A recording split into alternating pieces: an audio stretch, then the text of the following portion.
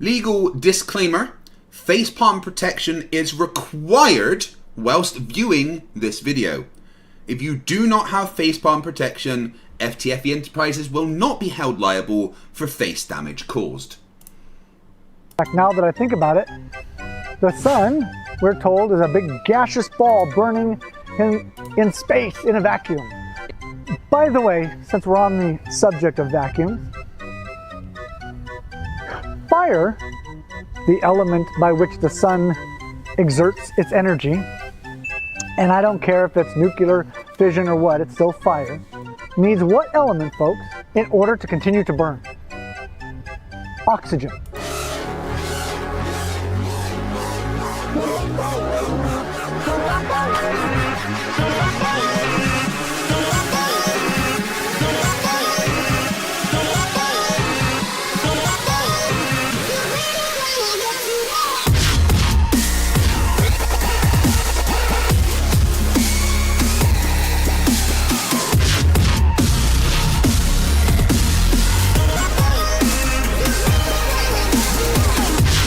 If you're not dancing, I'm gonna know, and I'll tell Santa, and you'll go on the naughty list.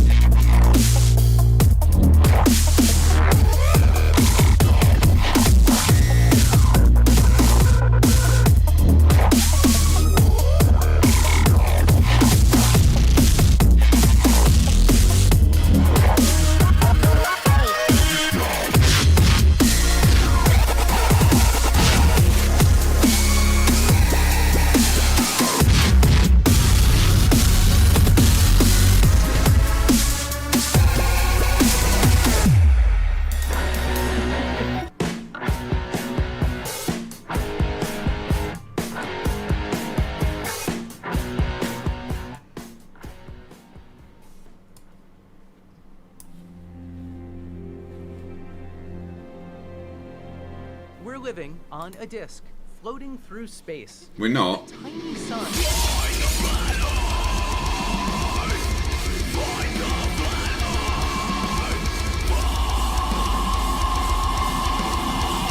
Hey, I'm FTFE, welcome back to the channel that does the stupidity what the 24-hour sun in Antarctica is currently doing to flat earthers' mental health. The amount of copium I am seeing is incredible. I want to paraphrase Jeranism here.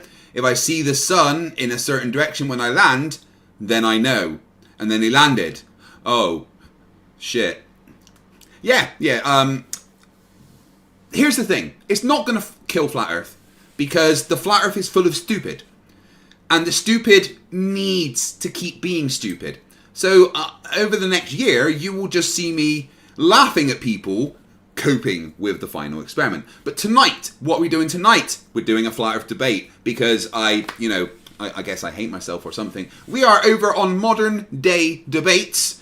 Who, I must say, have become a lot better recently. Ryan, I think, is a much better moderator than he used to be and much better than James. And I don't mind going over there at the moment because they're being very kind to me as well as paying for me to go to America. So we are going to go over Modern Debates, and me and Max from Matters Now are going to debating a new girl called Katelyn and some idiot called Ross that once told me that the moon was dug out of the Grand Canyon by giants melted into quartz filled with helium and put in the sky to mock us for worshipping the sun. However, me and Max are going to just kind of ignore him and speak to Katelyn. James has asked me to be nice to Katelyn because she's new. So I'm going to turn off FTFE whilst talking to her and reserve that for when I do decide to respond to Ross after he cries about me not speaking to him. So let's go over there and see what is going on. Because the Flerfs haven't turned up yet.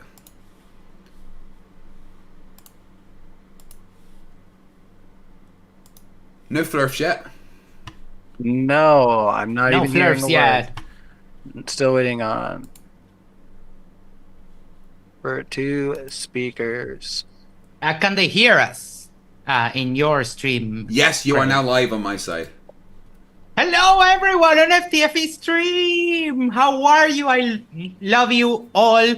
Make sure to do the social thingies, like, share, subscribe, send this to a friend, send this to your significant other, go to the corner, yes, the corner of your street, and yell subscribe to FTFE and Matters Now! And that way we can share the love for the channel. It's so great to be here. We're going to be doing some flat earth destruction if they show up. I like Max. Max is great at this PR stuff. Otto for £2 says Arschlecken. I think that's German, but I don't speak German. So, Nein says Sprachen zu Dutch. Sprachen Sie, how'd you say English in German? Huh, I can't help you with that. Yeah. Je ne parle français. Parlez-vous en anglais possible? Wait, that's not going to help with the German. Well, the Flerfs were supposed to be here, everyone, at this time. But, you know, they're flat earthers and doing things on time, arranging. It's not what always happens. Maybe they're hanging out in your live chat, and we can sit here and go bark, bark, bark, bark, you know, jeer at them a little bit. Like, are you guys crying because they're in? I have a hypothesis. Everybody's getting flown all over the place, and you want to fly too. I kind of want to get a free trip somewhere, honestly. If I want to leave something that gets me a trip to just anywhere. That'd be great. Yesterday I was over at Red's Rhetoric's channel, and he was saying it's amazing how after 10 years of being wrong on the internet, they get the free trip of a lifetime. Yeah, just to be because more they wrong. were wrong about something. That's hilarious. Well, yeah. Well, regardless of regardless of that though, it's just a matter of give me a free trip. I anywhere. Like, just get me out of here for a bit. It's cold in Nova Scotia. Chris, can you hear us? Chris? We have somebody stepping in here. I'm not sure if Chris can hear us, but we can't hear you yet, Chris. Who are they stepping in for? They're supposed to be stepping in for Katelyn, because I'm not hearing back from either Katelyn or Iron Horse. Oh, right. I have a hypothesis. Iron Horse is passed out drunk. That's why he isn't here. Possibly in jail when you look at his recent streams, fighting his neighbour. Zoomy Tomato for $2 says, Ich liebe dich! Isn't, you know, the language is amazing. Like, in English, I love you. French, Whoa, Greg. German, One second. Ich liebe dich! 1 second.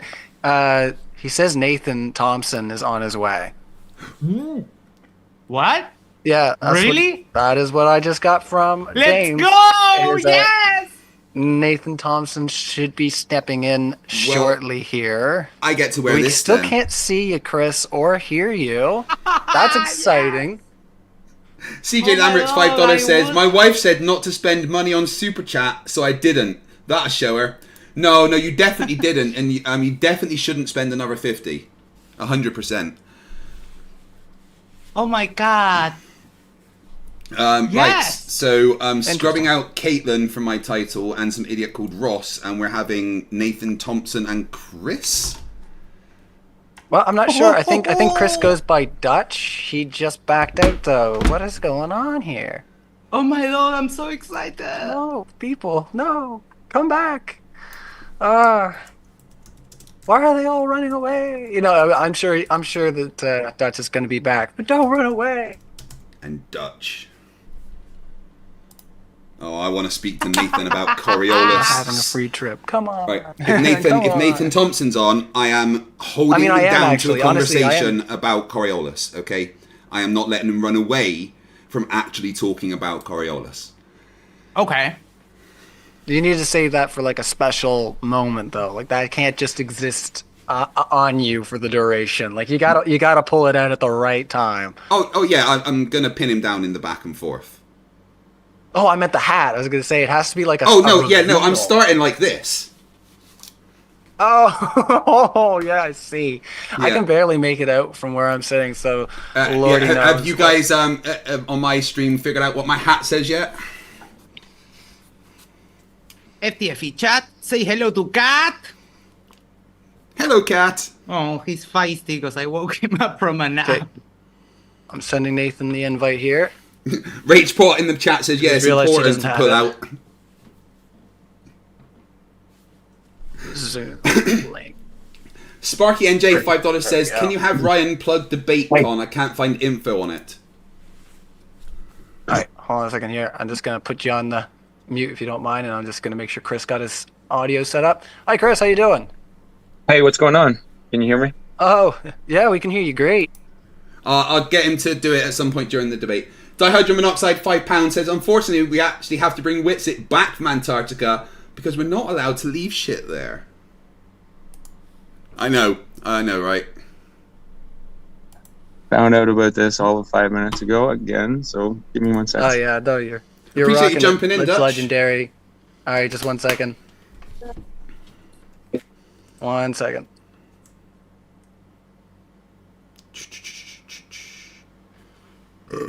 Pardon me. Hey, Iron Horse.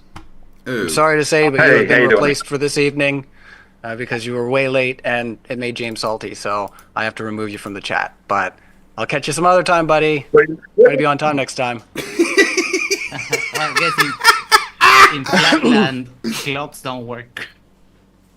He's not going to be happy about that. I'm so sorry. I just That was brilliant. That's what James said. Ryan, Like, hey, that was one of I my don't think favourite he was moments letting it, ever. honestly. I just saw he was there and I had to be funny. Nathan, Sorry, buddy. Like it's nothing. Ryan, I'm making personal. that as a short. Oh yeah, Just, I you know, muted myself. James wasn't liking it so much that you're. Hey not coming Ryan, on time. Again. someone in my chat asked if you can plug DebateCon so they can find some info on it. Oh, DebateCon. So yeah, we got officially Inspiring Philosophy. Lawrence Krauss have been confirmed. Obviously, we are working out some plans with yourself. Let's just, I don't know if you've made announcements, but we'll wait. We'll wait to make any announcements over here, just so things don't get too crazy. Nathan is here. Hey guys, But it's going to be on February 15th and the 16th. Sorry? Now, do I have... I was going to say... oh, it's going to be fun. Awesome. Hey, Nathan, how you doing?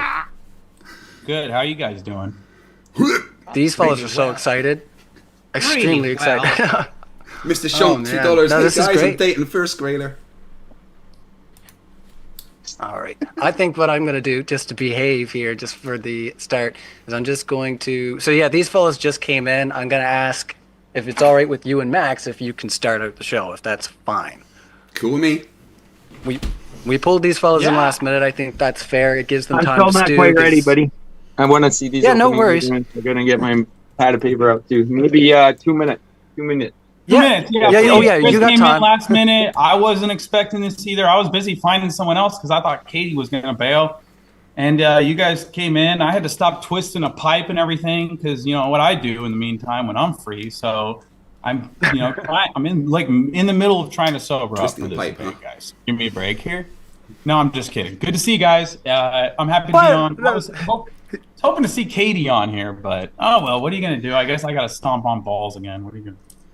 I was going to say, you picked the bad time to sober up when we messaged you out of the blue to say, can you come and debate again? You've been rocking a lot of them lately. So yeah, big appreciation. It's going to be another spicy one, and we'll yeah, this is going to be a lot of fun. Last time it was wild and everybody Oh, loved yeah. it. So yeah, but I am going to take away that allow participants to unmute themselves. So sorry to my live chat, but I'm going to be very busy, I do think, because I know Craig he's a chomper. He chomps at that bit. He'll tell you himself. Oh, So what do you mean? I'm a good boy, man. I'm a good boy. no worries here. So let me just get your screens set up since we had a little change. What the black it does? Like it's, it's FTFE gives you help. Not sure if Chris is trying to talk to us right now. No idea. That's okay. Either way, we've got our game plan sorted out, so we'll do 10 to 12 minutes per side. You know, if you Right. can keep it to like 5-6 minutes for your individual intro, that's I think Yep. good. The sooner we get into open discussion, the better. If we have to go into muted rounds, it's not as fun, but it is fair. So, Oh, you know, damn. we'll try to do what we can. If you feel like, hey, I'm not getting a chance to respond, just let me know, and we'll shift gears. So, other than that, let's. I'm putting, I need to disconnect one of my screens because I have 3, and when you present on PowerPoint, it just chooses whatever screens it wants, and it doesn't let you change it. But yeah, all good now. I can start if No worries. you want, Greg. Yeah, go ahead, Max. All right. Well, let me just get the stream up and running, and then we'll get going. But we'll still wait. I'll just I'm gonna check to make sure it's running, and then we'll wait for our 2 other speakers to be ready. Just for courtesy, we'll give them an extra 5 minutes or so. At the Yeah, most. is it cool if I shout out my Control charity V. event on Monday, Ryan, as well? Should I just go straight to rushing through the game?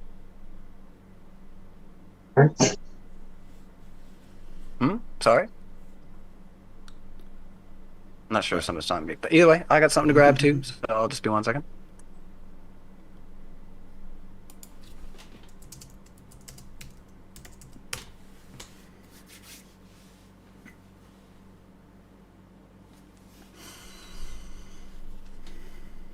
If Iron Horse wants another shot, I'll 1v1 him. Can you make that a cage fight? Oh yeah. I mean, that would probably count as elder abuse, so I don't. Hey guys, on my chat, the goal still stands, but for Nathan. Pepe Lemoco for £10 says busy controlling 20 drones with one hand, then woke up. Kleenex, please. Wait, what now? Dihydrogen monoxide, £2. Play the Nathan Thompson soundboard throughout. Hey guys, you want to hear a funny story while we're all chatting, dude? I'm dating a first grader. Huge arseman for 32 Well, Craig months. talks to his audience. I'll As just if put him on Nathan mute has for ever now, since sobered up. Max is going And to start Casper out the show. Basalt says, member for 5 but months. yeah, Who here is extremely excited about how are the, you guys the doing? final experiment just to being check live? in with you there, I'll take you off mute. Nathan, are you guys getting more settled in, or do you need like another 2-3 minutes? Good. I'm good to go. All right, you're good to go. Nathan, how you doing over there, bud? He's not there. Okay, we'll just give a couple minutes there. I just hope LJ asks his helicopter question. I'm going to try my hardest to get him to stop asking that fucking question every time. Oh, that's not going to happen. That would Oh, involve no, being don't do smart. that. No, yes, I swear to God. LJ is one of our modern day debate national treasures. You behave yourself over there. All right. Otto, $10 Sorry, says Craig. We'll thanks just for the wait until we get entertainment. into our intros there. Let's see here. Somebody's got feedback You're welcome, on. mate. This is going to be fun. Yeah. That might be me. Perfect. All right. Yeah. Make sure you don't have the sound on the stream there. There you go. That's my guitar playing. Sorry about that. I wish I still had that pedal. Oh, that guitar pedal made such beautiful, beautiful noises. By the way, are you going to be screen sharing there, Max? Yes, sir. Alrighty. Okay, we'll just get it up and running in 2 seconds here. I gotta change up the names now. It's a lot of fun. Alright. Rachbot, $2 Australian says, game on, let's go. Can't fucking wait. Oh. Steve6464, $5. There's If Nathan arranged the trip to butthurt Antarctica, saying then would he steal he the plane wants and to get in leave touch with with it Jay stranded? because they can't have a moderator championing one side. Adorable. Who would say? Oh no, I'm not even gonna do it. But yeah, that is my thing. I try to make sure everybody's being fair to, like I say, both sides. If you have something that you want to jump in with and go down an avenue, that's great. But I see you getting your hands ready. But yeah, let's try to take our time with the Q&A. Until it gets within reason, of course. Hey, Honestly, let's just see here. unmute me. Ryan, unmute me. 1 second there, fellas. Be starting. Mr. E-Man, 19 months has been a member. Says, does Nathan have any predictions For MC Tune reference. Good evening, everybody. Welcome to Probably Modern not. Day Debate. I'm your moderator and host, Orion. Here tonight, we're going to be debating flat versus globe. We had some last-minute recruits coming in, so big thank you to Nathan Thompson and Chris. Feel welcome to plug your channels there. Send me emails with your links so we can get that up to date. But in the meantime, we're going to hand it over to you, Max, to start us out. You have up to 6 minutes, so the floor is all yours. All right, let's set up the share. 1 second. I'll do the rest of the super chats after. Let me make sure this will After share we're done, the guys. audio. Share sound. There we go. Share. All right. Okay, what is Start the your timer now. awesome? What is the shape of the Earth? That's the debate today, and today I will explore my favorite argument, which is reciprocal zenith angles. Hypothesis: on a flat Earth, all plumb lines should be parallel. How can we verify this? With the use of an instrument called a theodolite or a total station. And what we do is with two locations within line of sight of each other, we measure the verticals and we see what the result is. So we have two hypotheses. On the top left, if the Earth is flat, all those plumb lines would be parallel. And on the right, if the Earth is a globe, or those plumb lines would not be parallel. They would diverge from each other. So this is the main surveyor who did actually do these measurements. And the beauty of this is that anyone can do this. You can rent a theodolite in the US for about $35 on average per day. And I was supposed to do this measurement this week, but I got pneumonia, so I couldn't do it. As soon as this gets cleared up, I will be doing these measurements myself. And what we always find out is that the addition of the reciprocal zenith angles, and we have a diagram here, the addition of this angle A and angle B always adds up to more than 180 degrees, giving us the conclusion that the Earth is not flat because plumb lines are not parallel. This works at any distance. This works if you measure from sea level up to the top of a hill, the top of a mountain, whatever, the method always works. And then here we have Baron Rutledge, who did this measurement in one of the quote-unquote flattest places on Earth, the Utah Salt Flats. And guess what? Same result. The addition of the reciprocal zenith angles added up to more than 180 degrees. This is conclusive evidence that anyone can do. Literally anyone can do. The only thing you need to do is just get the device and do the measurement. So the other thing I will be talking about today is Antarctica and the final experiment. Here I have a screenshot of Akshay Nanavati, who is solo trekking Antarctica. So this idea, this stupid notion of we can freely and privately explore Antarctica. Yes, you can. It takes a shitload of money, but you can. Anyone can do it. Just the requirement is money. The same way that anyone can own a Ferrari. The only requirement is that you have the money to fucking pay for it. The final experiment has been debunking flat Earth before it even started. Here we have the route that Critical Think took in a flight from Sydney to Santiago. Impossible on a flat Earth. Then on one of the first live streams that Jaren and company did from Punta Arenas, Chile, they were looking south. And while they were looking south at around 10, 11 p.m. local time, they were seeing that way over there in the south, there was the sunlight, meaning that there was already the 24-hour sun in Antarctica. And then finally, I have a short clip of Jaren right after touching down in Antarctica from his live stream today. Let's play that for you. Nice. But everybody we asked so far, we asked these employees, were like, so what time's the sunset? They're like, what? What time's the sunset? They're like, the sun just goes around, bro. The sun just circles you. We're like, yeah, but what time does it set over there? They're like, no, it doesn't do that. Nice. And you heard it. Even the ALE employees were telling the flat earthers, the sun doesn't set, bro. You heard it from Darren. And with that, that's my intro. Hope to get more into it, the open discussion. Make sure to follow me on Matters Now, and I'll kick it over to Craig. All right, no worries. Let me stop the share. Just one sec. Stop share. Yeah. There we go. All right, thank you so much, Max, for your introduction. So just quick housekeeping. Welcome to Modern Day Debate, everybody. We're a neutral platform hosting debates on science, politics, religion. We do hope you feel welcome and you smash that like button. Help us out a lot and boost this algorithm up. Boost this up in the algorithm, I should say. My goodness, all tongue-tied already. It's going to be a juicy one tonight, guys.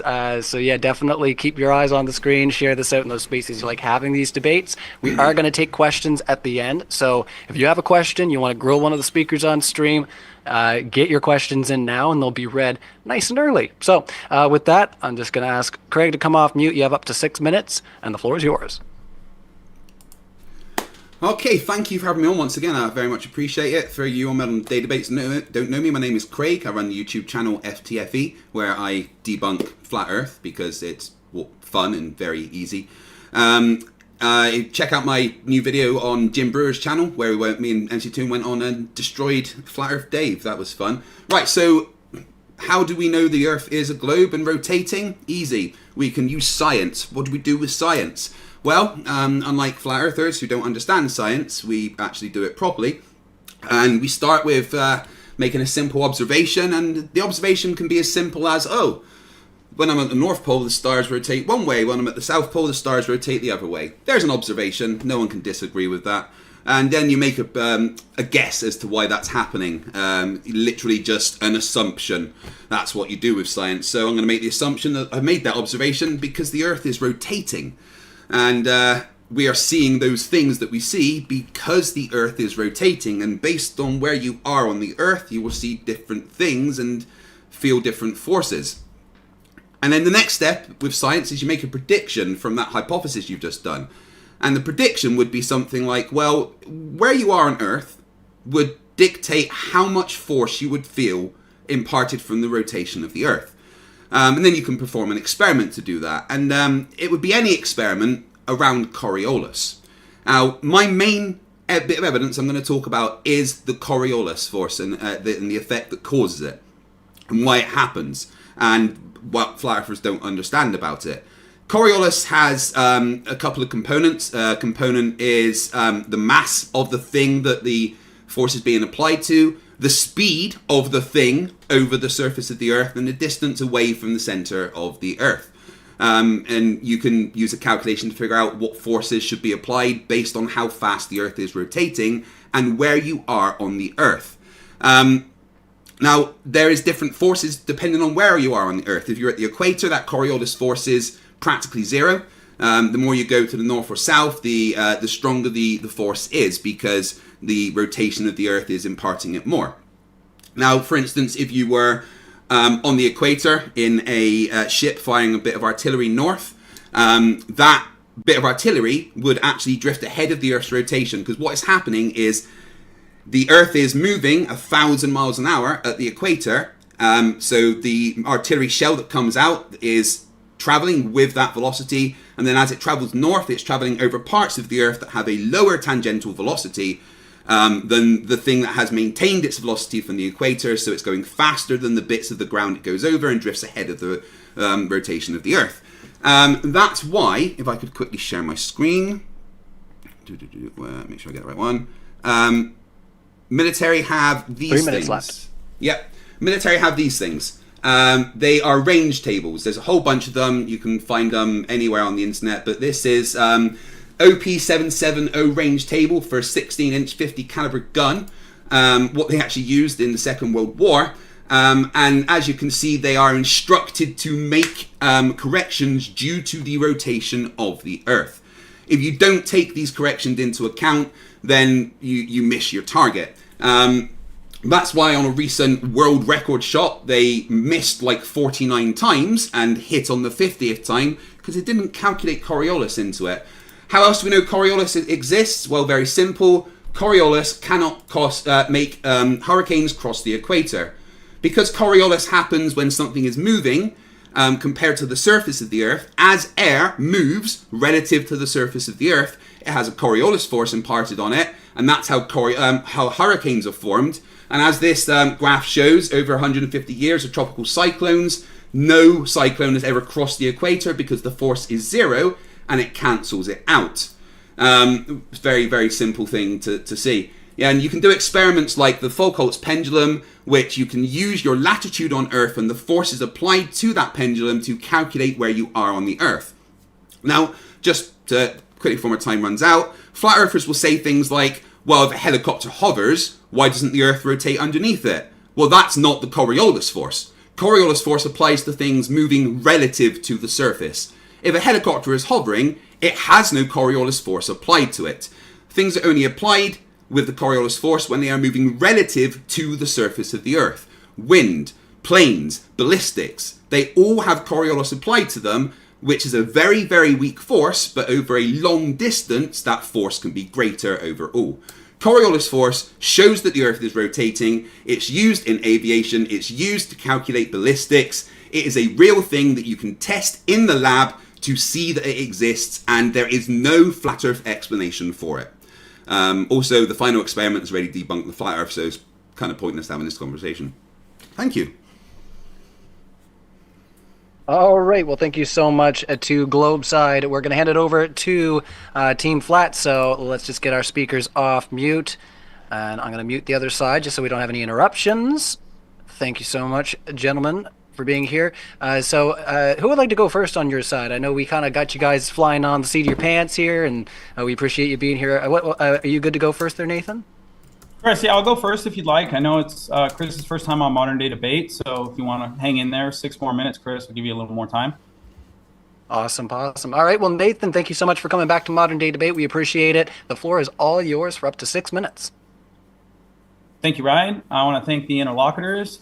Chris, thanks so much for being here. Guys, go find this guy on TikTok. He's on there constantly debating this topic. He's one of the most knowledgeable people on TikTok. We actually took this debate 5 minutes ago. Both the interlocutors that were supposed to be here no-showed.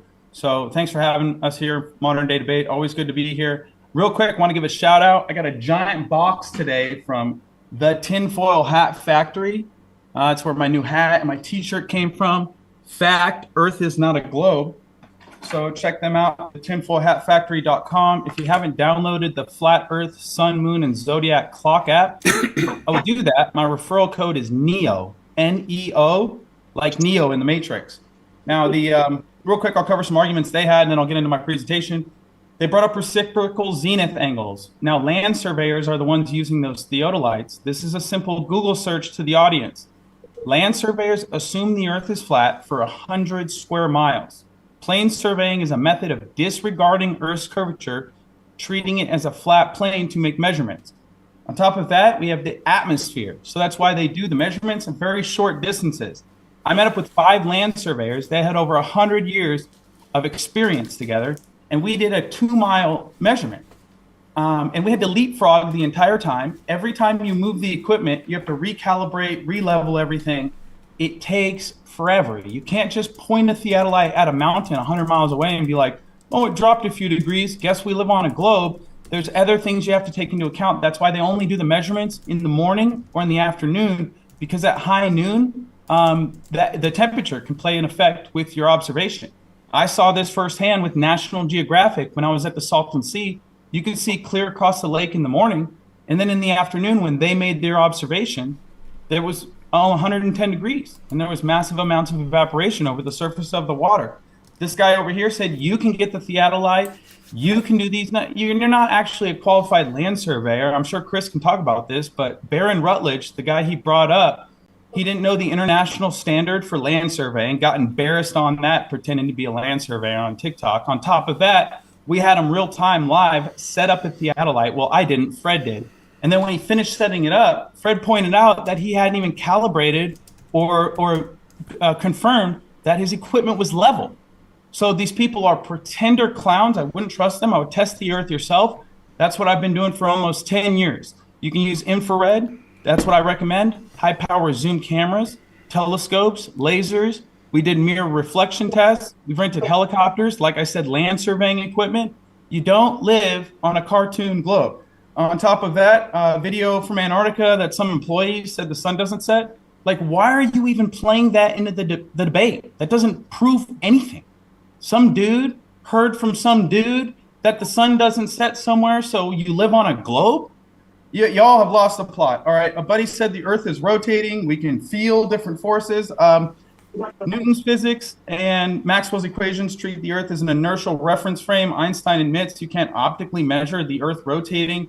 The FAA trains pilots on a flat, non-rotating Earth. Then he talked about it depends on your distance from surface. Well, the Red Bull space jump went up 128,000 feet, and Felix Baumgartner landed back in New Mexico.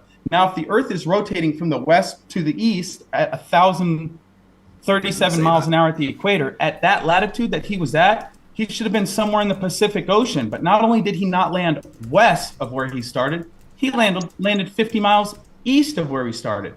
Because the winds in North America are actually going the wrong direction for the Coriolis effect.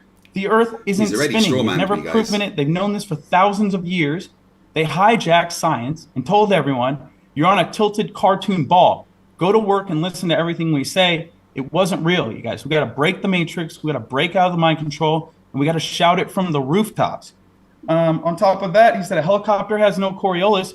Well, the helicopter went off the surface of the air, and you said it depends on distance from the surface. No, I didn't. So we're the only ones that can scientifically model hurricanes.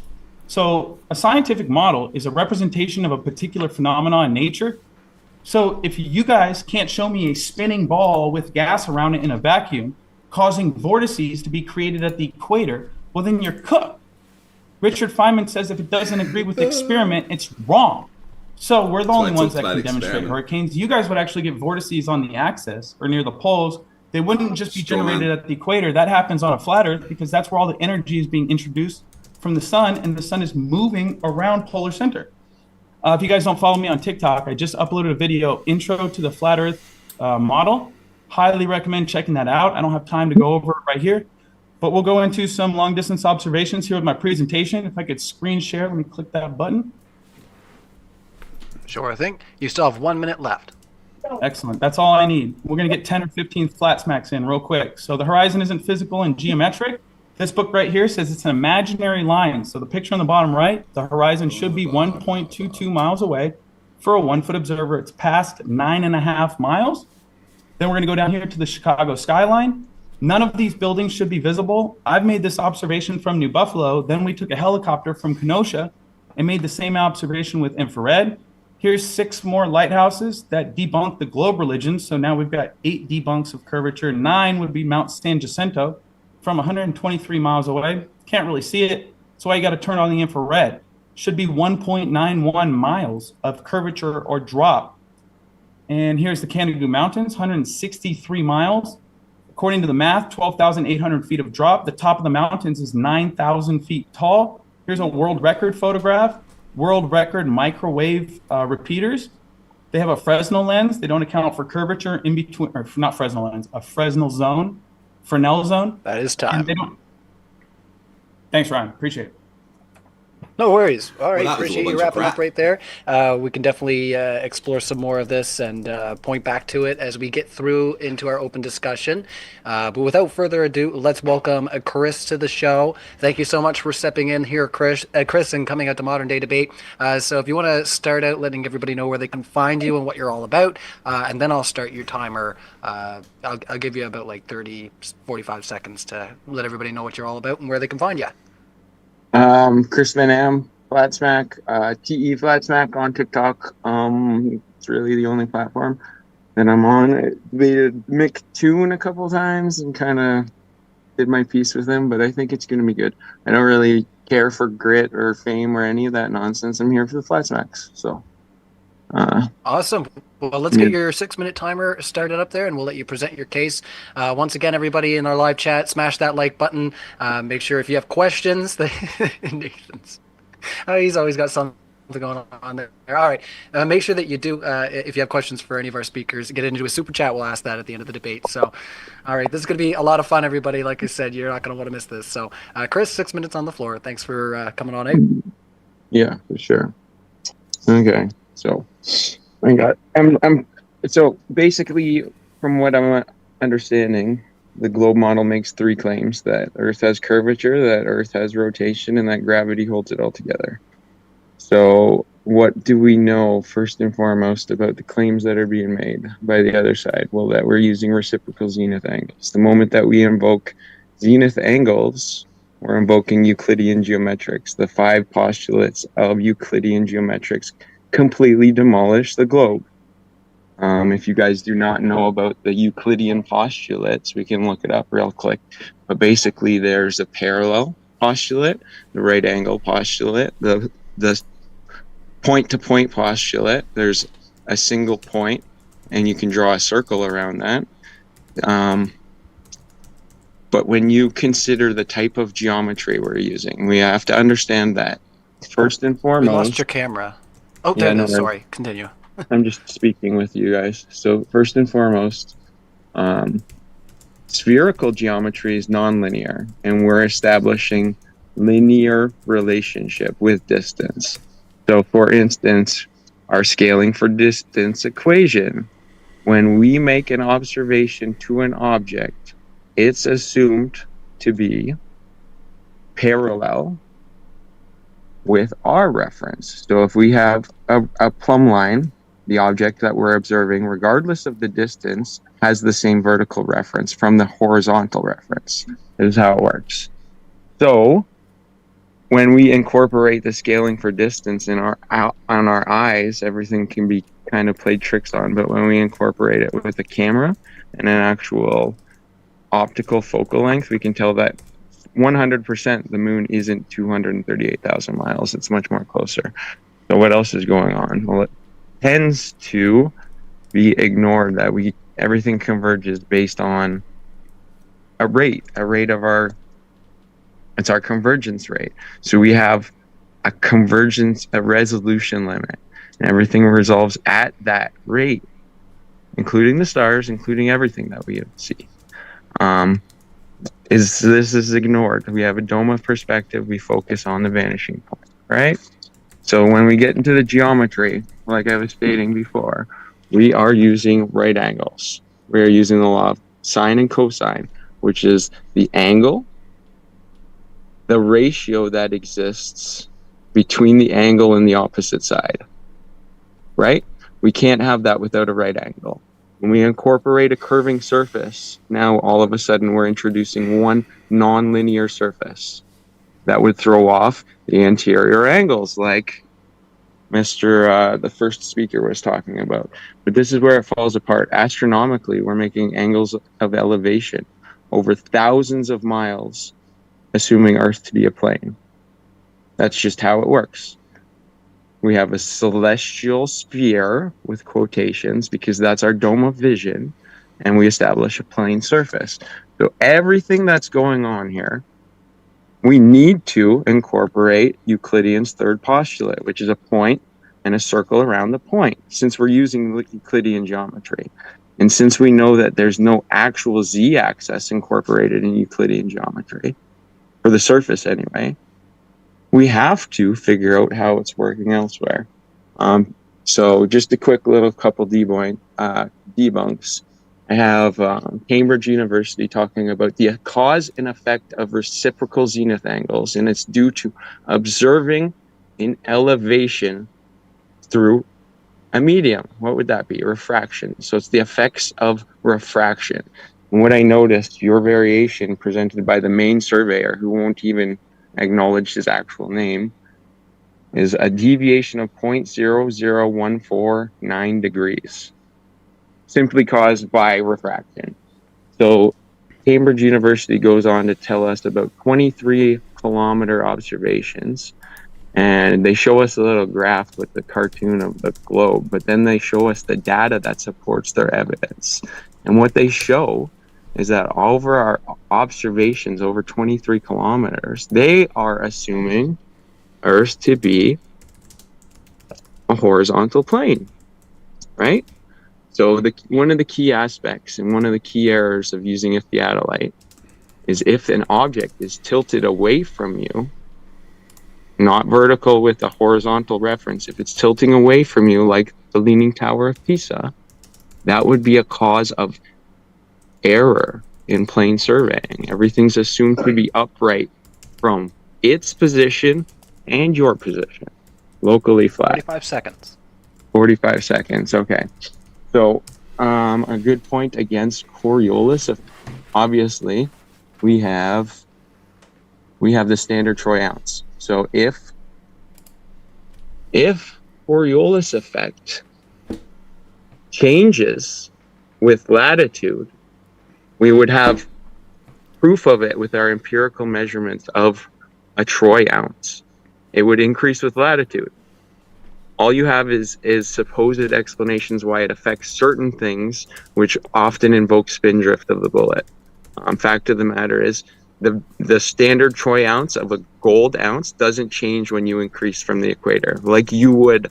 That's I time. would believe. Shit's nonsense. All right, I think we've wrapped up there. Let's get back to our main debate screen. Thank you so much, Chris, for your introductory statement. We're going to get a chance to unpack some more in our open discussion, which we're going to move into right now. We're going to try to do our best there to make space for everybody to get their point across. We'll try to keep it as natural as possible, but if we have to move into muted rounds, we will. So I'm just going to warn the boys just right now, preemptively, before we before we go. So this is going to be a lot of fun. Once again, smack that like button. You know you want to. It's begging you for it. Get those super chats in. They're already flying too. Honestly, if you don't get it in soon, I don't know. It might be one of those ones we have to gloss over because it's going to be here a while. So let's get everybody off mute and get ready to roll. So Fight the Flat Earth, Craig and Max MXXD, I'll give you the floor to respond to some of what you just heard, and then Chris, Nathan, feel free to jump in. When it feels natural. Well. Hard to say what we just heard because of obviously the purposely crafted shotgun tactics talking about a bunch of completely unrelated things. Both of them went straight into rebuttals. None of them gave an opening for their case. So overall, your openings, absolute shit show. Let's talk about RCAs. Both of you tried to come to me at RCAs. Nathan tried to say that land surveyors treat the Earth as if it was flat, ignoring the curve for up to 100 miles. Nathan, that is plain surveying, and you can only ignore what is there. So wrong on two accounts in one statement. That is absolutely a record. Love that. Keep it up. Can you make your argument more coherent, please? That didn't make sense to me. I would like you to stick to coherent arguments, please.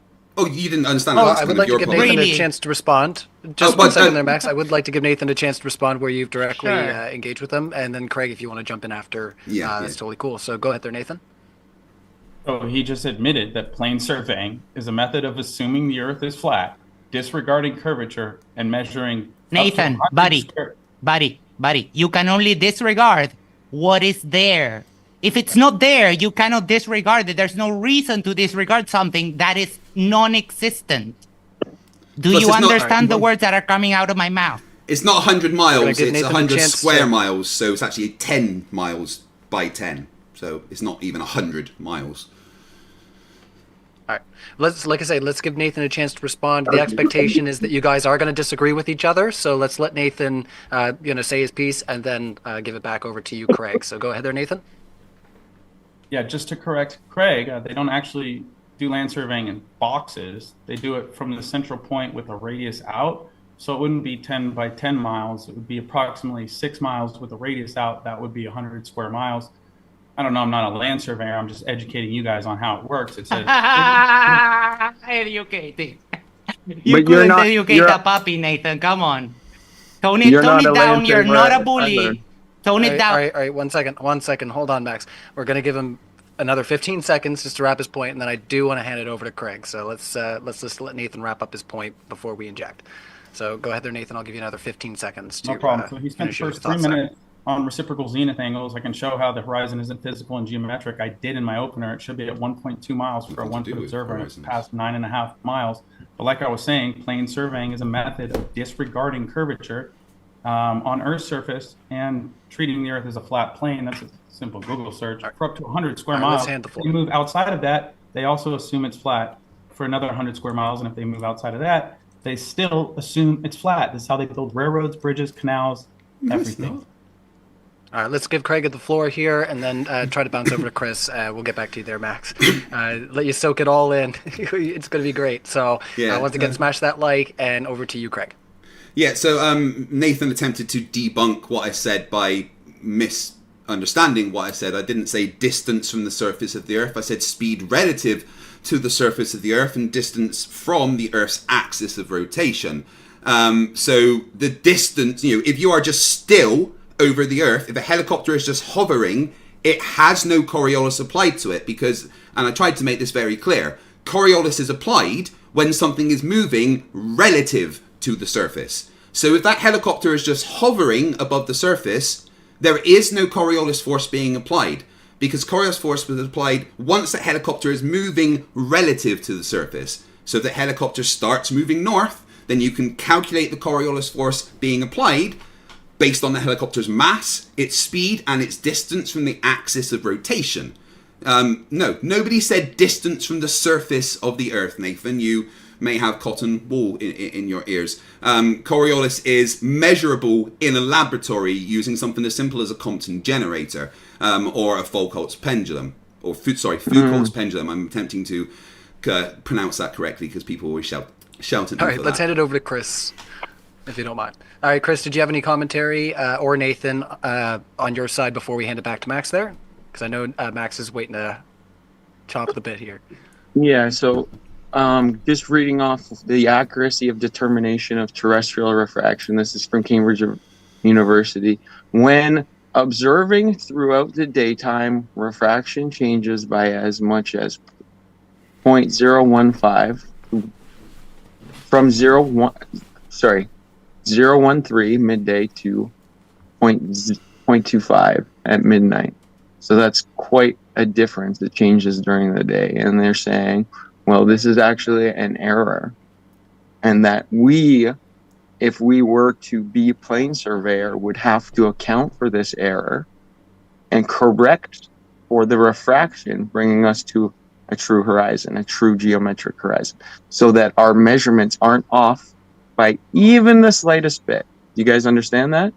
So when you guys are invoking it, we need to understand the cause and effect and how we correct for it. They tell us, well, you have to correct for it because it's an error caused by refraction. Yeah, and we've quantified refraction, so we can very easily just, for instance, measure the barometric pressure or temperature at the time we're taking the measurement and apply the correct refractive corrections. Refraction has been something that's been quantified for hundreds of years since the time of Newton. In fact, the fact that I am wearing these glasses is a testament to our knowledge of... I still haven't finished the sentence I was saying. So with all due respect, Craig, since you chose to interrupt me, since you chose to carry on and monologue... No, you were done. You stopped talking, I didn't interrupt you once. I was going to say, honestly, the only person that was interrupted, honestly, was Max, because I did say I wanted him to take the floor after. I know that there was, you guys are all engaging back and forth, but yeah, I'll hand the floor over to Max, and then we'll try to just keep going in a circle here, guys. Right. So, yes, we know refraction happens. We know exactly how refraction behaves. This that I'm holding right in my hands is proof that we know exactly what refraction does. And I can bring you my contact lenses, which are little pieces of plastic, which allow me to see clearly. And we understand refraction so clearly that a doctor can literally carve out your eye with a laser and make you see better than you did before. So saying that refraction exists, it's not a thing. It's not a problem. And when you do our reciprocal zenith angle measurements, you take sets of measurements, and they usually deviate minimally from each other. And then you do the mean, and that way, with the quantification of refraction and doing the mean of a set of, let's say, 5 measurements, then you have taken care of refraction. So reciprocal zenith angles, you still haven't debunked it. Anyone can do this. You can measure the curve yourself. So, yeah. Okay. So obviously you're ignoring what science says, that it's an error incorporated in measurements caused by refraction, and you can simply hold up your glasses and say, we understand refraction, but ultimately we're observing through one medium, not two like your glasses is showing, and we have a horizontal incident angle. Key aspect when we're talking about Snell's law, you can just spew out garbage, but fact of the matter is anyone who actually knows what we're talking about knows that you're just melting at this point. Yeah. Here's the thing. Actually, Snell's law isn't really appropriate for when you're talking about the atmosphere because it's a gradient with many instance changes. What you should actually be using is Fermat's principle of refraction, which talks about the changes of refraction with using many instances and simplifies Snell's law over the distance. Can you spell that out for me, Craig? Fermat's principle. Yeah, Fermats principle. Fermat's principle of refraction. It describes how refraction is affected by the fact that our atmosphere is also curved and is a layer of different densities. So can I jump in here? Yeah. I was just correcting you to make sure you're using the correct terminology there. And then I've heard you say atmosphere.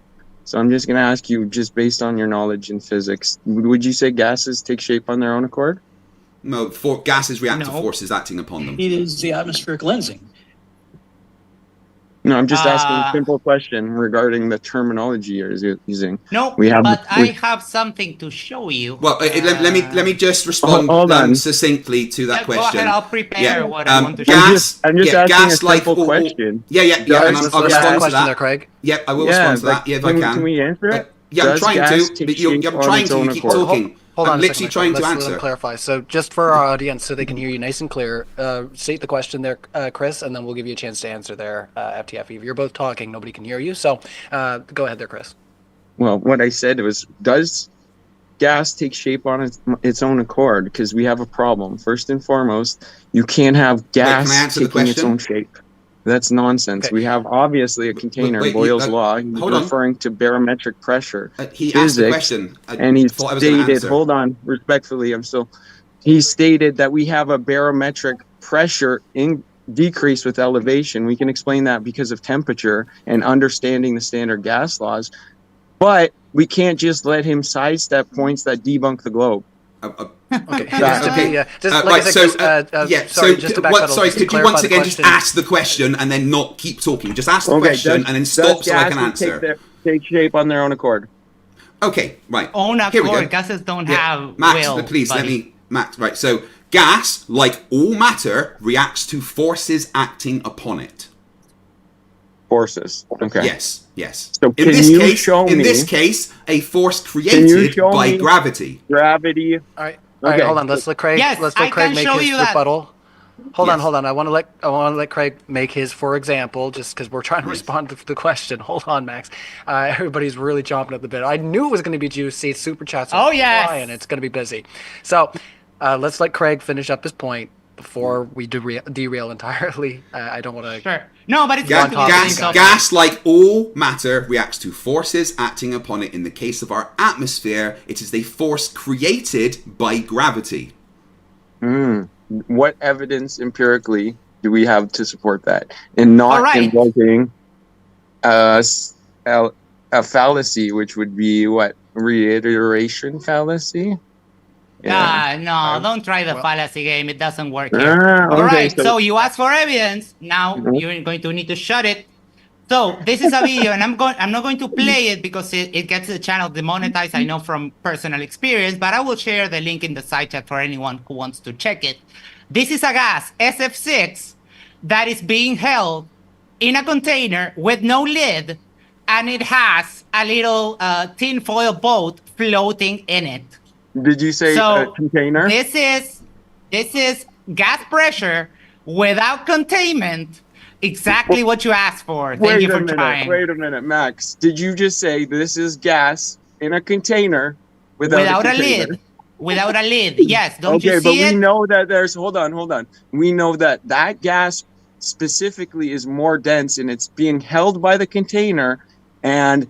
It's not being held by the container. The container is open. First of all, contained in the four walls, just like a lake. And then it also has atmospheric pressure, which is what? The result of gravity, yes. Displaced the result of gravity. Hold on. It's displaced by the more dense medium. This is Archimedes' principle, and it's not actually showing what we're asking for. Yes, it's showing exactly what you're asking. You're just coping, buddy. I would disagree. So this isn't evidence of gravity affecting. You would disagree.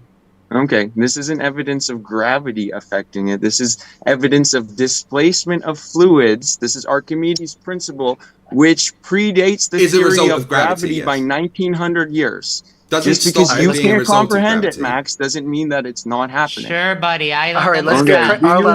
Hold on, guys. Like I said, Craig's trying to jump in here. I know Nathan's been making some cues. So we do want to try to get some bouncing back and forth. I know there's all kinds of avenues we'll get into, but just try to hold on to that for a second. We'll get there. So Craig, if you want to jump in there, and then Nathan, I haven't heard from you in a few seconds, or a few minutes now. So yeah, let's get you in here, into the discussion. So go ahead there, Craig, and we'll bounce it over to Nathan after. Yeah, Archimedes' principle. Archimedes' principle contains the force of buoyancy, which in this case is a result of gravity. So when you invoke Archimedes' principle, you actually are invoking gravity as well. Just because Archimedes didn't know that's what it was doesn't mean that that's not what it actually is. You are misunderstanding basic physics and science. Matter has to react to forces. It's just how it is. There is clearly a force acting upon the atmosphere. Otherwise, we wouldn't have a gradient because...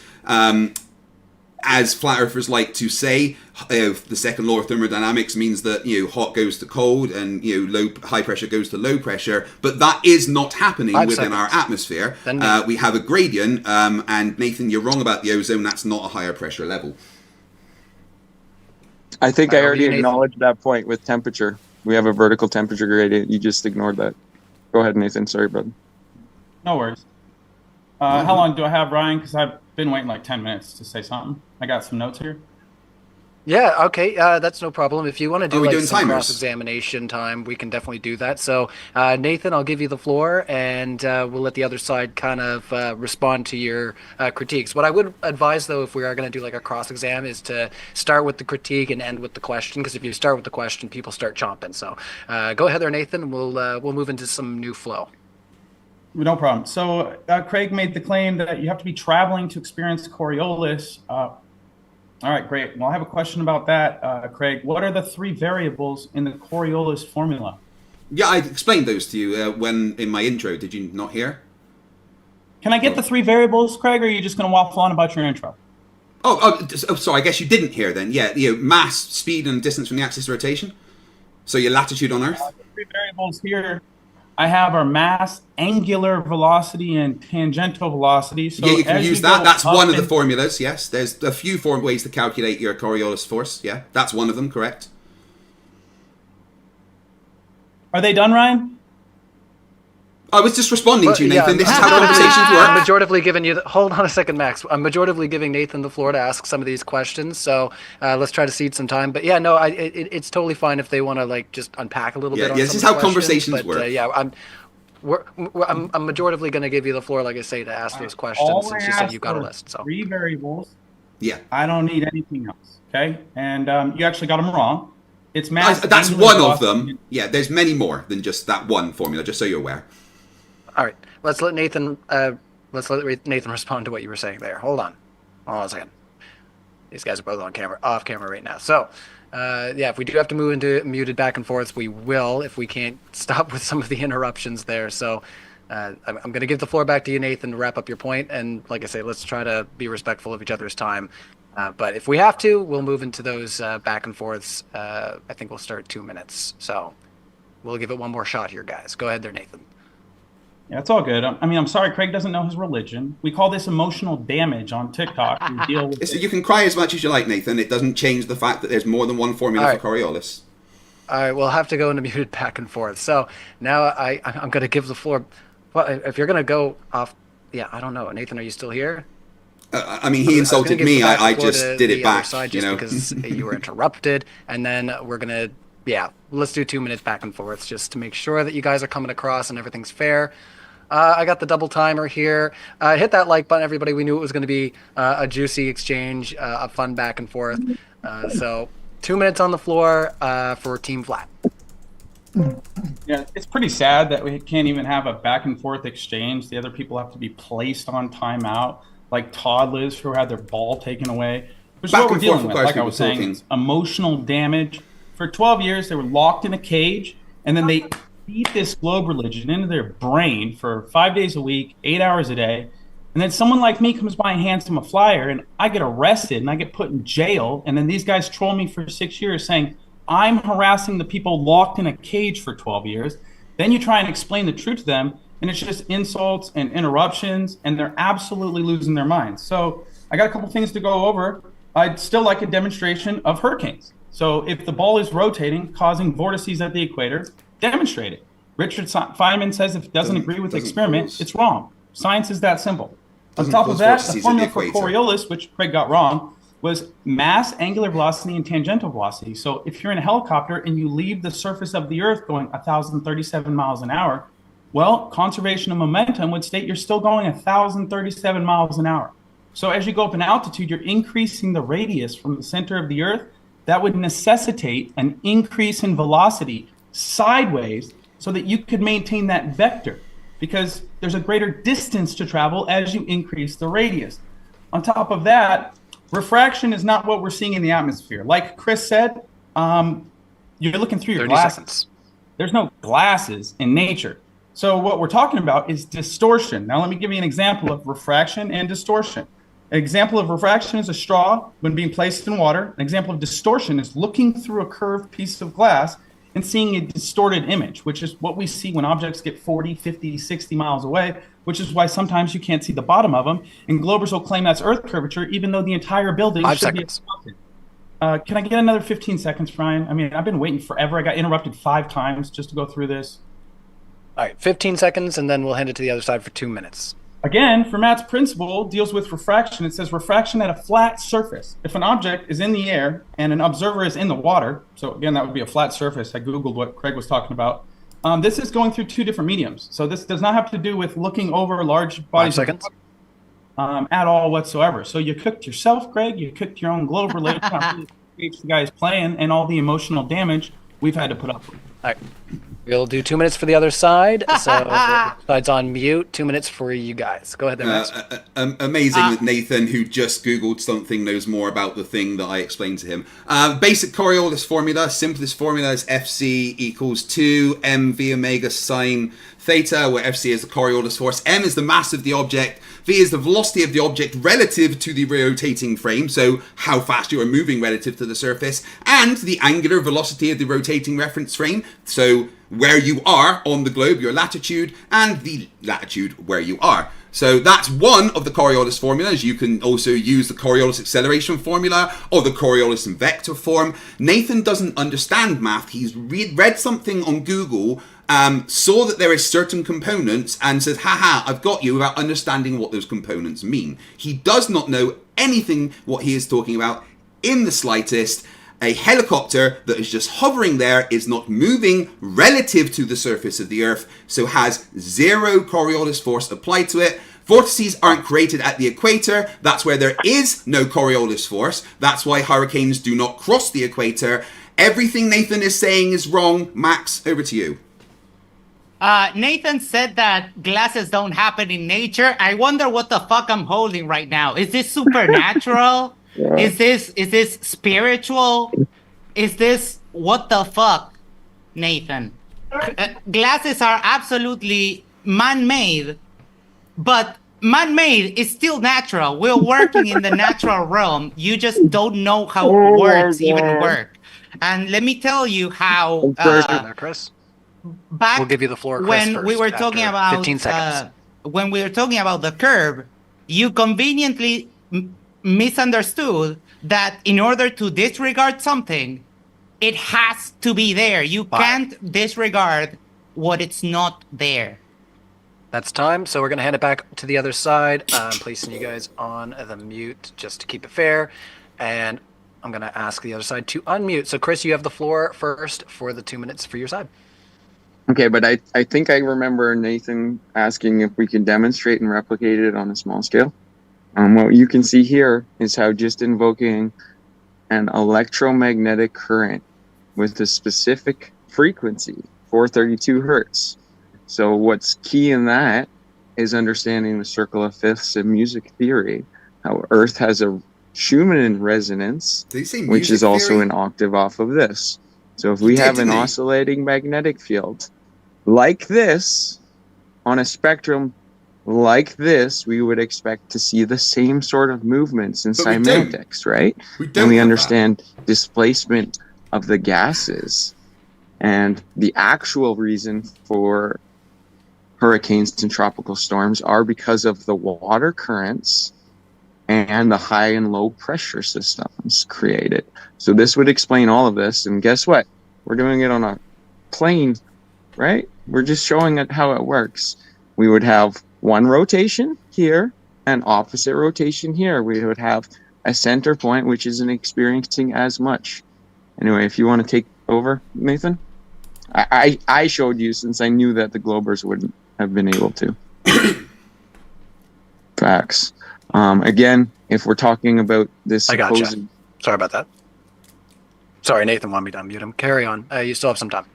Yeah, like Chris is showing. I mean, we can model the hurricanes. We can model the ocean's currents with magnetohydrodynamics. We can model frictionless orbits with quantum locking and supercooled silicon wafers. You can also use pyrolytic graphite at room temperature. On top of that, we can model specular reflections over large bodies of water. They only work if the surface is smooth and flat. The incident angle has to meet the reflected angle. If you go to the House of Mirrors at a circus, probably where these 5 guys seconds. if there's any curvature, you would see distortion in the image, but there's no curvature on the surface of water. We can also model everything, pressure gradients.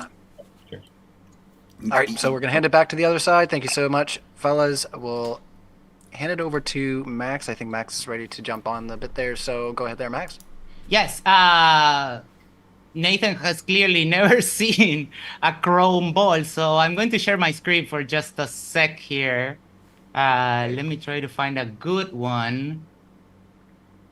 Did you have anything to comment with there, Craig, while he gets that up? Yeah, there, I mean, that's not modeling hurricanes because hurricanes aren't constantly happening and they appear in different places, matching the temperature differential around the world. That's not in any way, shape, or form modeling how hurricanes work. I was quite... maybe they don't understand what a scientific model is. I'm not quite sure. You can get pretty much very nifty reflections, and the closer you get to the ball, the reflections are like pretty much like a mirror.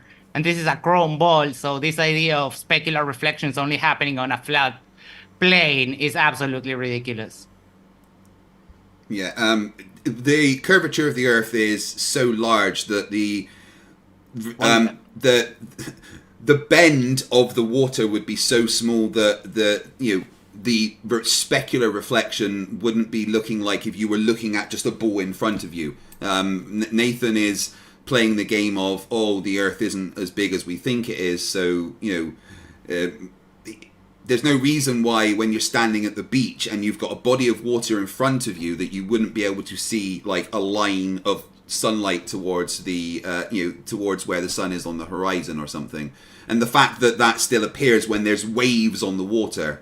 it kind of debunks what Nathan says. The Earth is extremely large, and we are very tiny compared to it. So we don't see things as though the Earth is small. It's, Father Ted explained it best, Nathan. These cows are small. These cows are far away. 5. I mean, I'm quite happy to go back to actually a back and let's forth. hand it to the other side. Oh, sorry. What was that, Craig? I'm just happy to go back to a back and forth, as long as Nathan understands that a back and forth involved, a back and forth, and he doesn't cry every time there's an interjection. Hey, come on now. Craig, all I heard you guys say just now is that it appears locally flat. No, we didn't say that once. Come on, grow up. Grow up. I didn't insult We're going to give the floor either. to Nathan. Nathan's sharing his screen, so let's let Nathan describe what he was showing the audience there. So go ahead, Nathan. And we do want to try to keep it fair for sure. So you guys just wrapped up your 2 minutes, so if you could just maybe give it 30 seconds before you pop in with an injection, unless a question's asked. Sure. So, go ahead there, Nathan. So this is a specular reflection in nature. It looks nothing like the chrome ball that guy just showed us. There was massive amounts of distortion, which was pretty much my claim. If the surface of the Earth was curving, you would see distortion in the images, just like these guys show us a super curvy lake Lake Pontchartrain. They have one lake that curves, and it's a swamp. They filmed it from a 17-story hotel building with a telescope zooming in on the horizon. So they're hijacking atmospheric conditions and thinking you guys are stupid enough to not figure this out, but we're figuring it out. If you look at all these examples of specular reflections, they're happening on flat surfaces. If the surface is curved, you don't get a specular reflection. We'll just go to lakes, and I'll pass the mic to Chris. This is what we see in nature. This is nothing like that silly, distorted ball image he just showed us. These are real specular reflections. The Earth is flat, ladies and gentlemen. Welcome to Flat Earth. Go ahead, Thanks for playing. And then in addition to that, the specific type of geometry we're using invokes a plane surface. Thanks, guys. We have Euclidean geometry, all measurements of Earth, hyperbolic vision, domed vision. It's pretty straightforward. I used to study optics, and nowhere in the literature of optics you will find the azimuthal grid of derpitude that you guys invoke. It doesn't exist. Whitsitt invented that. Wait. Quick question: Are we going to move back into a back and forth, or are we? Yeah, gonna let's keep on just 2 talk. minutes? It's up to you. Okay, so I'm okay to let the conversation go. So go ahead, Chris. Let me just at least embarrass Max right now. Let me do it. Oh, I know you think you will try. Okay, so he says that that word is invented by Whitsitt. I've never met Whitsitt, so how would he have shown that to me? But I've looked at Stellarium a bunch of times. What does this say right here? Azimuthal grid. So this is an astronomical term, and you can laugh. You can laugh all day long. Grid of vision? Yes, but it's missing the other half of the term, which is. So I'm in the middle of embarrassing you. One sentence. It's missing the other half of the term, which is I'm in the middle of grid of embarrassing vision. you, and you're melting. Yeah. To be No, fair. you're failing at it, buddy. If I could share So my you're screen, I just want to show something. You're here, melting. That's okay. Sorry. Did you have to jump in? Let's let Craig. No, it's right. You're just kind of going on and on. So you said it was going to be juicy, so yeah. I just find it funny that Max doesn't really know what he's talking about. Interrupting. I do know what I'm talking about. You're just whining. It's okay. I'll just wait patiently for you guys to calm down. Before you play your video, just if you don't mind, there, Craig. I'm just going to let Chris wrap up what he was saying, please. We did have the floor, and I was calling Max. Can we at least finish up on this point without Max interrupting me? Oh yeah, no, I just said. I'm pretty sure we're done with that point. I'm pretty sure we're done. Thank you. Yeah, the floor is yours for sure. Okay, so he's screen sharing right now. I don't think if anybody can see it, but when they can, we put on azimuthal grid on Stellarium, it shows us our cardinal directions reference our zenith. That's our azimuthal grid, and what Whitsitt does is just add on our vision. So would you agree on Stellarium that this is our vision? This is our dome of vision. So just because you don't like the term doesn't mean it doesn't exist, Max. That's disingenuous of you. All right, let's let Max. 10 seconds, Max. Again, I know you really buddy, wanted to jump in there. You just requested a turn to say the exact same shit you said before. You're missing the point that it's not azimuthal grid. It's azimuthal grid of vision. The azimuthal grid of vision. I'm sorry. Am I speaking right now? I'm sorry that my sentence interrupted your interruption. But all right, to the two of you, just 1 second. Yeah, Craig was trying to do a screen share. I did want to get over to him, but I said like 10 seconds if you can be really quick there, Max, just to address the point. And then I want to give the floor over to Craig. I just have one sentence. He just can't help himself because it destroys his argument. Stellarium and stellar observations work on an azimuth grid, sure. That's how we map out the sky. But the concept of the azimuthal grid of derpitude or of vision, like you would say, that doesn't exist anywhere in the literature of optics. Over to you, All right, over to Craig. Let's let Craig do the screen share, and I want to let Nathan respond here just to get all the voices in the room. So go ahead, Craig, when you're ready. Okay, right. Right, so they constantly say if there's any kind of curve, then you're not going to get this, specular refraction, and they show pictures of the sun, and the light coming from that to the beach. When this is someone who has made a curved surface. You can see they've got this mirror with a pole underneath it, and it's being bent. And you can watch the whole video to check that it is actually curved, and you can literally see the specular reflection on it. works the same way as it would if, let me get to the right bit, sorry, so you can see. He's got it down at the camera here. So this is exactly what you see, even if you say that it's flat. You've got the line of it coming straight from the light down towards you. Even though the surface is quite clearly curved, it's still a line towards you. So the claim of, if there's any bend, then you get, there's a problem with it, is just not true. We go back to earlier in the video, and he's showing that it's a bend in it, but the reflections are still perfectly straight, almost like a mirror, because it's a very, very, very small bend, just like the water on Earth would have. If it was more, then it would look strange, but it doesn't, because the curve of the glass is very, very, very small. Check out this video for yourself. It's on a channel called Gav Downs. He's got quite a few basic videos debunking silly flat Earth claims. Right over to you, Nathan.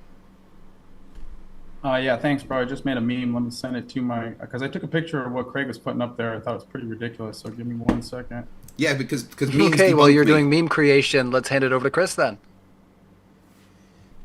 Chris, go ahead. I accept your defeat there, Nathan. That's fine. Don't worry, I'm not. I gotta show my screen. All right, Chris has the floor, guys. So let's give Chris his time here, and you can have the last half of this one. Okay, Nathan, go ahead there, Chris. So it's just a circular argument, in my opinion. Fact of the matter is, based on the incident angle observed on a curving surface or a plane surface, and remember, we already established locally it appears to be a flat surface. Plane surveying, right? Remember, back and forth, Euclidean geometry. It's just not curving. So we're not using any kind of curving surface locally. So just to simply say, well, it would work, it wouldn't. Well, I can show you a diagram of how it could. Right. Go ahead, Nathan. Right. Yeah. So this is what Craig showed on the left. This curved surface with the diffused reflection. Just want you guys to see this. I had to go make this meme real quick with some pictures. Cherry pick frame. That's not a diffused reflection. That's glitter on top of it. Hold on. You can respond just 1 second there, guys. I hate to put you on mute, but yeah, because sometimes I forget to take you off mute, and that's no fun. But go ahead there, Nathan, and I'll give you guys, I'll give you 45 seconds. We'll go back to 2-minute back and forth. Go ahead, Nathan. Bro, I just need 10 seconds, and I just need these guys to cool it with their emotional damage, because it's not a good look for their globe religion. It's not going to appear like they're winning this debate. So look at the diffused reflection over the curved surface. I took 2 screenshots, and you guys are claiming like I cherry-picked these. This is from your video. You just showed on the big screen. So if you didn't want me to show it, I don't know why you showed it. But here's reflections in reality. What we see in nature is a smooth, linear, and then when it sets, the sun has a local light illumination. 10 seconds. A couple more proofs. Yeah, Chris, go ahead. Let's hand it over to Chris. I mean, this debate's over. I'm ready for the Q&A. They're cooked. Well, I was gonna say you still had 10 seconds there, so we'll try to do a few more 2-minute back and forth. Can I quickly respond to that, please? If that's okay, can I quickly respond? Sure thing. Yeah, Nathan, could you put that back up, please? Yeah. Yeah, 1 sec.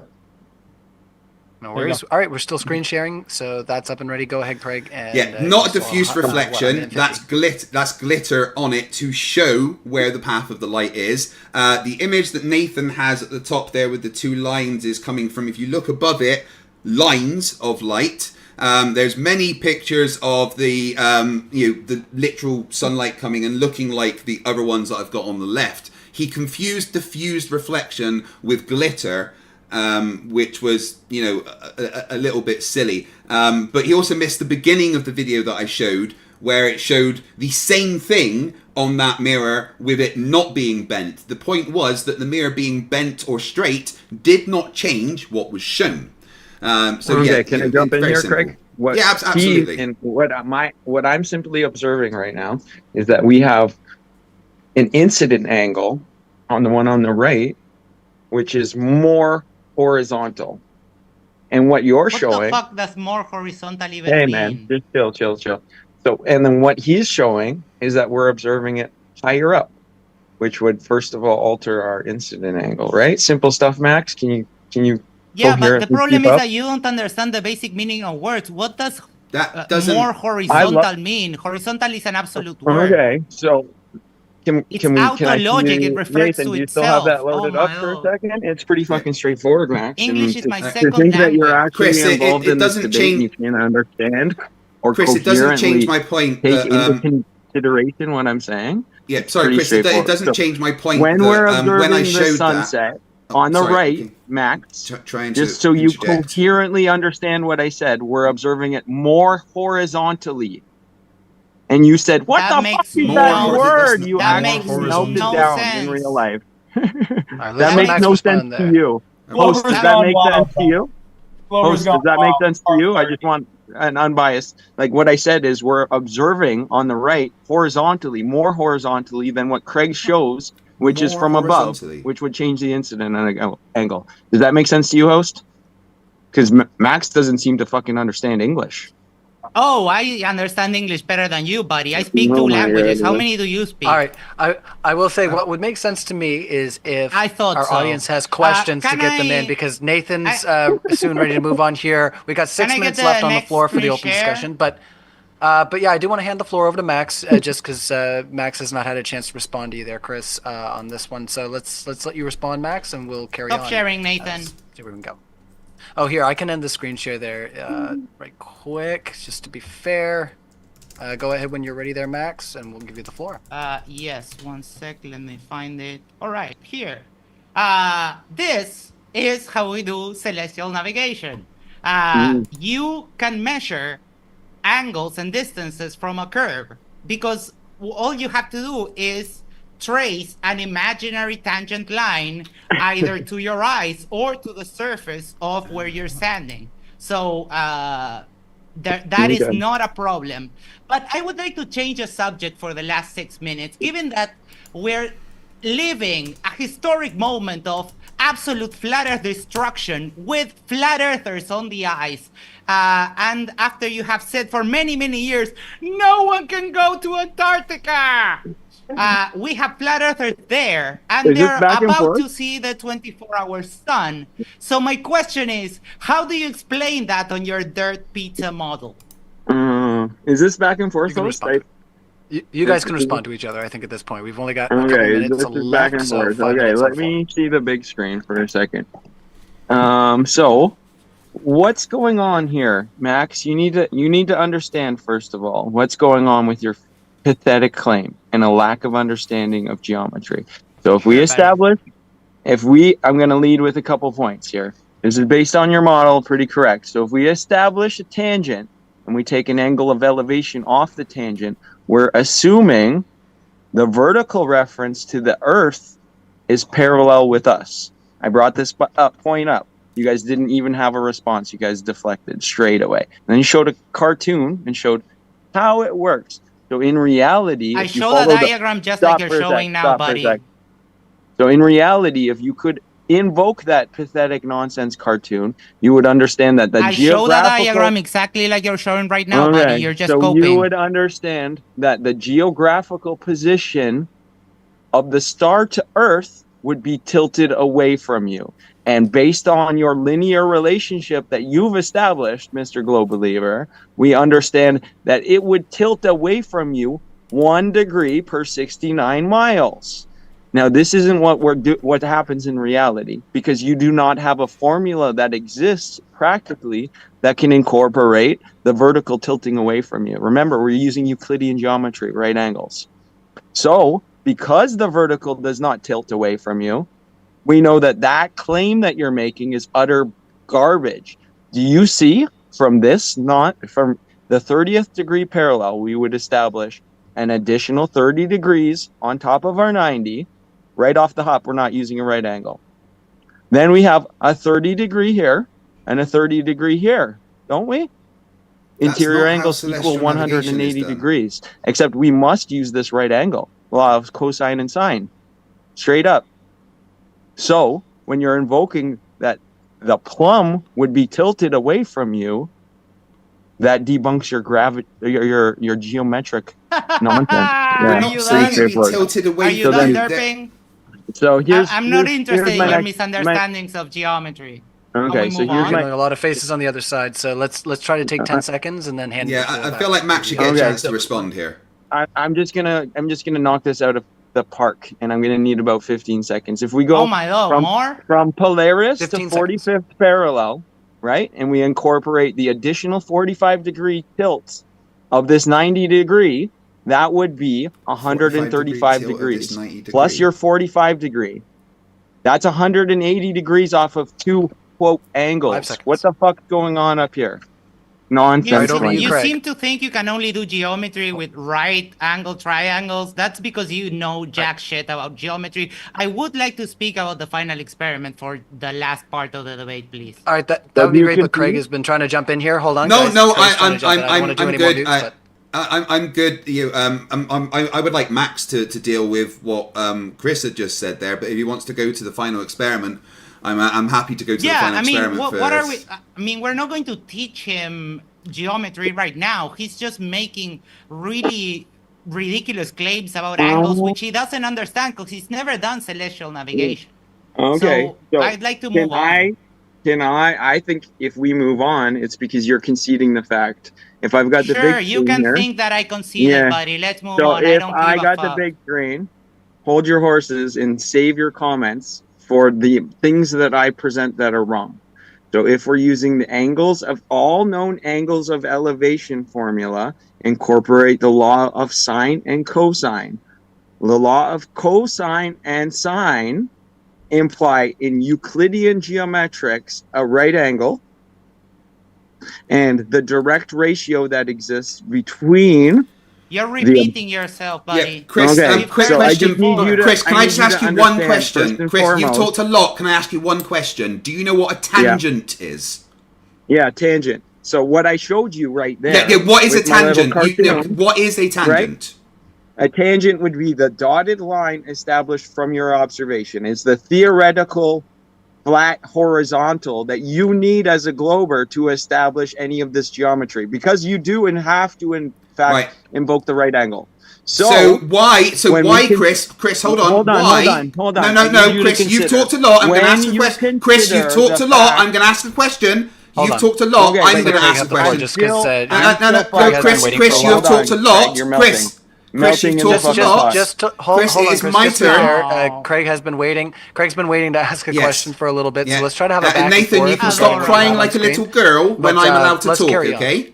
There's Hey, a good boy, Glover's Nathan. an Just sit there and be insulting quiet, wife. like a little boy. In my opinion, And that Nathan, isn't. no, this is the time for the adults to talk. That's a good boy. All right, we're gonna give Yeah. Craig the floor just to respond here, and then we'll hand you back over to the other side. I'm just gonna Yeah, put the for other some three guests on reason, you and give you the floor. for some reason, Chris, you are keeping one tangent for each measurement, which is not how you would do it. Every time you do a measurement from a different point on that curve, you would have a new tangent that you take the measurement from. Now, your knowledge of how celestial navigation is done is obviously zero, and I'd be happy to talk you through that step by step if you want. But the fact that you seem to be trying to force angles based from the original tangent that you have once you're around the curve shows that you have no understanding of what our claims actually are. Max, do you have anything to add to that? Well, what I want to do, I want to hand it over to Nathan, actually, if he would like to add to some of what's been in the back and forth here. I'm also going to take Chris off mute if he wants to engage with you directly, but go ahead there, Nathan. The celestial navigation has been done for thousands of years by flat earthers, and like Chris has just detailed, they're assuming the Earth is flat, establishing right angles, and that all works just fine. They on a don't flat assume Earth. the Earth is flat. That's just a falsity. To say they assume the Earth is flat is just not true. I'm ready for closing remarks. Just when. Oh, are you running away from the conversation? Here's the thing. Nathan, let's be clear. This isn't your channel. You don't get to decide. Shut the fuck up. Okay? Okay, It's been but 3 here's the debates thing, that though, you've Craig. cried so far live on air, Nathan. You're an embarrassment. Yo, the only All right. embarrassment I see here, respectfully, is you, Max, and it's fucking funny. Sure, buddy. Keep Yeah. telling Let's yourself try not that to maybe make you'll our- sleep Let at me- night. Let's try Let not to me- make our back and forth so hot. Yeah. Let's, like I said, let's try Can to we focus just in drop on. this nonsense because you don't understand geometry? Why? Let's talk about the Why, final guys? experiment. Why are we dropping this? This basic concept is We've grade been 3 through geometry, this. Max, and you guys are fucking melting. Non-Euclidean Grade geometry, three Keep Chris. telling yourself that Chris, stroke guess that what? security all right, hold blanket. on. All right, to be fair, Max, if it is truly nonsense, then it should be easy to address. I'm going to let Chris. But just so you know, Chris is aware, do his- non-Euclidean geometry exists. All right, so we'll let Chris explain to our audience what he has on his screen there. If you want to move it up just a little bit there, Chris, just so they can see it a little bit better. But yeah, I'll give you the floor to describe what we're looking at there. Well, this is our grid of vision, right? We're invoking a plane surface. When I brought up the tangent argument, like we're not using a right angle. In this specific demonstration, that would be more than 90 degrees relative to the position on Earth. So that, No, right, you're not is changing not the tangent actually- where you would take the measurement from. You've done it wrong. Okay, so when we establish the angles of elevation, guys, we're Angles of using the elevation law of from a particular Euclidean point. cosine Buddy, and sine. you're repeating yourself Yeah, non-stop. This is the thing. You guys why need are to you saying the acknowledge things you've on the already said, curving though? Earth's surface, even invoking the tangent, which is just a fancy way of saying Earth is fucking flat. But No, we it's don't not. wanna Tangents are actually to a agree. curved surface. So, would you at least Wait, agree hold on. that the Like, before plumb- you move on, Hold let's talk on, about what you just hold said. on. What do you want to talk about? What you just said about a tangent? Craig, Wait, no. this Before you question move is on, directly addressed to you, so you can before you respond move to me. on, before But you would move you on, agree, what did you just say about a would tangent you- being a proof of the flat Earth? Can you just explain that to me? So you're not going to interrupt me. So Well, no, would you you said something. simply I want you agree? to clarify. Okay, would you simply agree that the vertical on a curving surface, its actual vertical would be tilted away from you 1 degree per 69 miles, based on the claims that you're making? Not when you take a tangent, Not- which for each of your not- measurements. not- So it would have to, just because you Chris, establish each an time you imaginary take a surface, measurement, that you doesn't have a mean that the tangent. vertical. Okay, so let's verticals, establish. Chris, you want me to let's answer? You need to establish stop the right talking and let me angle. Hold on, answer. hold on, hold on. Chris, if you want me to answer, you need to stop talking and let me So answer. this is why. This is Right, why right, this you are just. argument Right, doesn't I make would sense. like to answer the second. question No, that has Craig, been asked of me. Craig, Someone you're has melting. asked me a You're question. melting. I would like to respond. Please mute him. Okay, you're melting. Chris, So it's guess my what? turn to respond. You've said something. I'm going to respond. No, Be you're quiet just and let me spewing garbage. respond. Chris, I am Alright, talking. So, all right, let's This just is my turn clarify to respond. the question that was on the table. So the question that's on the table, I'll let you ask the question, and then we'll let Craig respond, just to try to get to the end here. I mean, he's already asked the question, and I'm trying to respond. Okay, That's the thing. He's so asked let's- the question, let's and I just want to simplify respond. it. You're melting, You don't bro. need to simplify. You're You've already stuttering, asked it. freaking Let me out. respond. You're actually steaming, bro. Would you let get me my respond point to the across and make question? sure You have already asked the question. All right. Hold on. What is the question that has been asked? I'm going to hand the floor over to Okay. Craig, just because So we're doing a lot of based meta on over there, Chris. the- Just Based on the geometry, if you were to assume you're taking a measurement 30 degrees away, that star's geographical position over Earth would be tilted 30 degrees away. No. Then we wouldn't be using No, right that's angle. not how that works. Stop it, Craig. You Stop just it. asked me a question. I Let me went respond. A step further, Craig. No, Let's you let's can't keep let's adding try to have a things. back and forth here for just a Yeah. second, guys. Like, Chris, what you're doing is asking a question No, and then stop over talking. Now, I am now going to talk because you have talked for about 5 minutes. Chris, be quiet. Hold on 1 second, Chris. We're just trying to have a back Goodness and forth me. for like a little bit based I on. what want to you've point been on the out. screen. I want to point out that I have been interrupted more than anybody else on this show by both Nathan and Chris constantly. They will ask me a question and then not allow me to respond because they just want to now you're doing keep that. going on. Right? Do the So response. the You got question it. was, Alright. would the Let's go right geographical to it. position be tilted away? No, it would not, because the geographical position is relative to that position. The geographical position is a vertical from that position. Each position on Earth is its own vertical. You don't have the one tangent and take all the measurements from those other tangents. That's not how it works. You are just misunderstanding how celestial navigation and angle of elevations are taken. Your misunderstanding of these things is not a debunk. You're poisoning the well, and I'm embarrassed. I didn't poison the well once. I didn't poison the well once. I responded to you very succinctly and explained why you were wrong. Please explain. No, Chris. Chris, I'm talking. Chris, I'm talking. I haven't finished saying what I'm saying. Chris, I'm still talking. All right, we'll do 10 seconds, 10, 15. No, wrap your point there, Craig, and then. No, respectfully, Chris, you are extremely rude. Yes, you gave me the floor. Chris, be quiet now. There's a good boy. Chris, stop. We do want to try to allow. Chris, be quiet so we can respond to you.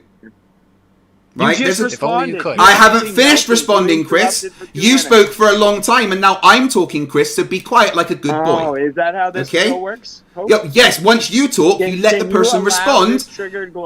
Are you going to let me respond, Chris, or are you going to keep crying like a little baby? This is a lot of the meta. Hold on. Yeah, we're not going to be doing that. Everybody's been put on mute. Look, I can mute everybody. That's fine. I've done it plenty of times. We're used to this. It's not a big deal. It happens every once in a while. Yeah, that's right. It happens if we just can't wheel it in a little bit, guys. So, yeah, let's get into those super chats. I think a couple of the people on the panel might be ready for that. I know, Max, you get some other things you want to unpack there. If we can... No, you just let them run away for 10 straight minutes. I wanted to talk about the final experiment, and Chris just repeated himself over and over for 10 minutes avoid talking about the flat Earth destruction that is happening right now. Well, we do have super chats that are going to be regarding the final experiment. So, I mean, don't let them run away from this, Ryan. Come on, please. Give him 5 minutes. Put 5 minutes more on the open discussion timer. All right, well, I think it would be fair. Ryan, we came here to debate the shape of the Earth. We came last minute. We weren't the scheduled debaters. That wasn't the topic. So let's move to Q&A, and we have to rush through this, bro, because we not your show, buddy.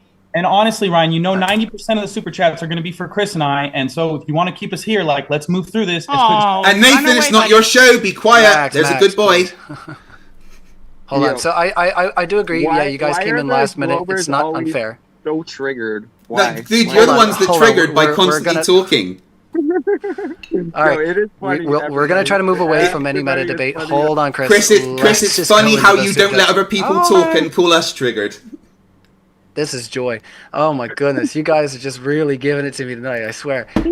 No, but there's, like I say, these fellows were brought in last minute. I don't think it's unfair to get into the super chats, but we are going to be fair. If you do need to head out, I will say once again, if any of our speakers need to head out, if you're in a hurry, I'll give you 1 minute on the floor to close your thoughts on the discussion. That's totally fine if you need that minute and if it gets a little too late. So that's for all of our speakers on the panel. But yeah, let's try to ask those questions and actually unpack a little bit more based on what our audience is thinking and what they're seeing on screen. So I am sorry. Just so you know, speakers on the panel who feel like. Yeah, Ryan, just so you know, I'm in no rush. Each question, I think, should have a thorough discussion. It's not just to answer and get to run away. I want to make sure each question has a discussion around it when there should be one. Yes, you're going to get all your money's worth. So send in those super chats. LJ, send that helicopter question, buddy. I got you. Okay. The question for the helicopter. All right. To be fair, what I heard just now, Craig was willing to take all the questions thoroughly, and he couldn't even hear me out. I heard you out. You repeated yourself several times. All you stated, though, simply is that the vertical will not tilt away from you geometrically. No, each person's vertical is different. Not what your model would claim. You don't understand the model. You just strawman the model. Good job for strawmanning the model. To the object measured, and you can't concede that. Each position is its own vertical. You don't understand how the globe model works. Nathan, what are you doing? I didn't concede anything. Yeah, Nathan, if you need to leave, Nathan, buddy, you can go. It's fine. Off your pop. No. Me and Nathan are in agreement on this. Let's ask those questions from the super chatters. All right. So, is there any chance? Is there any chance we could just get a 1 minute break so I can quickly use the toilet, please? I need to take a Riley. I'll be right back. Sure. You know what? If you guys need to use the washroom, I can talk to the live chat.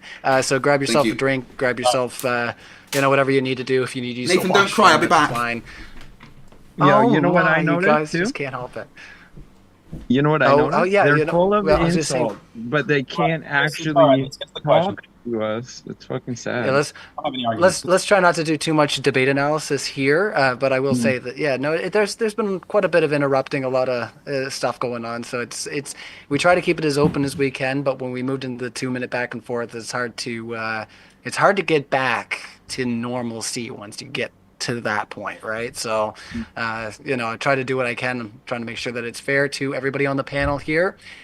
So I think the best thing for us to do would be to go into the audience questions. They like I say, sometimes when you're on screen, you're not really, you're living in the moment, and the people in the live chat they get to back it up a little bit and maybe chew and stew and ask their questions. So we appreciate everybody who put their questions into a super chat. We are going to ask the questions firstly for the side that they're for, and then we'll give a chance for rebuttal, and then we'll close with the side that was at the question. Every once in a while, thanks for the chat in there. Every once in a while, though, there is opportunity for just a straight back and forth with a question. So that'll be at the speaker's discretion. If it feels like it's natural, we'll let it go.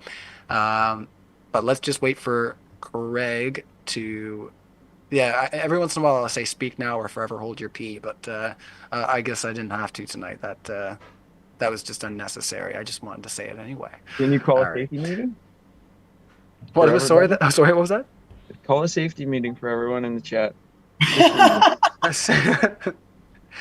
Oh man. All right. Well, we will get to the questions here shortly. Let's just review the poll while we wait for Craig to come back. So right now, for our poll, we have the Earth is, and we have 890 votes. 54% have voted for globe. 34% have voted flat, and then we have 11% that are playing by the rules and say a loaf of bread. So they either don't care or they're just here because they just love it. They just love debate. So we appreciate you guys too. Let's get into those questions ASAP. I see you over there, Max. We're going to get everybody off mute and we're going to ask these questions. So Lord Luminous Poo says, if Thanos blipped 50% of all life, this would include the gut biomes of all survivors, causing worldwide diarrhea. In this essay, I will. Oh, Lord Illuminous Poo, you would say something like that. Thanks for being relevant to this discussion. No, the thing is that Thanos did specify it was 50% of sentient life. So I think it's going to be... Nathan, if you need to leave, buddy, you're welcome. You can just go. It's fine. Did you get a 3-for-1 on those hats? Yeah, I mean, if you really want to rush through the questions, Nathan, you can leave and we will answer them. It's fine. But let's be clear, this isn't your show, so you don't get to control the speed at which things happen. Why are you we all know that, but monologuing as if you're the ship commander, Greg? We don't care about your opinion. Well, that's fine, but no one cares about Ryan, you. can I say one thing before we continue? Time I've heard him say that. It's pretty pathetic. What is it, Max, there? Before we continue. Before we continue, there seems to be some really butthurt Flerfs that are worried that I'm timing people out. I am absolutely not moderating. We have logs for this. I am not touching the chat. I'm just typing in as a debater. So, deal with it. I am not moderating. Yeah, that chat is flying. We are letting that chat fly. We appreciate it. Hilarious. So, I want to give it up for the Globers. They've really made an entertaining evening for me. Well, I'm glad you guys are having fun. Hey, Chris, you and I need to have a specific conversation about celestial navigation, buddy. I'll take you through it as a sailor with thousands of hours of experience with it. Hey, bro, you yourself established the vertical wind tilt away. Your model implies 1 degree tilt per 69 miles. Game over. Yeah, but that's because you don't understand how the measurements are taken, bud. That's the problem. I need to talk you through it. Nathan, if you need to leave, you can go, bud. We don't mind. Are you in a hurry to go to your parole officer, Nathan? It really, if you're that rushed for time, you can go. Let's go to the next question for sure, though, because we don't really have a whole lot here with Lord. I think you should hold that to a standard. That shit's not necessary or called for, Max. If you're gonna talk like that, hey, listen, Max. If you're gonna talk like that, buddy. You're a vile human being. Hold on, both of you guys. Come on, we're asking the audience questions. I'm the one that made the phone call. Get right off into the weeds. Oh my goodness. All right. LJ is asking a question. You wanted this. You really wanted this. LJ says, if you weren't ever taught the globe religion, what would lead you to believe we are on a spinning space ball with curved seawater? Explain in detail. I've measured the Craig, and rotation we'll of go the to Earth. My experience as a sailor would clearly point to the fact that the Earth is curved. The observations that we make every day, the forces that we have. If you are smart enough, figuring out the shape of the Earth isn't that hard of a thing to do. But yeah, there's a lot of things that do not make sense unless the Earth is a globe. Max, what about you? So it's funny how they put this as, oh, you're being indoctrinated. But a lot of these religious Flerfs, they have been indoctrinated into their actual religion from birth. I wasn't indoctrinated into any religion, so I've been an atheist since I'm 5 years old.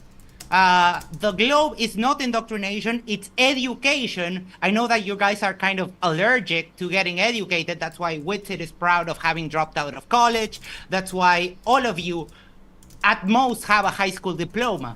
But education is good. Try to Go keep get it your relevant, education. The globe is not going to hurt you, LJ.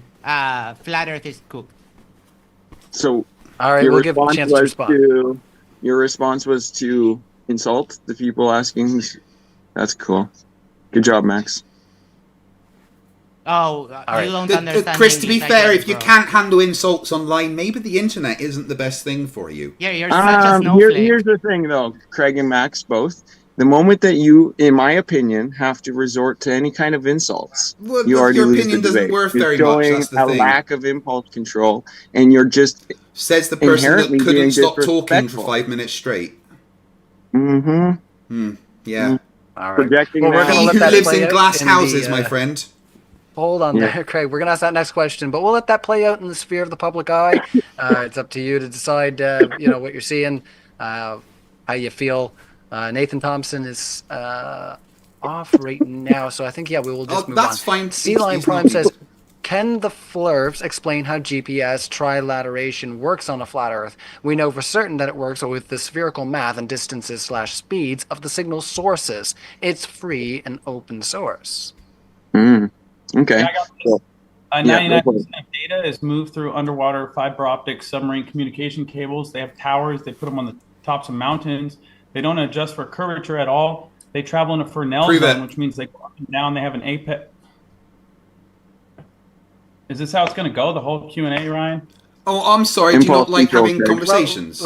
Hey, hold on. We don't Well, care keep- about keep- your feelings, Craig. Just I didn't impulse mention control. anything about feelings. I'll be honest. I don't mind little injections like that. You guys are free, like generally, even during discussion, to do stuff like that. But Yeah. as Just long as just you let the so person you're all continue to aware, carry on. You can say as long as you let them have the floor. you are talking to me via satellite internet because I use Starlink, so it's thanks to the things in space we are currently communicating. Space is fake. Well, my satellites Violation disagree of with you, of course. thermodynamics and gas law. Which law of All thermodynamics? gas law. Well, second law, right? Could Entropy you of a system please would tell always me the second law of decrease thermodynamics without and work what? put in. Could you We please need a tell me container to could hold you gas please tell me pressure. what the second law of thermodynamics is and what system it refers to? Without work put in, and a system would tend to Which disorder. kind of system? Enclosed system. An isolated system. And what is the only isolated system that exists? The entire universe. Earth. It doesn't refer to Earth. Prove me wrong. Earth Prove is me not an wrong isolated without system. your dogma. Earth No. is receiving constant heat from the sun, so it's Yeah. not isolated. Yeah, Thanks Earth for is playing. not an isolated system. The second law of thermodynamics doesn't apply to Earth. Well, you can't just say it doesn't apply to Earth because I have Well, a I dogmatic can position. because it doesn't. Yeah. Because the Earth is not an Okay. isolated system. So what else can, like, physics is scalable. What else can you demonstrate? What other system can you demonstrate without containment? I can demonstrate an open or closed system, but the only isolated system that exists, according to physics, is the entire universe. What do you know if you weren't about aware of that, superglues? that's fine. If you didn't know what the second law of thermodynamics was, that's fine. But now you There's lots do. of questions from the audience, Chris. I don't know why we're talking to these guys still. You're right. You're right. Nathan, if you need to leave, bud, if you need to leave, you can go. It's fine. Honestly. Nathan, don't worry. I just called the ambulance. It's on its way. Yeah, I would like to have a conversation. Show right? your little ego, right. Max. Yeah. Your little tiny ego, Max. See, Nathan, I would like to have a conversation around these topics. I said your constant insults show your little itty bitty ego. Wink, Okay. wink. Sure, buddy. Good job, sure, buddy. Right, Yeah, so keep we're telling done. yourself that. We can wrap this up. No, we're not wrapping this so- up. Just to clarify once again, I interrupted it's you. I never okay, finished. Chris, if you didn't know what the second law of thermodynamics was. Now you do. But Now I you explained understand that pretty it doesn't well. apply. You, in fact, did it Yes, correctly. please. You just I said did. I said isolated. the entire Please, universe is Yeah, isolated. you're right. The Alright, Earth bro. is not an All right, isolated hold system. on 1 second there, fellas. All right, one second. So, Nathan, are you, once again, I have to ask if Yeah. you're in a hurry to get a Yeah. move on. I'd like If to you respond need the to go, question you can he go. asked about GPS, and we've been off topic for 5 minutes. Can I get back to the question, Ryan? Well, no, because Chris and I were having a conversation, so you can wait. If you need to go, that's fine. But Chris and I were having a conversation, so be a big boy and wait your turn. Thank you. Well, I was gonna say, we all understand the rules. Like I say, if you guys want to take a minute and, do your closing statement, that's fine. But we don't want to try to rush through some of this back and forth chat because it's, like I say, that's the bread and butter here. We love that. Yeah. The audience is loving it too, guys. Let's not discount the audience. That's their Chris, favorite part please, of this. bro. So, I need your help, Chris, please. Yo, I'm just dying right now, bro. It's so easy. You're sorry, man. Sorry. Yeah. So once again, Chris, the only isolated system is the entire universe. It doesn't apply to the Earth. The Earth is a closed system, not an isolated system. Okay, Earth is special. Thanks for admitting that. At least we can agree on Earth being special. You don't I understand. mean, I think Earth's special. I keep my stuff there. all right, let's move on to Let's the go next on. Let's question. go on. I would Thunderstorm. like to hear Nathan's response. Can the Globers just have a Yeah, moment of impulse control? Oh, Thank Chris, you. as long as you feel like you and I have finished the conversation about thermodynamics, that's fine. I would just like. Bro, I'm happy Earth to is have special. conversations. That's what you said. I agree. I said that Earth is not an isolated system. If you think that means it's special, then that's absolutely fine. Nathan, what did you want to say about GPS? We finished our conversation. Now you can have yours. So 99% of information is moved through fiber optics, submarine communication cables. On top of that, they have the Corona satellite balloon program that NASA runs. They launch thousands of balloons every week. You can look up the video. Logistically, they have data centers, a way of retrieving these balloons. Does any of that Makes debunk no sense satellites? Just out of Bro, interest. What is going on? I'm just asking you a Yo, question he's about the things you're fucking saying. losing it. I love it. said something very calmly. Also, I wanna A bring question up about the things that you electrodynamic said. tethers. I haven't met a single Glober on TikTok that knew anything about electrodynamic tethers. They They're don't know not where what they you Maybe think you they should are. get out so, of TikTok. Yeah. Okay. So Can I Nathan, reply? can I just ask one question, No, I Nathan? would. Does anything that you said there disprove the You're so existence of chompy. satellites? If that's just a simple question, does anything that you said there, Nathan, disprove the existence of satellites, or can those things exist alongside satellites? Oh, apparently Nathan doesn't want to have a conversation. I accept his defeat. All right. So, you did wanna we respond are there. talking Ryan, I think about- Nathan needs to leave. You might as well just get rid of him because I think he needs to leave. Oh, Nathan, It's a don't shame. go. Is You're that doing because fine. you guys are So, terrified of Nathan, Nathan's presence? Chris, Yeah, you shut are. your hole. Oh. Nathan, just Is that invoked. you, This is so- little ego, Max? Shut your hole, juicy. Chris. again? Not your My turn. goodness. Hold on, no more so- shutting any holes, okay? Let's go Yes, ahead. his face hole, the one he uses to talk. Shut it for a moment. So Nathan just invoked fiber optic underwater cables. Nathan, could you please map up the distances of those cables on a flat Earth and the globe and realize that a kilometer of those cables cost $3 million. The distances don't work out on a flat Earth. You are just wrong. Satellites exist. I have a personal friend, Brett Rhetoric, and Astronomy Live, who have both personally measured and tracked the ISS. You're just woefully incapable of having this conversation. Thanks for playing. Oh my. Oh, Enlightened love Turtle it. said, get... Hold on, Max. Hold on. Don't make me put you on mute. I tried to. I just missed it. Anyways, so let's see here. We'll get back into the super chats. Enlightened Turtle said, get that moist bum tickler to keep it on point. I don't know what that means, Enlightened. Let's just carry into the next ones. So the poll is still up and running, guys. You have a chance to vote in that. We appreciate all of our support here at Modern Day Debate. We are doing DebateCon. It's going to be February 15th and the 16th. Lawrence Kress and Inspiring Philosophy have already been booked for the event. We got other speakers who we are going to be flying out to come to the DebateCon. So Craig will be there. Yeah, stay tuned. We're going to have an updated list here shortly for you guys. It's going to be a lot of fun. I'm going to be there as well. Nathan's got a question. You want to Brian? jump in here, Nathan, before the... Ryan, can we get What's that up? second poll up about the people's favorite debater? Oh, yeah, for sure. That's always a lot of fun, too. Are you in a rush for them to say Let me? us know who has been rocking it the best in their corner. So Thunderstorm499 says, on the flat Earth, is the atmosphere similar to the oval/round Earth model? The atmosphere, no. And on the round Earth or globe Earth model, the atmosphere is surrounded by a vacuum, so that would violate natural law. All the gas laws have a V for volume or C for container. Gas pressure is measured as force over area. So you could use pounds per square inch. You could also use pascals, which would be newtons over meter squared. But all of these formulas include surface area because you need something for the gas to press against. It's in the definition. Gas pressure is defined as the gas molecules pressing against the walls of the container, and it doesn't help that outer space is a cartoon, ladies and gentlemen, going in 2025. Cheers. So I would like to add on to that. The kinetic energy theory of gas includes the intermolecular forces and how the intermolecular forces can move in any direction, including upward, without any kind of force exhibited. That's your downward bias. That's for gravity based on the intermolecular forces. Until the kinetic energy, of course, runs out. Right, Max has been waiting. Hold on there a second, Craig. Max has been waiting pretty patiently with his hand up, so we'll let him have the first go, and then you can, of course, respond, and then we'll let them close it out. So go ahead, Max. I love this. You can have gas pressure next to a container claim. I love that one. Nathan, question for you. Direct question.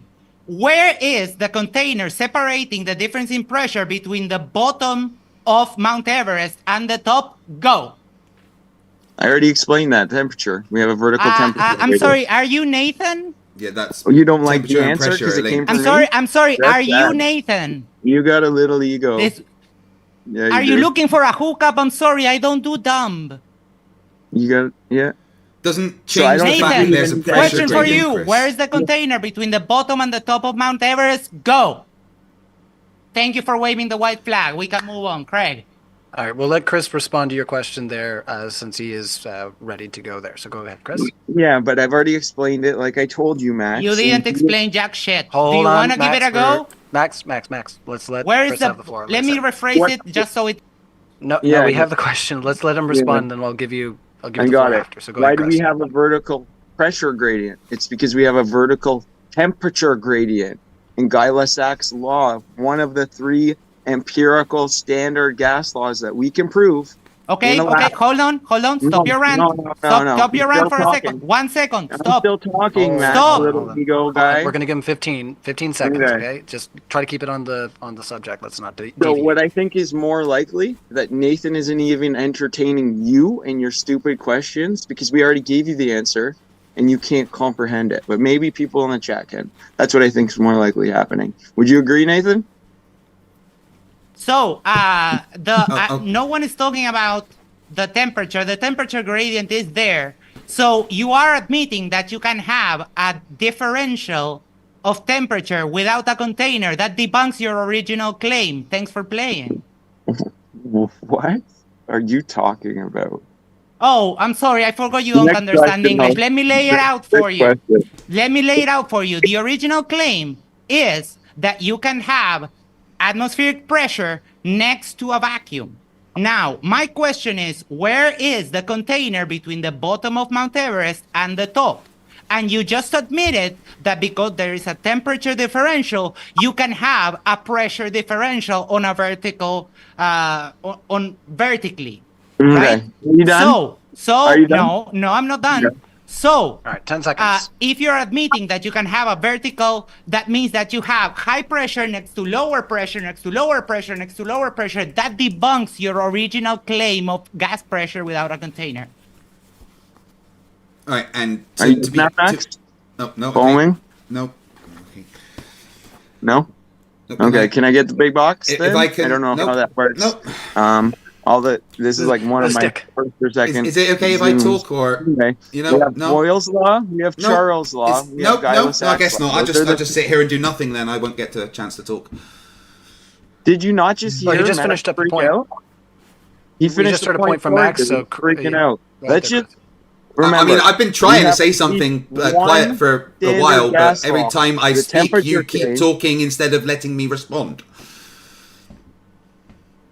Let's all acknowledge Craig's feelings for a second. No, it's just I would like a chance to respond instead of you just saying the same thing over and over. If you could just be quiet for a minute and let me respond, that would be wonderful.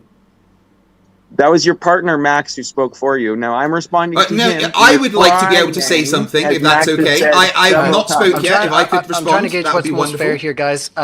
Let's give Chris at least 20 seconds here, just because Max did directly address him, and then I'll let you jump in here, Craig, since you have had less time here on the panel for sure. So go ahead there, Chris. Okay, so if you can see here, we have the three standard gas laws: Boyle's, Charles, and Guy Lassac's. We know that gravity isn't included It's not how in you say any that. empirical observation we make scientifically. But what we do know is there's a vertical temperature gradient, which would have the direct correlation to both pressure and density. That's how it works. This is called thermal expanse. If you don't know about it, you should learn it. Max, in particular, I'm talking to you. Facts. Let's let Craig jump on in here before you guys get back into Let's another go to back and forth Super there. Chat. You You're just said a bunch of Oh, nothing. no, okay, never mind. Yeah, your All right. inept understanding and Guys, basic guys, all right, English hold is the talking point. We just like I said, I don't want to put you guys both on mute, but let's let Craig jump in here before we get into the next super chat, because there's been a lot that we've been unpacking. I know there's a lot of thoughts on the panel, and we do want the audience to hear you guys all fairly. So I'm going to give the floor to Craig, and I think then we'll carry into the next one if you guys are good with that. Okay, Go right, ahead there, wonderful.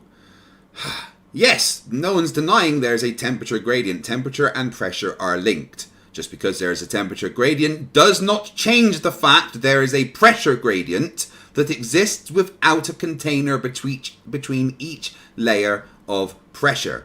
To claim there is no gas law with gravity in it is false. The barometric formula hydrostatic equation contains acceleration due to gravity. Gas laws are usually are ideal situations which don't exist in reality. Your claim of nothing contains gravity empirically is just false. It is the most empirically studied part of science in the world. You just saying things over and over and over and over, Chris, does not change the laws of physics, which you clear. No, I want a little bit more than 5 seconds. I've been waiting quite a long time, actually, so I'm going to have at least a minute, thank you. As long as it's not matter, if you can give them something that they can. No, respond I'm to, going to actually get all my points out because I've been waiting engaged. very patiently to actually talk here. Oh my God, Craig and Yes. his feelings. No, I would just like to be able to talk. Conversations need talking, so if you want to keep your feelings to yourself right now, that'd be wonderful. Yeah. Yeah, so but conversation no, are you still would talking? Are you entice still? talking over Oh no, someone, and never that'd be mind, Ryan. I guess I don't get to have my time where I would like to respond. No. Hold on. I did give the floor to Craig fairly because you have had less time. But I think that was fine. But I will say, let's try not to just talk about meta stuff. No, I'm If you have literally a not point doing that's meta direct- stuff, Ryan. I'm literally Yeah. not doing And meta then- stuff. and then- I am and talking then let them specifically bounce. about the claims that have been made. Right, so, everything that was said by him is just false, and a straw man of how physics actually works. It's him not understanding physics. He doesn't get that all these gas laws are ideal situations which don't exist in reality. The gas law which really applies here is the barometric formula, which includes the acceleration due to gravity. And the fact that there is no rushing up of the atmosphere towards the lower pressure shows that there is some kind of force creating an acceleration downwards, stopping Now the 5 seconds. gas rushing up towards the lower pressure areas.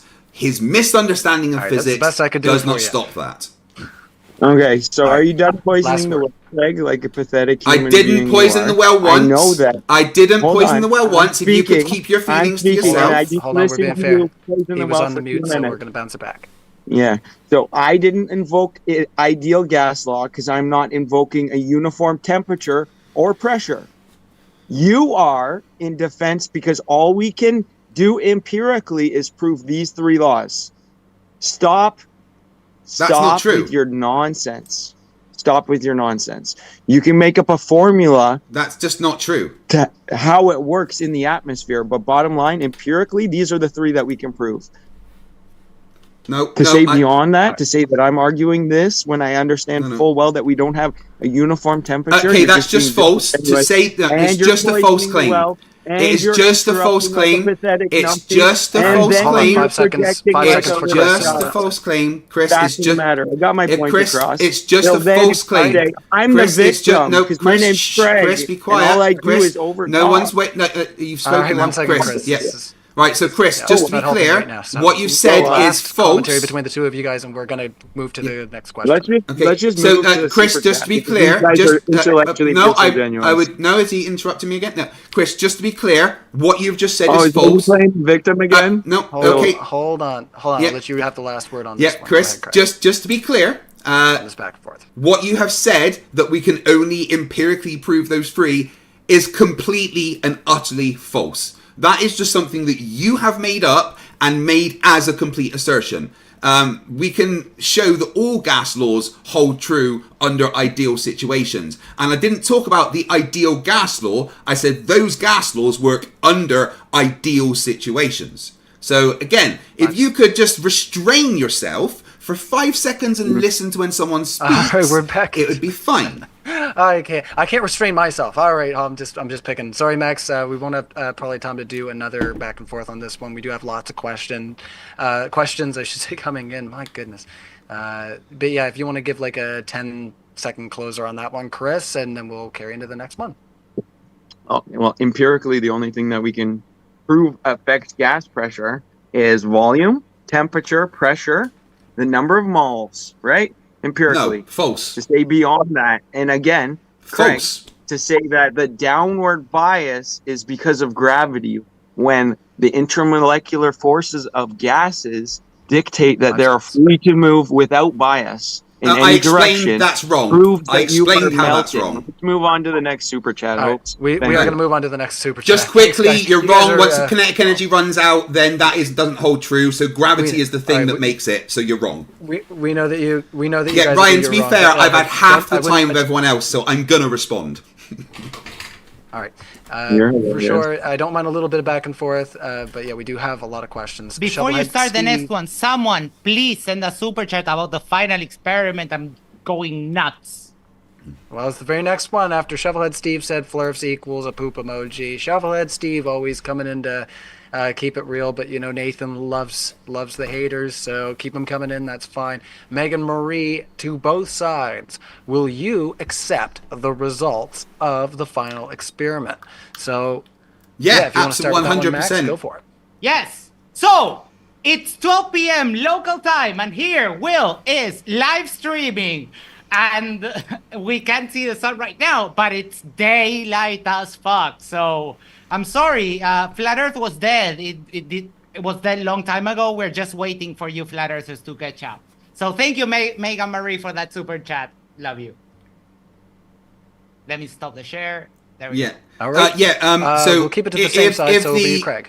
Yeah, 100%. If they do not see what the globe predicts, then I will claim that the Earth is flat and join Globebusters, because I stand for truth, and whatever the evidence shows to be true, I will follow.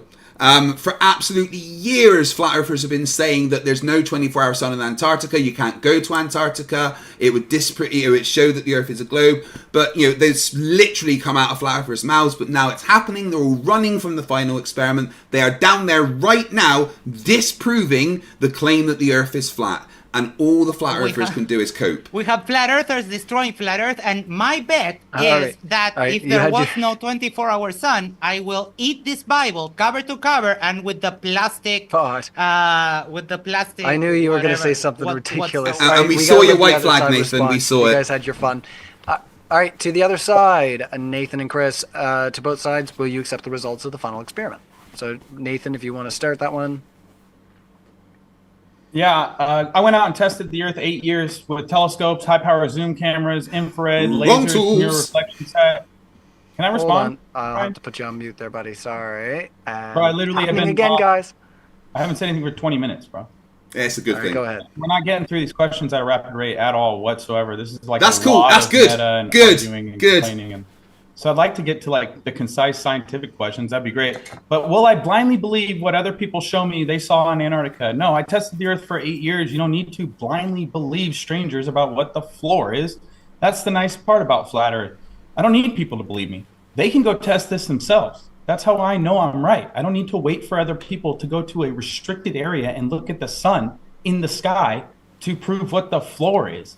That's not an experiment. It's not scientific. You don't have an independent variable that you're manipulating. You don't have an observation that's naturally occurring that you can manipulate. All you're doing is looking at the sky. Doesn't prove anything about the floor. Thanks for playing. All right, let's Get that copium into your veins, Nathan. Get it right there. Oh, there is an independent variable and a dependent variable. You guys are so Independent much fun. variable So it's is for the other position side on this Earth. time, Dependent guys, variable so, is if there's a 24-hour will you sun. accept the results of the final experiment to you, Chris? I align more or less with what Nathan's saying. I'm not saying that it would not be an observation to make, but I'm saying if the Earth is flat, we would have to ultimately make up different explanations than the cause being. There could be multiple different explanations based on an ecliptic path and how we would specifically observe that from one single point. And Right, so I would just like 30 seconds to just say something about this, that Nathan really doesn't understand that this is how science is done. You make a hypothesis that the Earth is rotating on a tilt, and you make a prediction from that. The prediction is that you will see a 24-hour sun during the Antarctic summer, and you go out and test that. The independent variable would be your position on Earth. The dependent variable would be if or not you see the 24-hour sun. You not understanding how science works and literally having it down to your dogmaticness about flat Earth doesn't change the fact that they are there right now doing something that is impossible if the Earth is flat. You, Nathan, yourself has said you can't go to Antarctica. You're wrong, and you won't ever admit it. Did you want to respond there, Chris, or do you want to carry on?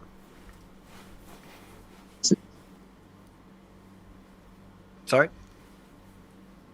I have nothing to say. I tried getting my point across. Regardless of their observations, right? They're going to still establish an azimuth grid and use Euclidean geometry, which proves a flat Earth. So ultimately, we would have to figure out, like Craig was saying, the truth. And the truth is that Earth is not curving in any kind of way. So how? Except the predictions down there show that it is. Hey guys, Yeah, want to hear a just- funny story while we're all chatting? As soon as I say I'm a that, first it grader. melts. It's buzzword, coke. Get it in those veins. I already heard you. Okay, you guys are having fun. That's great. Next question for sure. You guys are having too much fun here. Quantum80 says, they, Flerfs, still believe a model is something you can hold in your hand like a toy car model. They don't know what a scientific model is. I think we're going to move on to one that's got a little bit more meat for us. Dr. Dino, thanks for coming out and participating in our super chats there.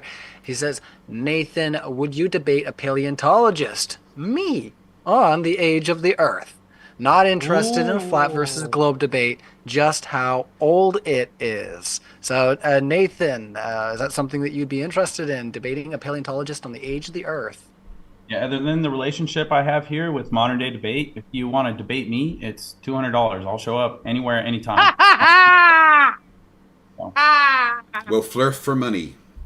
All right, well, you heard it. If you want to have that debate, he's made his pitch there. So you heard it, Dr. Dino. You can get a hold of us and 200 Zimbabwean dollars, definitely. guys.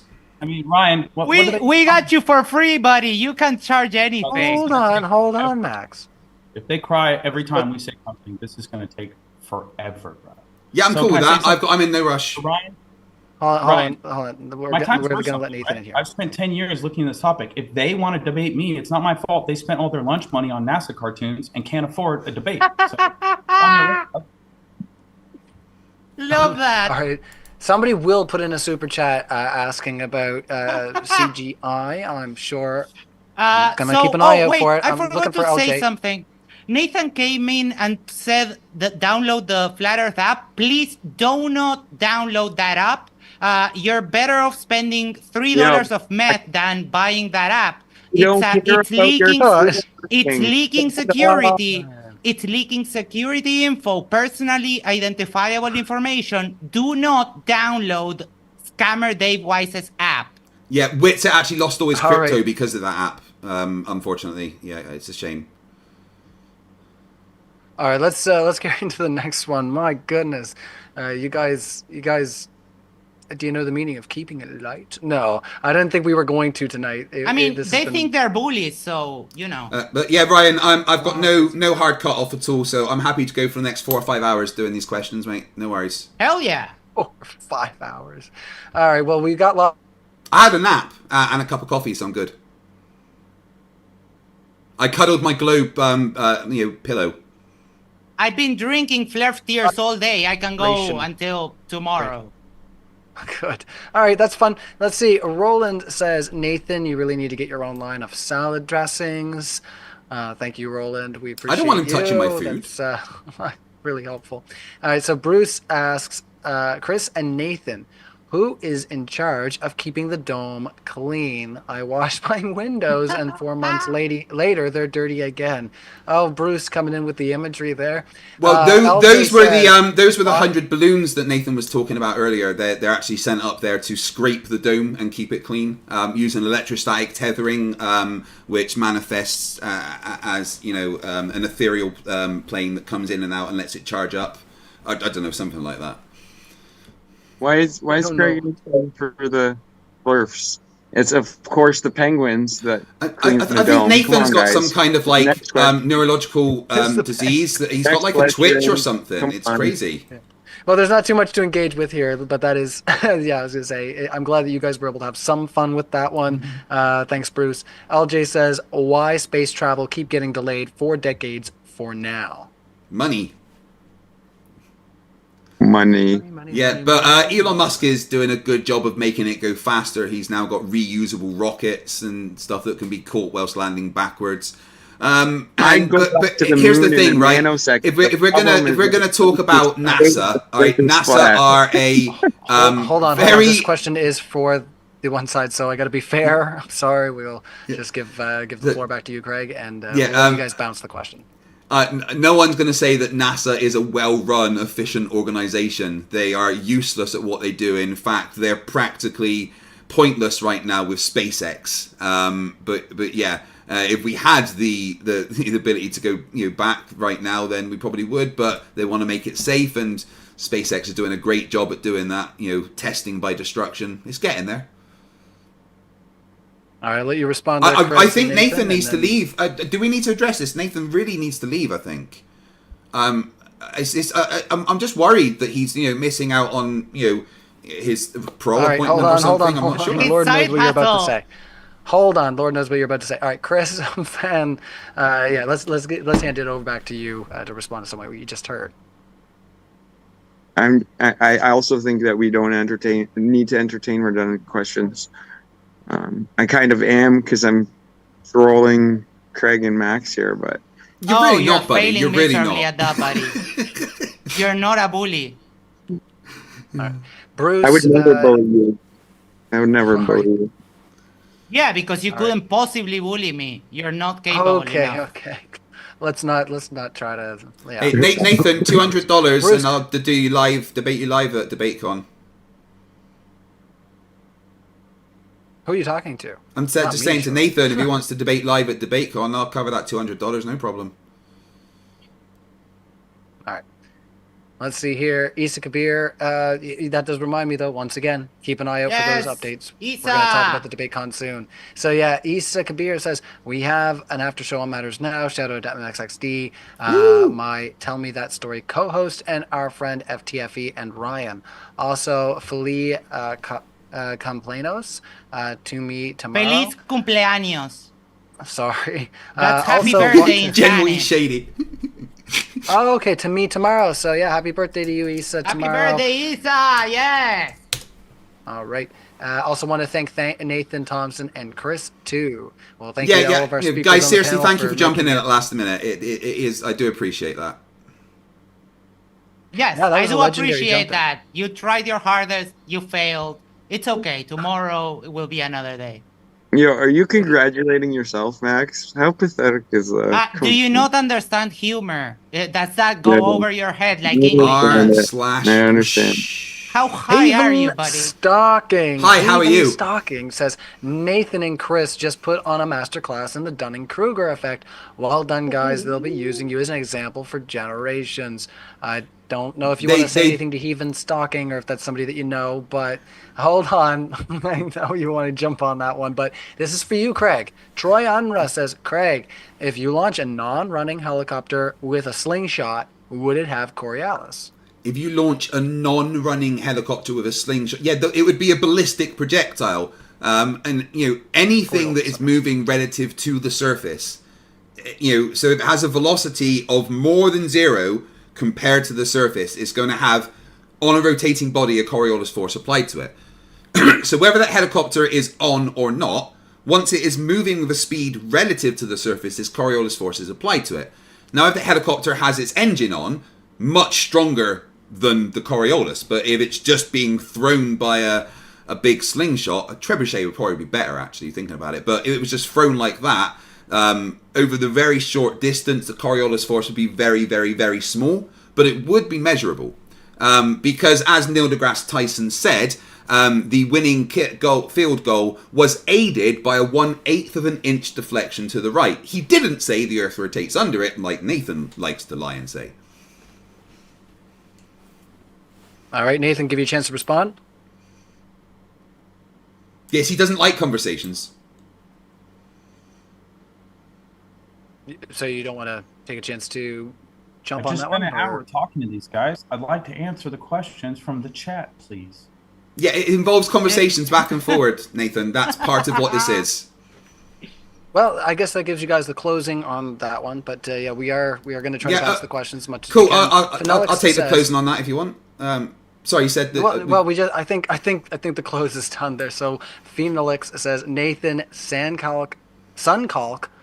Oh man, what are they trying to make me say? Debunks your circling sun biblical model. It also debunks the globe. Why don't you acknowledge this? It is said your. I'm not going to read that last part. That's just not beneficial. Come on, these people go paid. ahead, Nathan. Yeah, no problem. I mean, if it's insults to me, you can read them. Yeah, me. Good stuff. Can I respond? Maybe. The Ptolemaic model was unchanged for 1,300 years. They had the Ore, which predicted eclipses and transits of planets. It was a physical model. Then look into the Antikythera mechanism. Also look into astrolabes. That's not anything to do with flat Earth. 6 or 7 Can I respond? Yeah. Excellent. So they have multiple layers You're welcome. because there's different wheels in the sky and there's different movements in the sky. For example, the sidereal day moves faster than the solar day. And if you're just spinning in a room on a chair with wheels, everything above you would move in the same angular velocity. But the stars actually move faster than the sun. According to parallax, the sun, which is closer, should move faster than the stars. The Prague clock has been functioning for 610 years. They didn't know anything about mass attracting mass. They didn't pretend bendy, warpy space-time was real. They didn't pretend time could dilate or that we were moving through an infinite galaxy with morphing star constellations.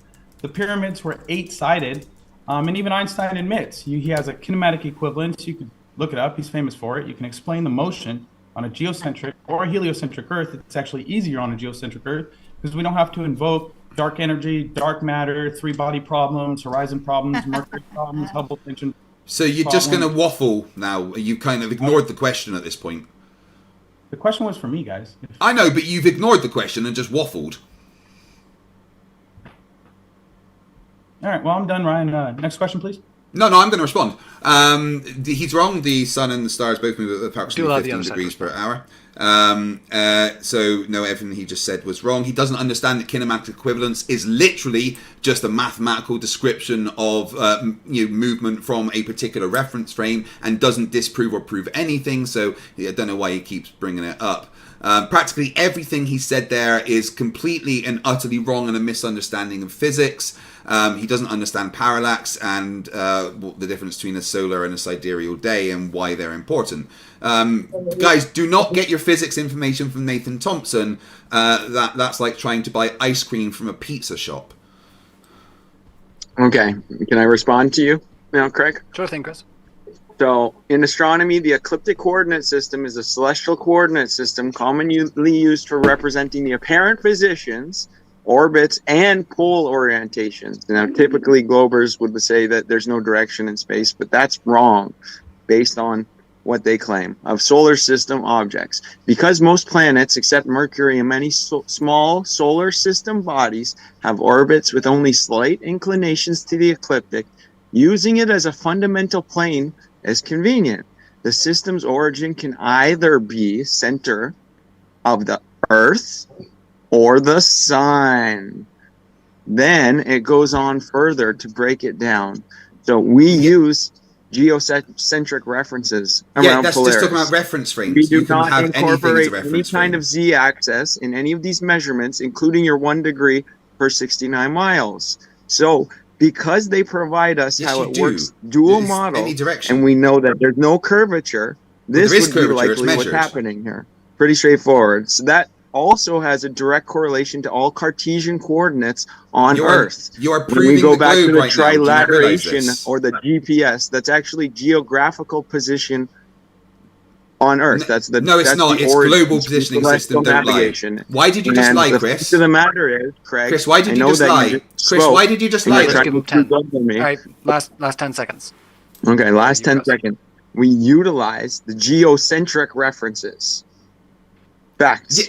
Game over. That's just a handy reference frame because we are on Earth, so we can compare things to our reference frame. But you can have a reference frame as anywhere. Just because we use a geocentric reference frame because we are on Earth does not disprove anything about the globe model. So you're just reading That part something right off there. of That part right there. No, That's it doesn't. what disproves the Again, model it doesn't right there. disprove the model. It actually But we backs don't up what the use model. and incorporate this. Yes, that doesn't mean that the model doesn't exist, but you can use a geocentric reference frame if you want for certain calculations because it's a handy thing because we live on Earth. None of that disproves the globe in any way, shape, or form. Well, if you the think it curving does, then you're surface- strawmanning the globe. No, the curving surface being falsified. It hasn't been destroys the globe. falsified. The curving surface hasn't been falsified. So the I've difference shown that the between Earth these curves. two- The I have difference measured between the these shape of two the is Earth. that they're both referenced on a plane surface, but this one has Earth curving. Yeah, because Earth curves, Right? yes. And we're not using that in our measurements. We're just plotting a point around Polaris. We right? A circle we use around spherical Polaris. coordinate systems. So there's no actual curvature.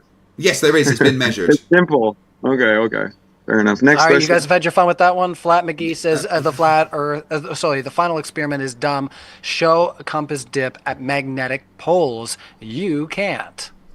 Oh yeah, MC Toon actually got a dip compass and he's been doing dip measurements all throughout his scales as he was going towards Punta Arenas, and he will be doing the same measurements in Antarctica. All of the data will be published later, so thanks for playing. Yeah, it's been done. Being done right now. Everybody's doing the thing. See, that's catching on. Did you have anything to say on the other side? No, Nathan's having his little tick again. I think he needs his medication. I think it's a neurological thing. You know, you do get that sometimes if you've got a problem. Is it possible you OD'd on copium? Yeah, you guys. Chris engage. That's it. He needs to take his copium, doesn't he? Yeah, double dose. I think Hold on. Don't be, yeah, as I say, don't be distracted by Nathan there. If you want to engage there, Chris, with the question, and then. Yeah, Oh wait! for sure, I will. Breaking news! Yeah, Breaking news! One sec! Breaking news! Hold on. Jeranism Yeah, has just whatever. admitted there's a 24-hour Greg, sun. shut the fuck up. No. This is important. When the host gave me This is the mic, important. Remember, we were saying This is you very and Pat were important. saying, This is not your show, Craig. Can we just Well, watch? hold on, No. This is like, important unless to it's an the emergency argument. leave. Hold This on, is Chris, breaking news. Unless it's an emergency leave, like what's going on there? FTFE, really. Jeranism, the world's biggest flat earther, has just admitted that there is in fact a 24-hour sun, which he said would prove to him the Earth is a globe. Jeranism is no longer a flat earther, guys. So that's coming over to from you, your Chris. That's coming from your mouth, and that needed you to interrupt me. Yes, Cool it's beans, very important, Chris. It was very, very important. I thought maybe you had an emergency there, so just. Oh, one that was second an there, emergency. Greg. That needed Let's to be said. That was an emergency. Let's just move on to the next question. I think we're proving our point. No, actually, you have a point. I do have a point. So Craig's been debating on the shape of the Earth for the last at least 5 years that I'm aware of. And the 6. poll that started off said that that's only 51% actually believe it's a globe. So Yes, because it's flat earthers in the chat, yeah. Defending the globe hasn't been working in your favor in any kind of way, Craig. Kudos to you, though, for trying your hardest. That makes absolutely no sense. There happens to also be flat earthers in the chat, and I'm still winning. I don't know how. All right, let's ask that next question. Quantum 80 has one for you, Nathan. There says there's 4 variables. Nathan forgot DEG latitude. So any thoughts there, Nathan? That I forgot for what? DEG latitude, they say. For when there's you're 4 talking about variables. Coriolis, probably. Okay, well I have the formula right here, and it's just mass times angular and tangential velocity. This is a simple Google search, so like embarrassing yourself like that and saying I'm wrong is what Globers do constantly. They snatch their own wig off. So thanks for playing. Next question. Are you please. capable of deriving any of the terms if you don't have them, Nathan?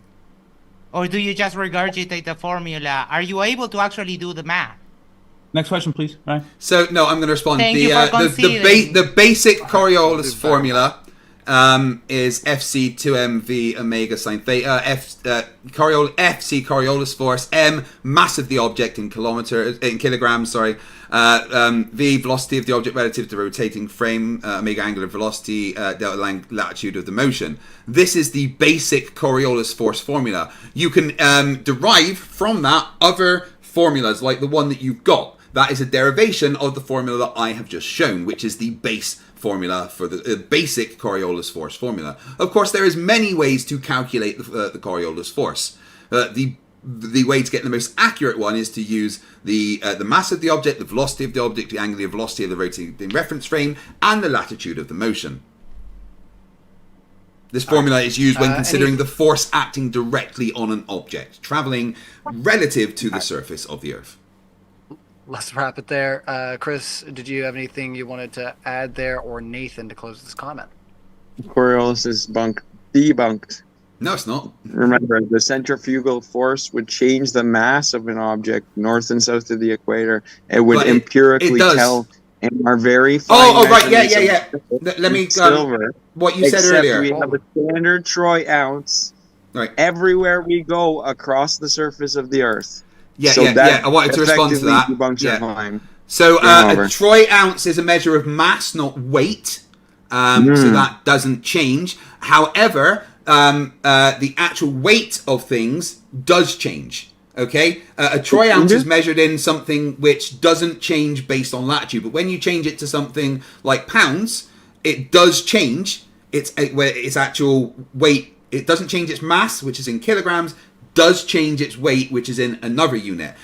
Gold used to actually be weighed on a locally calibrated scale because the difference in the gold would actually change the weight based on where it was sold. So they had to make sure the scales were locally calibrated. And to prove this, Critical Think on the way to Antarctica has measured a bunch of different weights at different places on his journey to show that the weight changes based on where you are on Earth, disproving your claim because it's being done right now.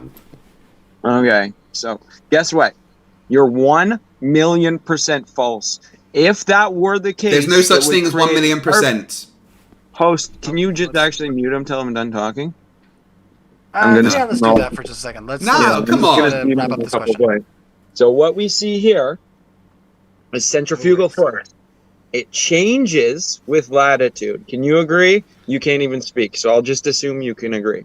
So it changes with latitude, but the gravitational acceleration towards the center of Earth is uniform wherever you go. So if this was the case, because weight is the gravitation times mass, supposedly, minus the centripetal force, the force exerted outward off of it, right? That's centrifugal. And that changes, we would have a measurable difference. Just going 10 degrees north. 10 degrees north. This would create an arbitrage opportunity for the rich and the elite, since gold is measured in such finite scale. The fact of the matter is, a standard troy ounce cannot be deviated from. It's 31.1034768 grams. Right, so again, grams is... All right. No, come on. Max, I've got this. Max, I've got this. I've got this. Game Max. over. Max, You guys right. actually believe Again. Let's let there be a response. We'll have it back and forth. Again, right? Grams is a measure of mass and not weight. Weight is mass times the gravitational acceleration. What you were just saying about there being a measurable difference is... Grams? Wait, grams is a measure of mass, not weight. Grams is a measure of mass, not weight. Where do we derive grams is a measure of mass, not weight. Right? No, you're entirely wrong. No, I'm not. Grams is a measure of mass, and that changes based the weight changes based on where you are. The mass never changes, but the weight. What's the difference? What is mass? Do you want me? Explain to me what mass is. Mass is the amount of stuff. The amount of stuff. Yeah, well, if you want it in physics term, mass is the resistance to inertia. That's how physics describes mass, right? Inertia. What? Yes, right. So if you want me to respond, you need to stop talking and let me speak, right? This is teacher Craig, and you need to listen. No, you need to listen. You need to listen and stop when you're talking. Done dish galloping, let me know when you need to listen. Right, we'll do 15 seconds. I know. No. I need more than 15 seconds because I would like a minute, please, because I've been interrupted constantly, and I would just like to try and explain. Right. How fucking hilarious is that? Yes, it is. I have been interrupted way more than anybody else here today. This is a fact, right? Yeah. Nobody's getting a minute right now, so if you can do 15 and then hand it to Max. 30. 30 at least, please. I'd appreciate 30 because I would like to actually try and get my point across. Right. Grams is a measure of mass, not weight. The weight changes based on your latitude. That's why gold had to be weighed with locally calibrated scales. Otherwise, the thing that you said that they would make more money would have been the case. But they literally had to change where, what the scales were, locally calibrating them. And what you said about the centrifugal force changing, yes, that's why you weigh less at the equator than you do at the poles. There is a measurable difference. This is an absolute fact that exists and has been tested. You saying it doesn't change this. Are you done? So based on the difference of centrifugal force at the equator, at the 30 degrees north or south, there would be a 17% change. Now I'm going to correct you. No, that's false. That's not. There would not be a 17% change. Right, no, you just got the maths wrong. At least 20 to 30, and then Max is going to jump in. Okay, so that's a 17% change just between 0 and 30 degrees. Now, what you don't understand, mass is an atomic reference to the amount of stuff, as you eloquently put it. No, so that's weight wrong. Is actually the specific displacement of an object. We can demonstrate that, right? Right? So when I weigh an apple in water, it's weightless. Crazy how that works, right? No. Weightless. No, right? It's neutral buoyant. So again, weight is mass times gravity. That's what weight is. You're just wrong here. Mass is an atomic. No, it's not. You're talking about atomic mass. That's different to mass. To the atomic composition of the atom. No, it's not. You're talking about atomic mass, not mass. They're different things. Is mass over volume. No gravity needed. And what's mass? What is mass over volume? Weightless Like an apple is weightless in water. It's neutral It's buoyant. not. No It's weight. not No weightless. observed It's not weightless. external There is an force opposite or force. downward. It has No, mass. no. Again, It it's not absolutely has weightless. mass. It has You're zero weight. wrong, Chris. You're Right? wrong. It's not weightless. It's not So weightless. what There you is don't another force understand about acting this upon unit it. of measurement, Chris, and I I need to just understand. correct I am you. trying to explain to you, but you need to listen. I need You're- you. No, no. I need you to Chris, listen Chris. very clearly. Stop, Chris. It's not weightless. There is a force of buoyancy acting in the opposite I need direction. you to understand very Chris, clearly. You made a Chris, false claim, and I'm No, holding you to the Chris, fire. you right are now. wrong. Chris, I am no Max. Please, just leave this with me, please. You're not understanding. Chris, I you need are to wrong. understand. Chris, no, First I and am foremost, going to explain to you. that So, greyhound Chris, this is my turn to a talk. measurement of weight. Chris, this is not my mass turn to like you talk. falsely asserted. Chris, this is All right, my turn to let talk. FTFE respond there. Yeah, Chris, this is my turn to I can talk. still hear even when I'm on my bathroom. Grams break, but yeah, and Max, Max has kilograms. been waiting so long. I know you're. I know, really but into I it, want yeah. to. I want to finish this first, please. Right. Grams, Sure, and then we'll hand grams it over to and Max to kilograms. do the bounce. Grams and kilograms are a measure of the actual mass, the amount of things there. That is a unit that measures mass. Weight is mass times gravity. Wherever you are on Earth, the weight of something changes based on your latitude. You were wrong with the 17%. There is not a 17% difference in centrifugal acceleration. The centrifugal acceleration at the equator is 0.0003 meters per second squared. Right, Max, what would you like to say?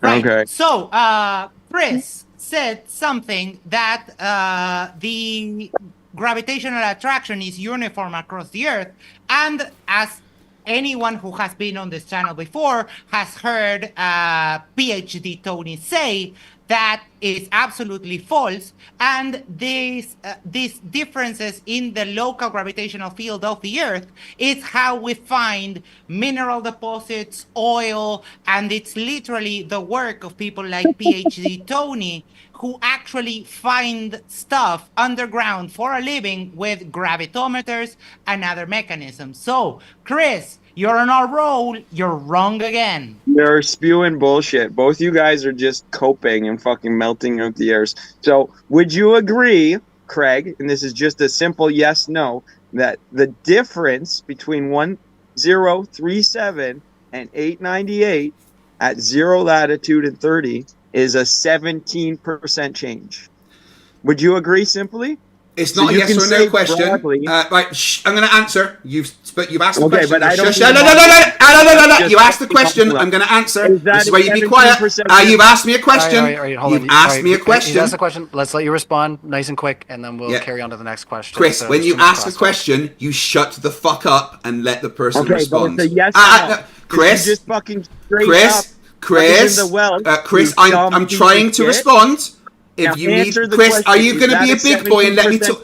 See, Ryan, what he's doing? He won't let me actually respond. Yes, we're just going to. See, he cannot. He has impulse control issues. He has the massive impulse control issues. He cannot let someone respond. Having some massive, massive interruptions going on tonight.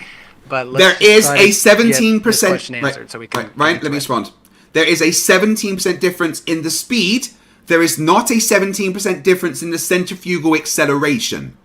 That is where he is messing up here. It's very, very simple. Just because there's a 17% difference in the speed does not mean there is a 17% difference in the acceleration. Are we dancing, are we, Nathan? Cool. There is not a 17% difference in the centrifugal acceleration. That is where his misunderstanding of basic physics is coming from. This is something, I swear. That main character syndrome will really hit you, huh? When it's not about you for 5 seconds, you get antsy, like you're detoxing. Hold on there. Just asked a simple question, right? And we went into, let's mute the guy asking the question. Well, the guy. Well, yeah, because you need to let someone respond when they ask a question. That's how it works. Shut the fuck up, Craig. No, you shut the fuck up when you ask a question and let me respond. So then you agreed after poisoning the well about me. I didn't poison the well once. A 17% change in centrifugal force. No, I didn't say that. No, I didn't say that. I didn't say that. I said there's a changing speed, not a 17% centrifugal acceleration. That you're unbiased. No, you lied. You just lied about me. You just lied about me. For me, and mute Mute this No, guy for a second. no, he won't mute me because you just lied about me, and I'm allowed to call out when you lied about me. I didn't say there's a 17% centrifugal acceleration change. Can you I show said the there's a same 7. sort of No, you treatment? don't get to lie about me. I get to This respond guy if you who lie is about filming me. I don't know why we're this spending so whole much time? time talking about Just mute him. Right. Just fucking mute him for a second. Well, Mute Chris, him. can you admit I didn't say that? Hold on, Craig. Okay, To be fair, perfect. yeah, Now I that did I put him can on. get to the I point. did put him on mute while he was responding, but yeah, we want to try to get some back and forth. It gets juicy, it gets heated. Okay, fair We enough, don't but I mind it think at modern day debate. We want them to see what you guys, how you guys really interact. You know, that's worth something. But yeah, go ahead, Okay. Chris. But this is the thing. He's making false claim after false claim and asserting that I don't understand. Now, You don't. we're using gram, which is derived from a kilogram, which is a base unit determined by the volume of water of a liter, right?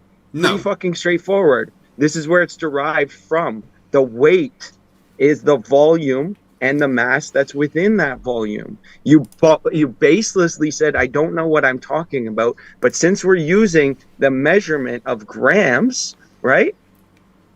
That's a measurement of weight, not mass. And you've been going on for fucking 2 minutes straight, triggered, melting out your fucking brains, and you can't comprehend or understand. That's a measurement of weight, not mass. No, once again, you're wrong. Grams is a measurement. Hold on. Before you go right on the chop there, let's hand the floor to Max. He's been waiting for so long. Again, Chris doesn't understand basic concepts like mass, so it is pointless to go on this. He just repeats himself over and over with really clenching that security blanket and hoping if I repeat it just one more time, it will be true. You're just wrong, Chris. Can we move on to some next question?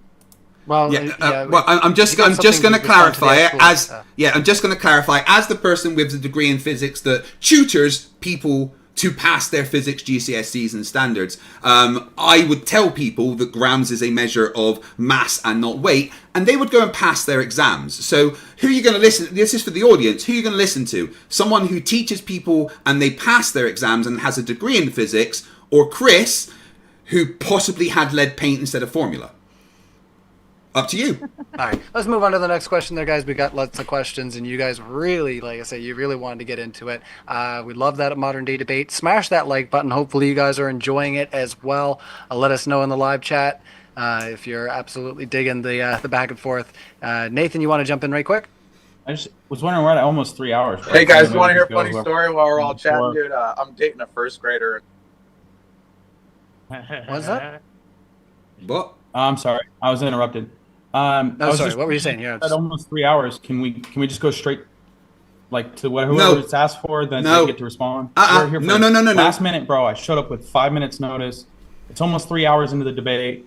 This isn't like really productive. I'd like to just cut through the questions. How many do we have? Like 100? Unfortunately, Nathan, you're not in charge of the channel. If you want to leave, you're welcome to. But I want to stay and answer all the questions.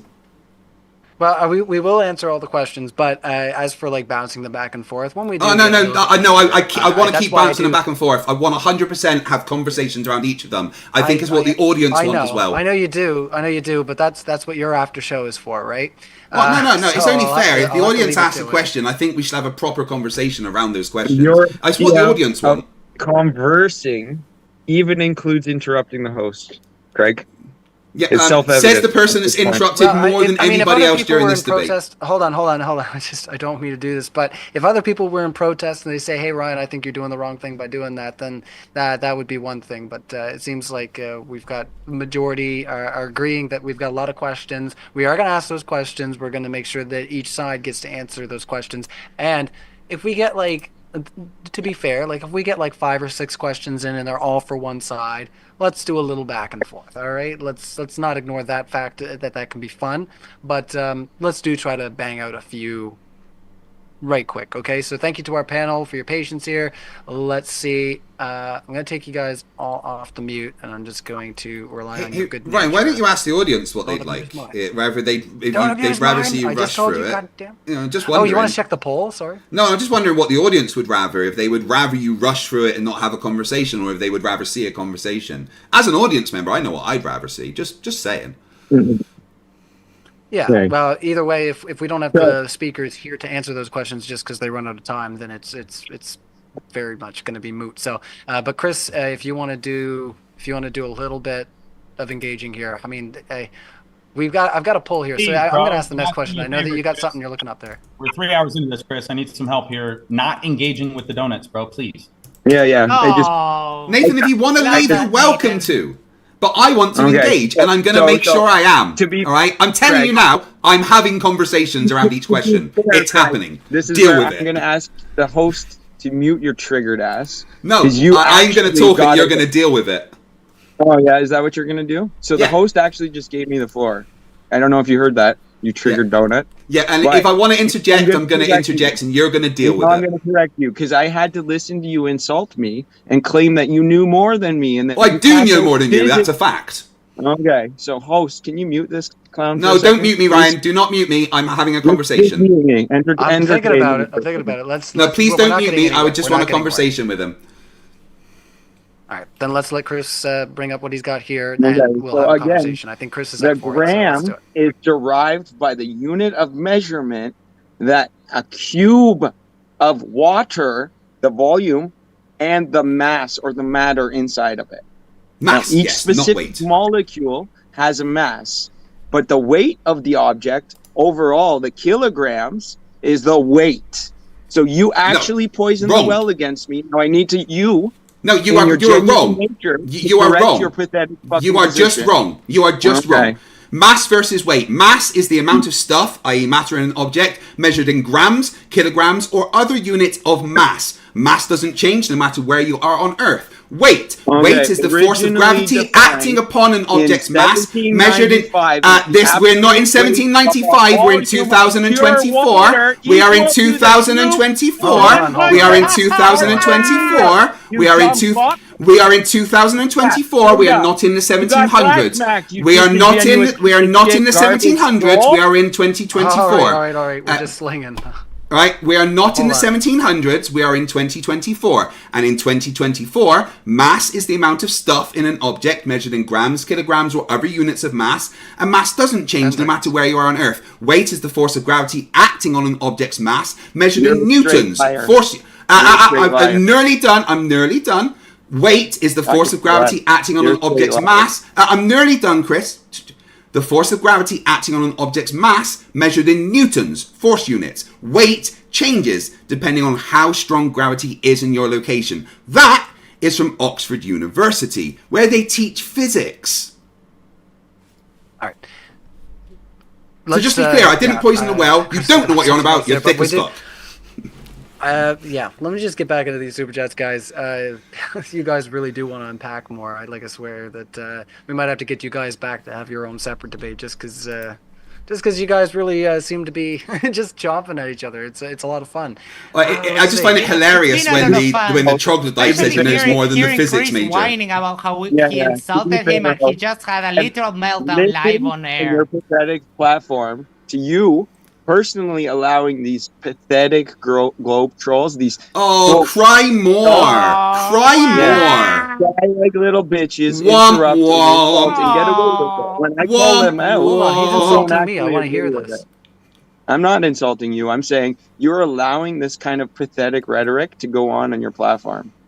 It's fucking sad. You allow Craig to overtalk whenever the fuck he wants, then you mute the person asking the question. It shows literally the opposite is what's been happening, and that's not an insult. Well, as I say, to be fair, I think everybody's been on mute quite a bit this evening, especially compared to what we have on Modern Day Debate.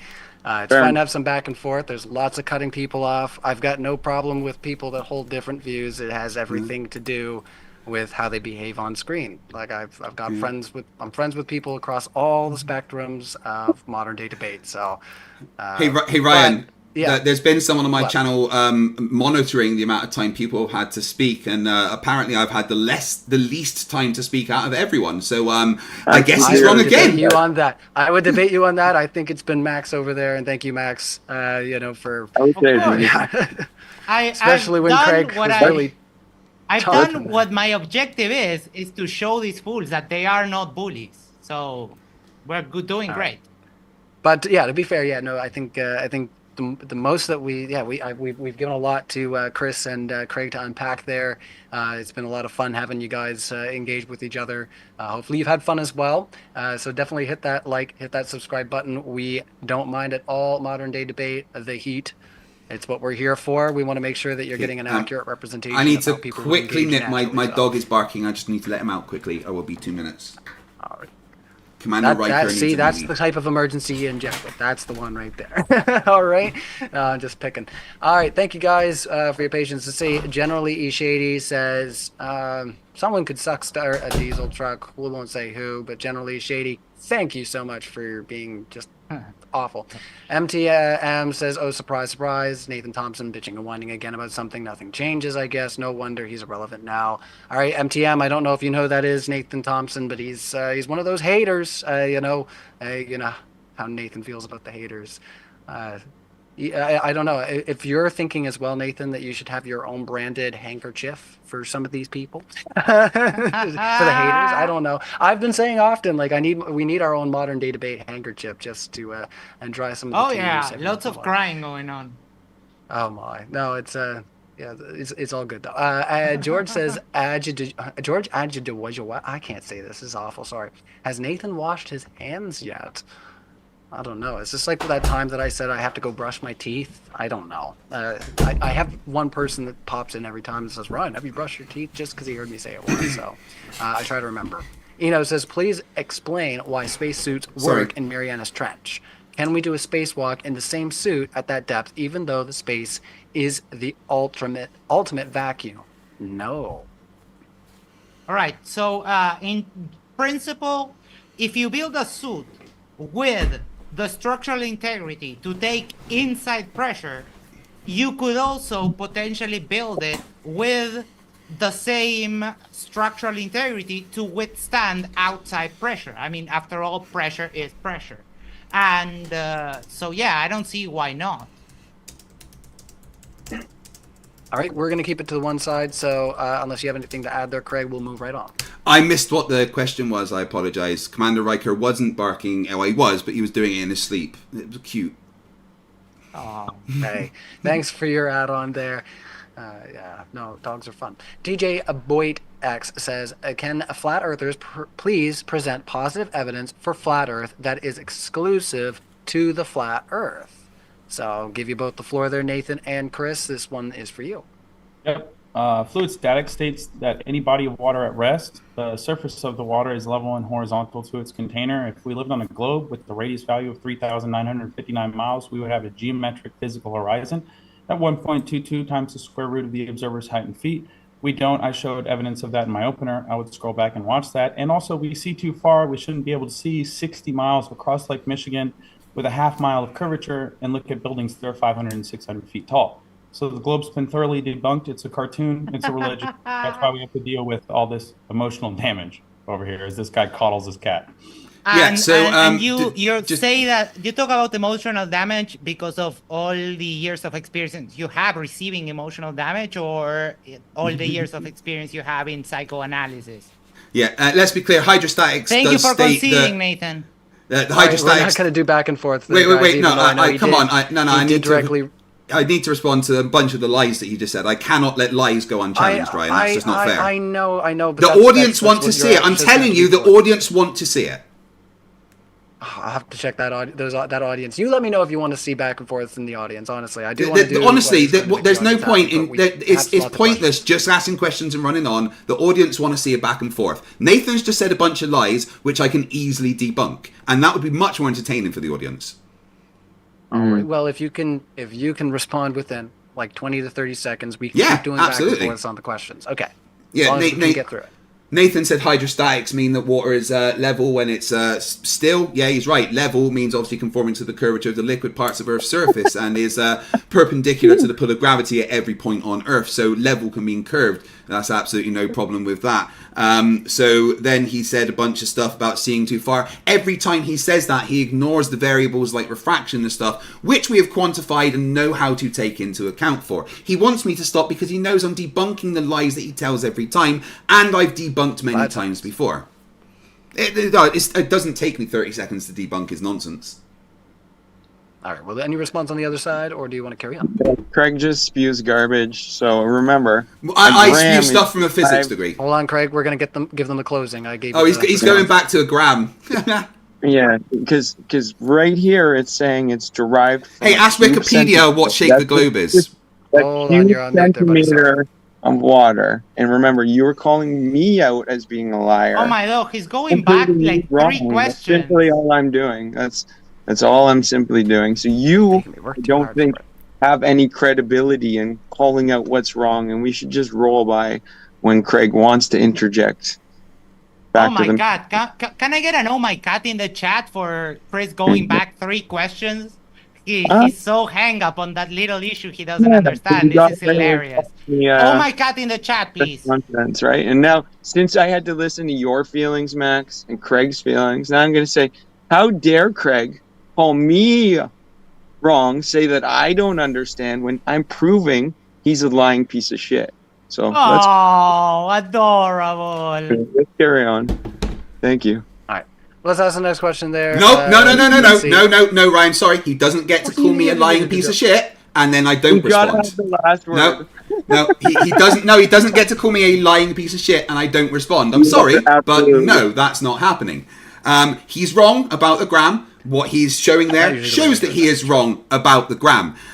You can ask 1,000 people that study and teach physics who is right about the gram, him or me, and every single one of them will say me. He is wrong. He doesn't know anything about physics, and I am not a lying piece of shit. I am the person that is teaching him because he is too thick to have learned in school because he spent the time chewing crayons and sniffing glue instead.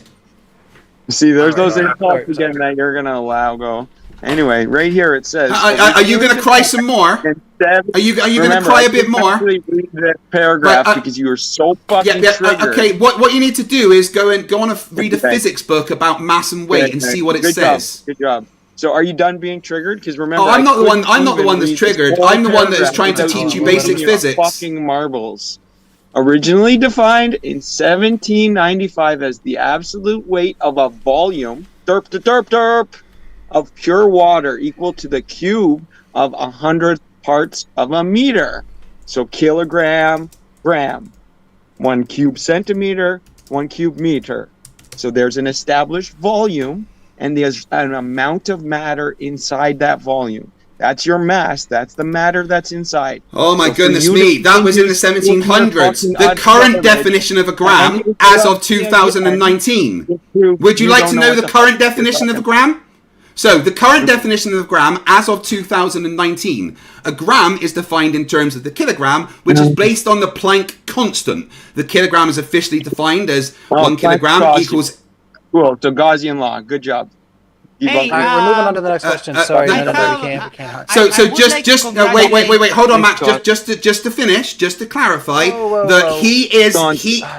wait, let me just clarify. He brought up the definition. Putting a bow on conversations, but Max, go ahead and congratulate who you'd like to congratulate. I would love to congratulate Shifty Eye Shady, who is one of the most honest flat earthers I've ever seen. He just admitted that he was wrong, that the earth is not flat, it's a globe. Thank you, Shifty. You rock. I hope you get that situation that you have going on sorted out. Keep it up, buddy. All right, we can always find individuals that believe different things from one day to another, but we're gonna try to keep to the super chats. But oh boy, you guys, like I say, you're making me work for it. It's fun. I was driving like 4 hours today, and then I just got back here. Hey Brian, I got like another 10 or 15 minutes, bro. Then I gotta roll out. My dog's waiting to get walked and stuff. I wasn't ready for this debate, bro. So no worries. Bye. Yeah, if you can leave now if you want.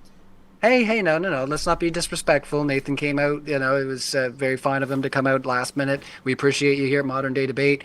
So if we got you on the spot, but it seems like you picked your moments there. And Chris, of course, it was nice to have you come in and hold down some more of the fort there and unpack your ideas as well. So let's do the 10 minutes if you don't mind, Nathan. Just let me know when you're ready to go, and I'll give you your closing.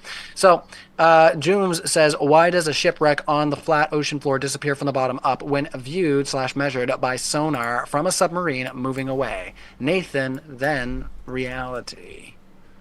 Yeah, I don't know. I've never heard the sonar causes things to disappear bottom up. I always hear, why do things disappear bottom up when you're looking over a large body of water? But they don't understand that the horizon isn't physical geometric curve. It's an imaginary line. If it was physical and geometric curve, like I just said 2 minutes ago, it would be at 1.22 times the square root of the observer's height in feet. So 6 feet, 3 miles. That's been debunked. We have laser tests at over 23 miles, and it's a 3-foot observer height. So not 3, 23, and not 6 feet, 3 feet. So the globe's been thoroughly debunked. That's why we have a lot of emotional damage. Next question, please. No, not next question. I'm going to respond to that, actually. Once again, Nathan is ignoring the variables such as refraction, which have to be taken into account when doing these observations. He's ignoring the fact that lasers are light and refract, which we have to take into account when they're doing these observations. 5 seconds. The horizon is a physical location. That's the only way you can get a refracted horizon, because there is a physical horizon. All right, we gotta let Max in here as well. So Max, go ahead. Again, all I heard is buzzword. Nathan just repeating his script. We have been debunked. Greg has worked with radar. You haven't. You don't know how radar works, Nathan. You don't know how anything works. If you did, you wouldn't be a flat earther. Oh, and you mess with me about like being with my cat, and now you're with your dog. You're such a hypocrite. I like all the pets. You guys all have great pets. Let's move into the next super chat there, guys. Yeah, that's yeah. There's lots here. Nathan, are you staying for the Q&A or wine strange like last time? Kango 44. Some people just don't have time, and they want to try to answer as many questions. I'm going to be as charitable as I can be. Nathan did come out last minute, so let's be kind. Earth is life says, flat Earth, can we use a right angle triangle on the surface of the Earth to determine the height of the sun over the flat Earth? No, the size, the sun's speed, and its position is all apparent. That's admitted on both models. That's why the sun appears to speed up towards the horizon when it's setting.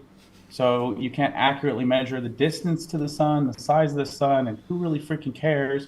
Because the Earth's flat and they're lying to all the children in the school. It's a Hey, Nathan, I made the phone call, just so you know. That's how you got arrested, dummy.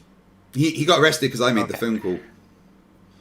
All right, guys, come on now. Mott says, I'm going to ask some of these ones here for Nathan and let him bang these out of the park so he can do his closing. Will Nathan share his geometrical analysis on the screen so we can all have a laugh? This is from Mott. I don't know what you mean.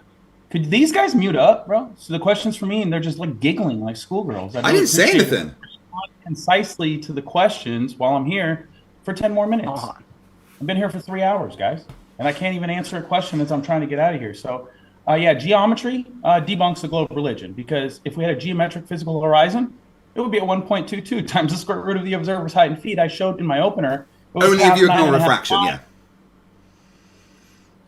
All right, can I just do my closing, bro? We can't get these triggered funnies to mute up. I mean, you're ignoring the things that we tell you about refraction, Nathan, and just saying the same lies over and over. Okay. Ryan, please. If you want to do your closing, that's fine. I was going to try to bang out a few more that just came in for you there, but that's all right if you want to. Mute up the entire time. I'll answer a few more questions. No, I'd like to respond to the lies you say. All right. Well, we'll give you a chance to respond. Nathan does have questions here, so let's ask these ones for Nathan, just so Nathan can take out the pup. And if Nathan wants to rejoin, he's more than welcome. But I totally understand, if you're cashing out, because like I said, you came in last minute. So my dad left. Oh, that's a sad name. Nathan, show measurements of flatness using instruments like theodolite. So we'll do the theodolite's only accurate for like 300 meters. I talked about how we leapfrogged. It took 2 days to do 2 miles. So you can't just point at theodolite. This is in the specifications and the limitations for a theodolite. So next question, Ryan. Let's keep them going. All right. Ryan, mate, please. Nathan's contempt for you, the debaters in the audience, is deplorable. Why do you keep rewarding his disgusting behavior? I don't think I'm rewarding anybody. I don't think anybody has any contempt for anybody. I see you there, Max. We're going to just try to...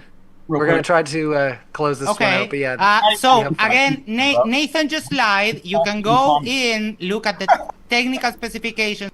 All right, we'll let you respond, Max. I thought it might be something, like we do have to let him go if he's got his last minute. So I'll let you respond, and then if you want to open up another can of worms, I'm sure we can get Nathan and you back in the same space eventually. But go ahead there, Nathan. We'll let you close your 1 minute thought. Never would have taken this debate if it wasn't last minute, and someone I invited to come on bailed last minute, but I wanted to back Chris up. I want to make sure he had a worthy partner to come on and debunk this cartoon globe religion. So did you bring a worthy partner? Can we get real quick a moment of silence for the globe, since it's going to rest in pieces? Flat Earth is literally dying so today, right now. They couldn't demonstrate the hurricanes like I asked. He got the formula for Coriolis wrong. He talked about plane surveying and theodolites, even though they assume it's flat for 100 square miles. Then you have refraction, which isn't taking place in nature because you're not looking through glass. You're not looking through two different mediums. He thinks refraction can only happen through glass. That. So I want to shout out all the hosts on TikTok. Rip, Shape Commander, Rakia, you guys are crushing it. Follow me, Enoch of TikTok. My videos on there are excellent, guys. I've actually been putting out really good videos. Be the Change is my YouTube channel. It's my backup. I don't pay much attention to it because they've censored me on Facebook, YouTube, my Yahoo account, Venmo, Skype, Zelly, Tinder. Everything gets erased when you're a flat earther. But if you guys want to support my activism, patreon.com/Nathan Thompson. I also have Bible and science flyers. Well, Flerfs for money. And thanks so much for having me, Modern Day Debate. I would have stayed a little bit longer, but I didn't walk Geo before I got in. You just lied a bunch more. That was cool. I have to do that for like 3. Walk the dog and walk the dog. I tried, bro. You guys have a good night. Thanks for having me. All right, awesome. Well, yeah, if you do want to rejoin, you're more than welcome. But like I said, I understand if you're cashing out. So yeah, we appreciate you jumping in last minute. We'll see you again at Modern Day Debate. Oh, goodbye. All right, that's all. The dog must have started leaking out or something. I don't know. That's fine. So yeah, thanks to Nathan for coming out to Modern Day Debate. We're going to try to get through these super chats and maybe get a little. Wait! I need to respond to the last question because he fucking lied. He says theodolites are only good up to. He says theodolites are only good up to 300 meters. He lied. You can go in to any technical sheet of any product and you can see the range. He just lies because Flat Earth is just that, lying. Yeah. He lied a bunch in his outro there. He lied about me. Yeah. He lied about what I said. He lied about the formulas. He's not here right now, guys. You guys are talking about it when he's not here. Yeah, that's not our fault. He just left. Yeah, I can talk about. If he lied about me, I'm going to respond to any arguments that have been brought forward, or if you think somebody lied about you. I mean, sure, you can say I think someone lied about me, but it's yeah. All you're lying is the Globers to spew this nonsense. You're lying. We caught Craig in a lie. No, you didn't catch me in a lie. So what was the lie you caught me in, Chris? What was the lie you caught me in? Chris, what was the lie you caught me in? Am I saying that right? Chris, what was the lie you caught me in? Craig is projecting his own insecurities. Chris, what was the lie you caught me in? Use your words. Stroke and security blanket. Where a gram's derived and how it's a unit of yeah, but are you aware that the meaning of the gram was changed in 2019? There's a different meaning now than there was in the 1700s. Are you aware of that? So I'm also aware in the year 2020 they changed the definition of the word vaccine. Crazy how that works. It fits almost a political agenda. Crazy. No, right? It's just science updated what the gram means. So today, Chris, today, what does the gram mean today? Now in 2024, what does the gram mean? Ignorant of where it's derived from. Doesn't matter where it's derived from. We talk about what it's used today. What is the gram today? Next question, host. So just to be clear, he doesn't understand the fact that definitions of things evolve over time, especially in science, and the thing that he was saying about gram was the case 400 years ago and is not the case now. From you dumb fuck. Doesn't matter. The definition has evolved. Guess what? Hold on. Okay. He went on to say that it's because of Planck's constant. Let's talk about that. Is that based on gravitational acceleration, you dummy? No. Or is that based on electrostatic potential on a Gaussian Nobody surface? said that it is. And no, it's not. Got you again, you fucking piece of shit. Again, how does this debunk what the gram is? The gram is a measure. Is based on what a Planck length is. That's how you define what a gram is today. Electrostatic potential. Got it. Yeah. Good And job. then to get the weight, you times mass by gravity. So the weight is mass from the mass is electrostatic potential. no, that exists the within mass volume. is not the gravity. But that's not the actually weight. gravity, my friend. Right, Chris, do you want me to respond or not? Chris, would you like me to respond? Big time Chris, would you like me? Chris, would you like me to respond? Would you like me to respond, Chris? Yes. Okay, right. Let's go to the next question. Yeah, no, I'm going to just respond because I've been trying to, but Chris doesn't know how to. You already responded. See, once again, he won't let me respond because he's afraid to let me respond. Potential of the So mass see, he won't let me respond. He is just over talking me like a little child. He has impulse control issues. All right, so hold on a second. So I do want to give Craig a chance to respond. You know, you did throw out some stuff there, Chris. So let's try to have some back and forth and not talk over each other. Chris can't not Craig, lie. It is quite hilarious, actually. Max. Yeah. So mass. Very patiently. The mass is defined by all that. That's what we're talking about. But weight is mass times gravity. Mass is not weight. Weight is mass times the gravitational acceleration. He needs to understand the things he's talking about instead of trying to argue with someone with a physics degree, a first with honours. Sorry, Max, what were you trying to say? No, I got a question. No, Max is talking now. I got a question, but maybe we can go back to it in a second or two. What's your question, Chris? Will you let me answer the question once you've asked it, though? Let me ask the question then. So how can you correlate temperature and gravity? What? Who says you correlate temperature and gravity?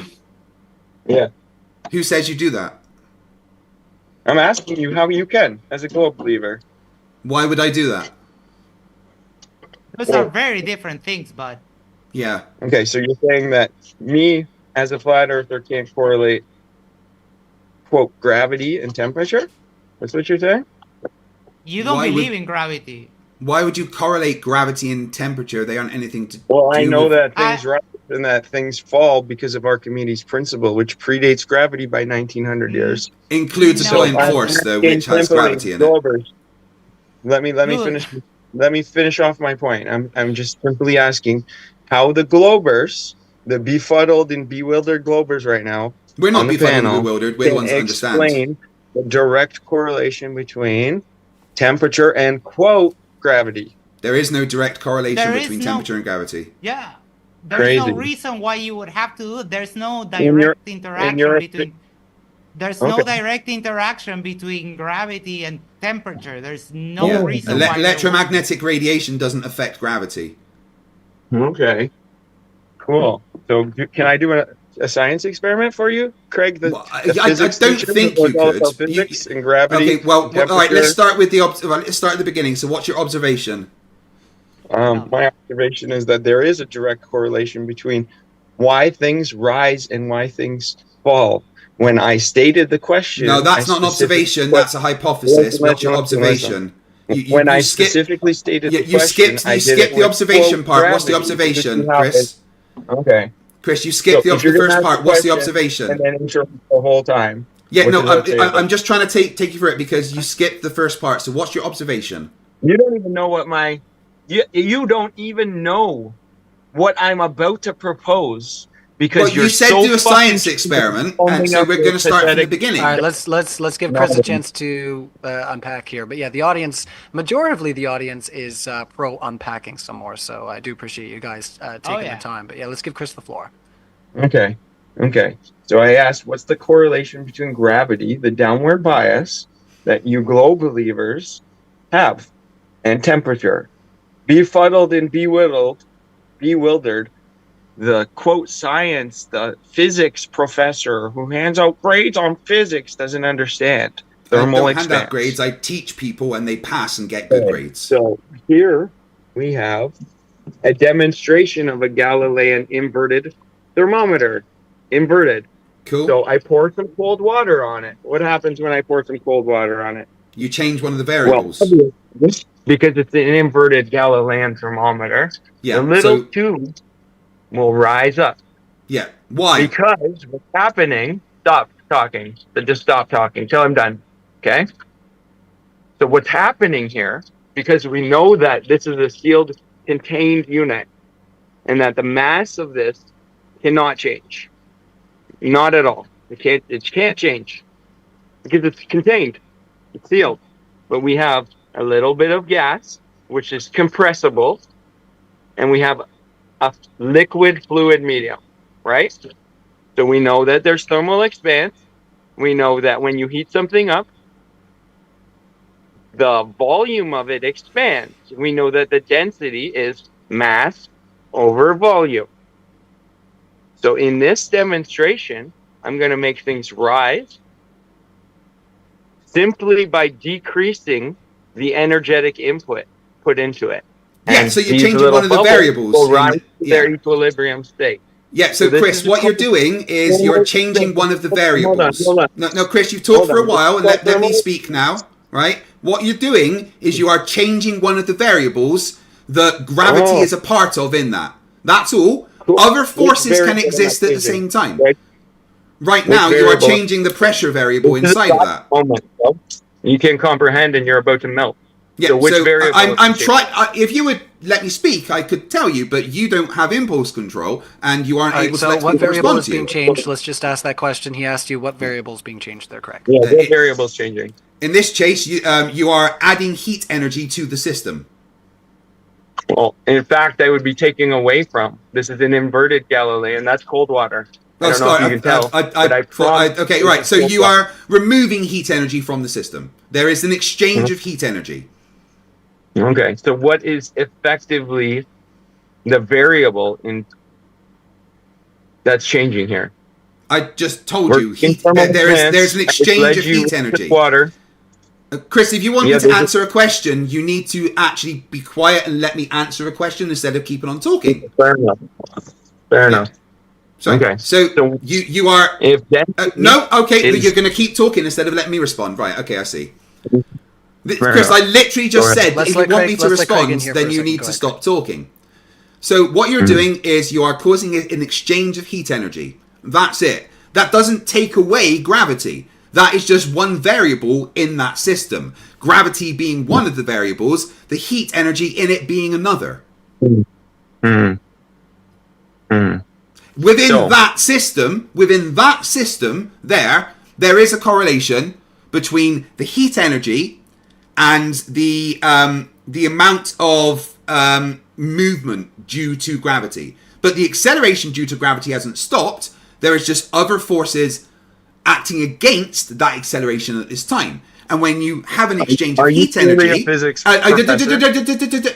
when there's an exchange of heat energy, it changes the variables within the system, does not take away the acceleration. Does not take away the acceleration due to gravity. Just adds another variable to the system. What variable? I've said that many times. There is an exchange of heat energy. Okay, which has a direct correlation to what? The mass or the volume? It has, in this case, a correlation to, well, not the volume inside there. It doesn't change the volume of what's in there. In this plate, this is thermal expanse of the fluid. So yeah, we are so directly the changing fluid has changed, but the actual volume variable. inside the flask hasn't changed, has it? Well, do you know that thermal expanse dictates that the fluid will expand or contract? But the volume inside the flask hasn't changed, has it? Craig. Has the volume inside the flask changed? Is it yes or no? Yes. The volume. Are you saying the volume of inside that flask has changed? Craig. The only variable that can change, because this is a sealed unit, which I led you off like a fucking donkey on. So you think the volume inside there changes? With the temperature. This is called thermodynamics. So just to be clear, the volume inside that sealed flask, you think the volume inside the sealed flask changes. Is that right? Increases with energetic input, decreases removing it. Pretty straightforward. You think the volume inside a sealed flask changes? So yes. Oh my god! Yes, guys, it does hurt. It does hurt. Did you know that the Eiffel Tower actually grows? Yeah, the Eiffel Tower is not in a sealed container, is it? Hold on. Stop talking over me. I don't know who you... Dude, that's a sealed container. The volume will not change. The volume, thermal expanse, absolutely. Like, this is the thing. He thinks the volume inside the sealed flash changes. And you don't even understand the direct correlation with temperature, pressure, and how that would be changing in this system. guys, he's trying to tell me I'm wrong about physics whilst telling me the volume inside a sealed container changes. Just take this in, guys. It's beautiful. Okay, well, since the mass isn't changing, can the Glober donut please explain it without fucking gish galloping around the volume aspect? Because we know thermal expanse happens, and we know that convection of liquids happens, and that the hot water rises and the cold water settles. And how does this debunk gravity? Shut up for a sec. This is also a fundamental principle of Pascal's law, which you don't want to talk about. I didn't say I don't want to talk about it. And how does it debunk gravity? Max, I've been laughing at him a long time. Do you want to laugh at him for a bit? Gravity real time for you right now. I'm showing that I'm not changing the mass in any kind of way, but because of the energetic... You're just changing another variable. Yo. Okay. So, but to be clear, you think the volume inside a sealed container changes, is that right? Just to be clear. The volume that is fixed, that is based on the area inside that chamber, you think it changes. Let's educate a globe card. I need my facepalm protection, guys. I need my facepalm protection. Yeah, you need your NASA helmet and your knee pads, bro. Let's see. I think talking to you, I do need some kind of. Let's keep going. This is fun. Max, right, Max, do you want to take over explaining why you're so dumb? I'm sorry, I'm currently eating a snack, so I'll let you have this one. All right, okay. No, you keep that to yourself. I'm actually eating the globe. Hey, Chris, right, so... Chris, here's the thing. Expanse of volume. Chris, let me talk to you a sec. Chris, can you stop talking for a second? Right? Yo, suck it, bro. Chris, can you stop talking for 1 second? Chris, I'm trying to have a conversation with you. Chris, I'm trying to have a conversation with you. Could you stop for 1 second? Okay, Chris, if it's possible, Chris. Hold on, let's Chris, if it's possible, I'd like to have a conversation with you. That would require a bit of a back and forth. If you could just stop talking for a second and let me actually try and... Let's just avoid the meta, Craig. Let's just make so the Chris, response there and let's keep talking. let's be clear. The volume inside the container isn't changing. The volume of the liquid inside the container is changing because of thermal expansion. The volume inside the container overall isn't changing. But the thermal expansion... You're changing your pathetic tone. Is that what you're doing, you pathetic piece of shit? Do you want to listen?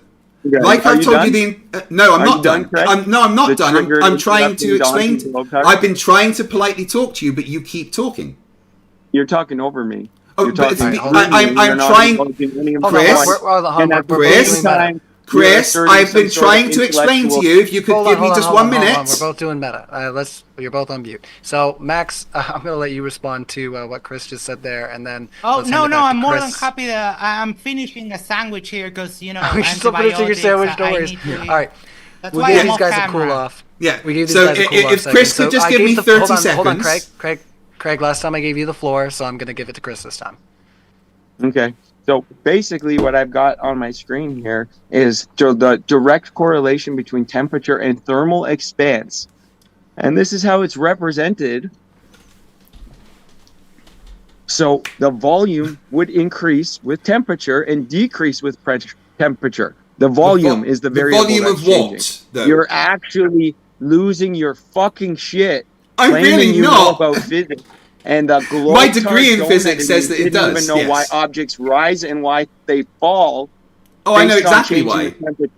Straight facts. That all happened within the last 5 minutes. Straight facts. Well, really not, Chris. Remember, Chris, it hasn't happened. You just got not fooled and owned by a flat earther. Chris, you disingenuous donkey. Chris, facts. Chris, it could be a good boy. and just be quiet, Yeah. maybe you would So learn would you say something. that No, convection you're still talking. of water happens? See, Ryan, I've Craig? tried politely to talk to him for the past Yeah, 10 would you say minutes. convection of water happens? I want to point out that I've tried politely to does talk to him for the convection of past 10 water minutes. happen? He doesn't let me speak. Hold on. He does not let me speak. So let's do the back and forth. Go ahead there, Craig. Let's just I'm going just before I do, I'm going to do a bit of meta because I want to point out that I have tried politely for the past 5-6 minutes to have a conversation with him, but he has not let me. He will not stop talking to let me have a conversation with him.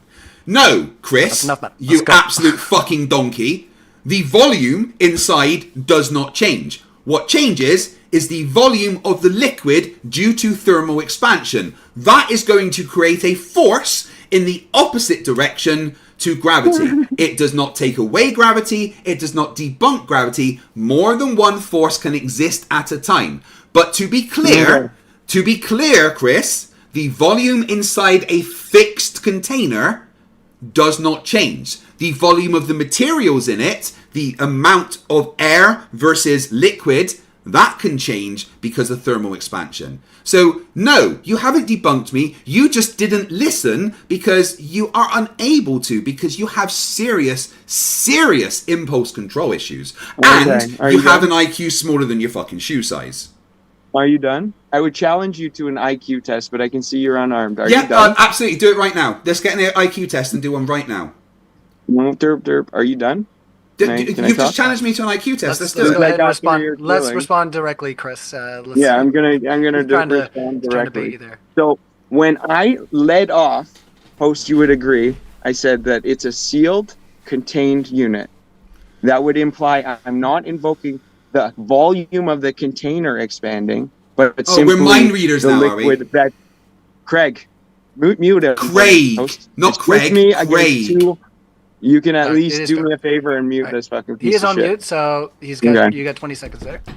So obviously I was implying the volume of the liquid. And then I even went further to say there is a gas part that will compact, right? Compressed gas, but the liquids due to thermal expanse will increase and decrease in volume. The liquids within the system. So what I showed there in real time is how me changing the volume will cause an object to rise or to fall, which you as a glober, you and Max both were befuddled and bewildered. No, we were not. About. Not in the slightest. No, we weren't in the slightest. I've explained it to you several times. Again, remember, right, I'll show you just spoke. Now it's my turn to talk. So be quiet. Chris, you've spoken. Now you be quiet. Chris, you've spoken. Now you be quiet and let me speak. Okay, so I led off. Chris, you be quiet now. Chris, can I respond, please? Before we just Chris, hello, Chris. Let's try to have some back and forth. Just 1 second there, Chris. Just 1 second. This is what I mean. He does not let people actually respond to him. Okay, so Chris, once again. Nope, see, there's literally the second I spoke. So we're trying to get some back and forth here, but if we do need to go back into the questions, we will. But because I don't want to have to keep policing. He has the worst impulse control out of anyone I've ever spoken to. It's absolutely insane, and he cries victim. It's absolutely mental. Right, so Chris, you are creating an exchange in heat energy, which is causing the liquid in there to expand. That is creating a force in the opposite direction of gravity. That's it. That's all that's happening. It's not removing gravity. It is making another force. No one said that gravity disappeared. You implied that the volume inside the container changed. No, it doesn't. The volume of the liquid compared to the air changes because of thermal expansion. No one is befuddled and bewildered. 5 seconds. No, please, bit more, please. He spoke for ages and I didn't get a chance to respond. That's the only thing. You don't even understand science, bro. He's still I didn't get a chance to finish. You didn't have an answer. I didn't get a chance to finish. Hold on. He has massive impulse control issues. Yeah, he has massive impulse control issues. It's insane. So the thermal expansion of the liquid creates a force in the opposite direction of gravity. That's all that's going on there. Nothing more, nothing less. It does not remove gravity. It is just another variable that is happening. And I've explained the science to you, specifically the fact that you don't understand it is your problem. See, you can't wait until I finish speaking, can you? You have to interrupt. You've been talking for 2.5 minutes, insulting me like the pathetic piece of I didn't insult you once. I didn't insult you once. I explained the science. Oh, you explained science. Yes, which is what I do. You were scratching your head when I brought up temperature and the No, I really wasn't. Nobody was scratching their head. Why are you lying? Why are you lying? Did you? Or did you not agree? Why are you lying? In your pathetic Gish Gallop. Why are you lying? Why are you lying? Did you or did you not? Why are you lying? In your pathetic excuse of Gish Gallop. Why are you lying? That thermal expanse is a function of fluid mechanics. No one denies that it is.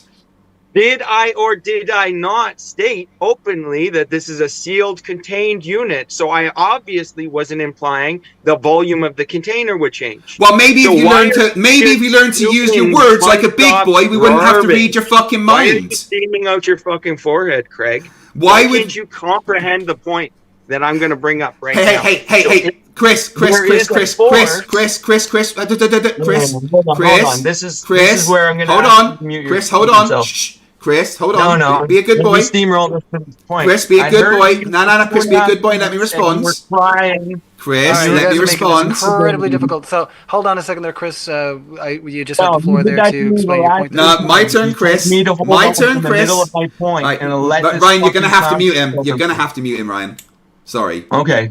So show your bias. You're going to have to mute him because it's my turn to talk. So did you not just talk for 2.5 No, minutes? it's my turn to talk, responding to you. So shut the fuck be quiet up now while I talk. No, Ryan, please, I'm just it's my turn. Mute just to save myself the trouble here. Hi, Max. How you doing? Hey, I'm doing great. Chris, you're on the the phone, ambulance is on its way. Just hold on tight. Keep stroking that security blanket, buddy. Don't say stroking on our stream. Oh my god. Anyway, no, I'm just playing. Honestly, all right. So we're gonna go back to the audience questions. I think we've had more than enough back and forth. You guys had a chance to unpack probably a whole additional open discussion there. So, I think we hit an impasse. So let's get back into the questions from the audience. Toads in My Eyes, very strange name, says, Flerfs, if you are a real truth seeker, what physical possible demonstration of gravity would you accept? Emphasis on physically possible. So I'll give that over to you there, Chris. Are you going to allow me to talk, Ryan? Do you want to just hand it over to Craig to overtalk? You guys Chris, you've spoken way more than me, dude. So, what is it, bottom line is, when I'm speaking and you mute me several fucking times, Ryan. Stop crying. Particularly. Answer the next question. Well, he doing this.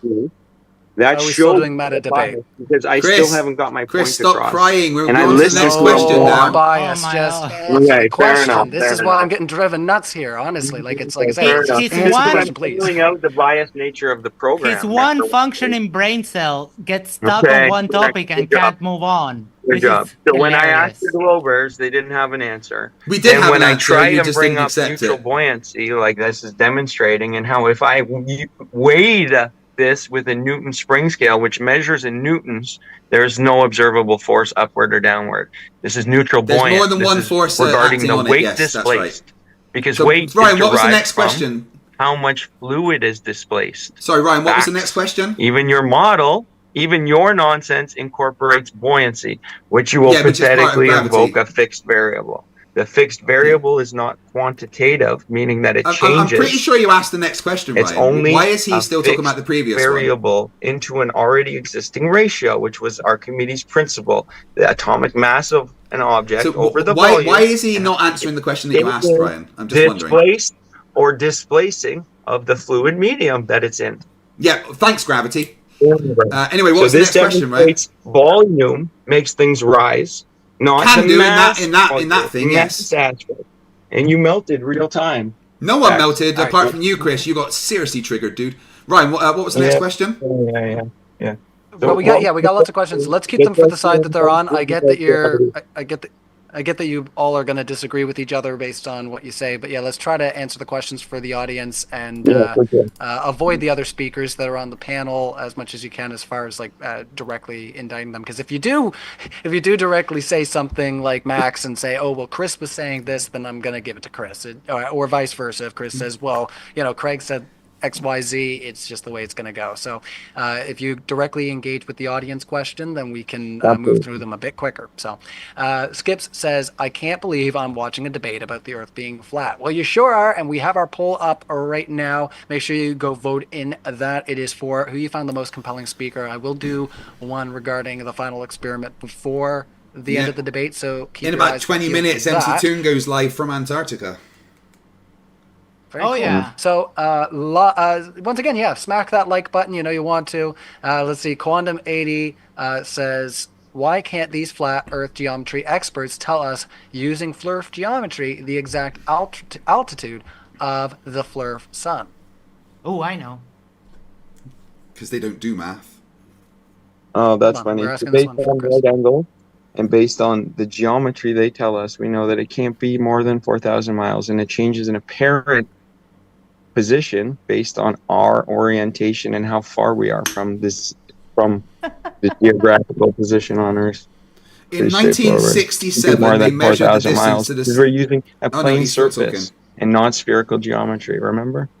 Blah, blah, blah, None blah, of blah. that made any In sense 1967, they measured the distance to the sun with radar. It's been done more and more Last accurately since then. last word for Chris, and we're going to carry on. Okay, well, with radar, then you must know that the sun is a black body in astronomy, meaning that it eats up all EMF No, frequencies. that's incorrect. And you're lost in the chaos. Incorrect. Go ahead. You are All right. incorrect. All right, we will, like I said, try to keep them to the one side if we can, because there are questions for both of you, both sides of the panel, and where it's only Chris on the one side, we do want to make sure that we don't have too much teaming up there, you guys. So Yeah, but he is let's just incorrect try to about the black carry body on. thing. It can reflect radiation. There's like chronospheres and stuff. Try to carry on. Thanks, Greg.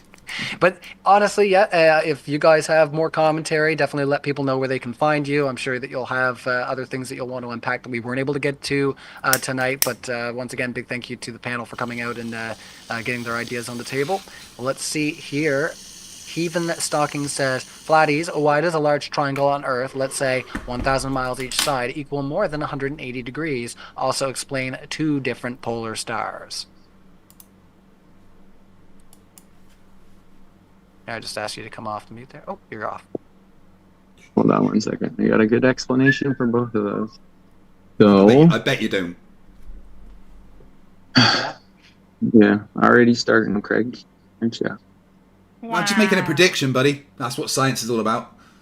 Okay. Right, let's see what he's got here, guys. Let's just Okay, so how do we have, this is a key aspect, and I actually drew up something about this first and foremost. Let's go over how the globe nice cartoon makes it.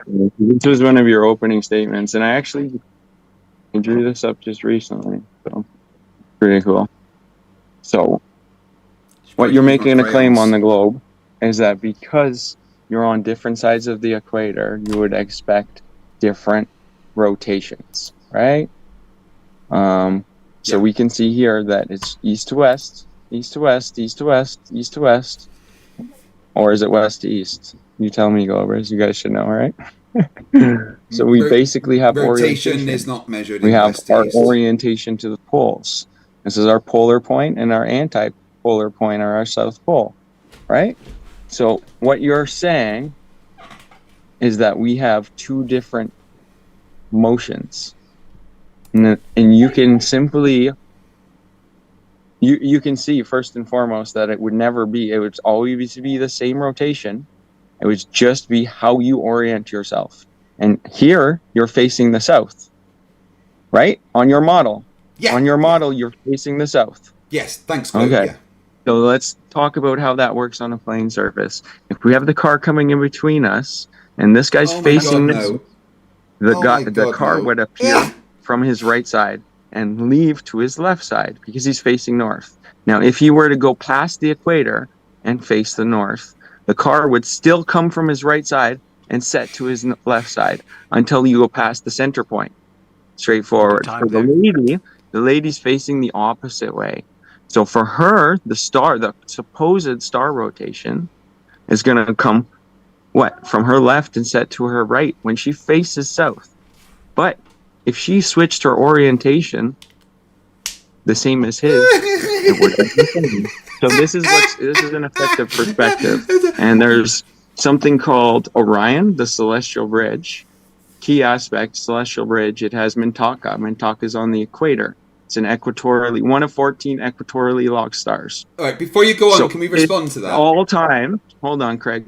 It is at all times situated directly over the equator. And what people will observe as it passes in between, she will observe in the northern hemisphere, head first to feet, based on perspective and orientation and direction, south or north.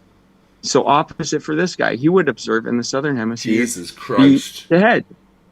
This is indicative of perspective and how the 6 and the 9 would be on the ceiling. And this is exactly why the moon inverts when it goes in between these observers. Facts. Can I get this Yeah, there's a lot of questions for the flat side, so I do want to let Max respond there just while he's trying to inject, and then I'll let you close this one out. Yeah. We're going to do a little thought experiment. If you put a clock on your ceiling, where in the room can you locate yourself to see that clock rotate the other way? Go. Okay, I'll show you. Real time. Ready, Max? Ready?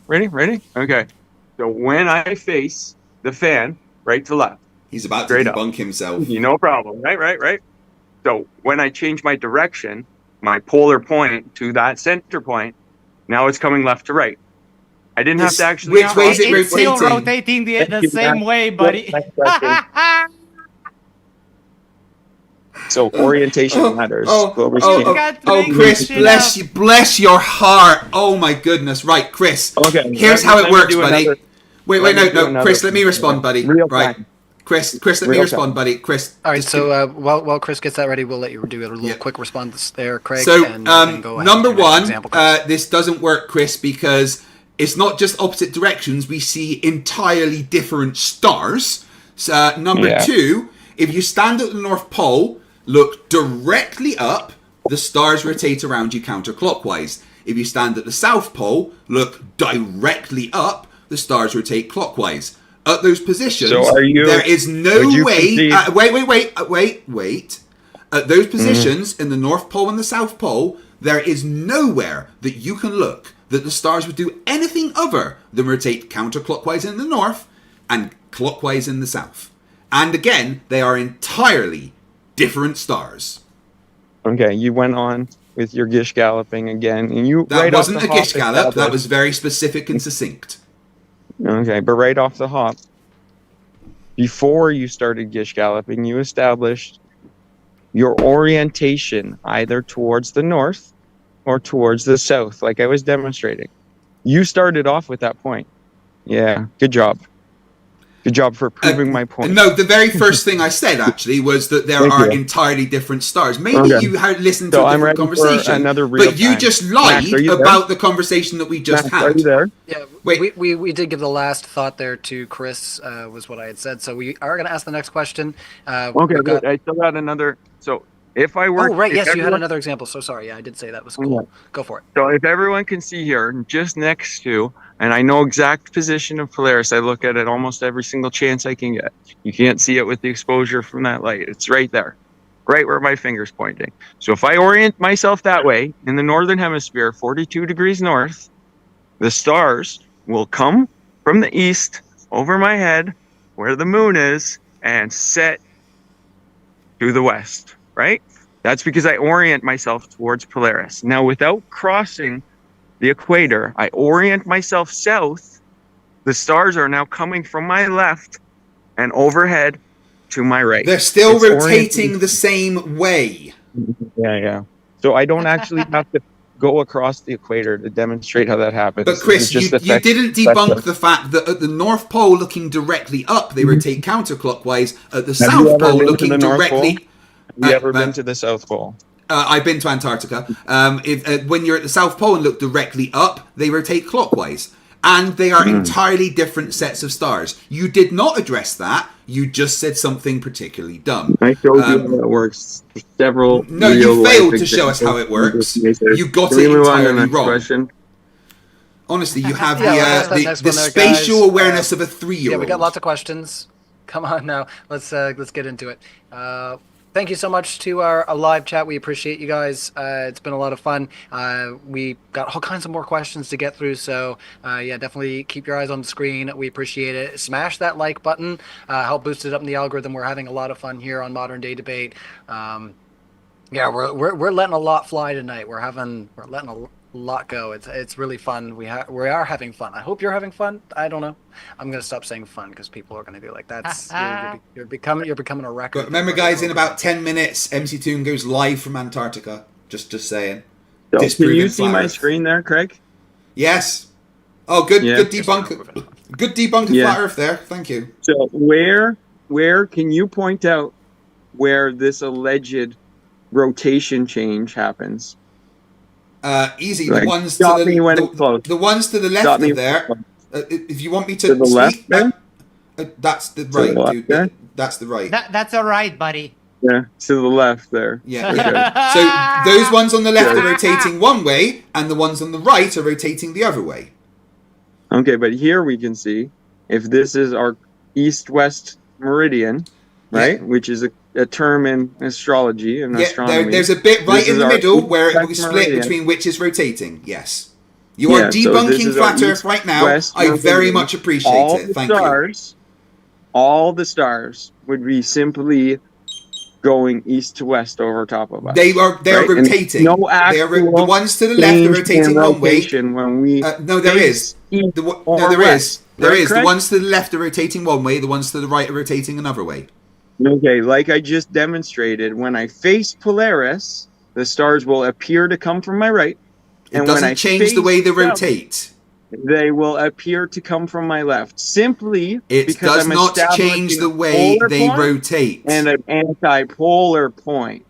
It does not change the way they rotate, Chris. Orientation and how the stars come towards me and set. Chris, it does not change the way the stars rotate.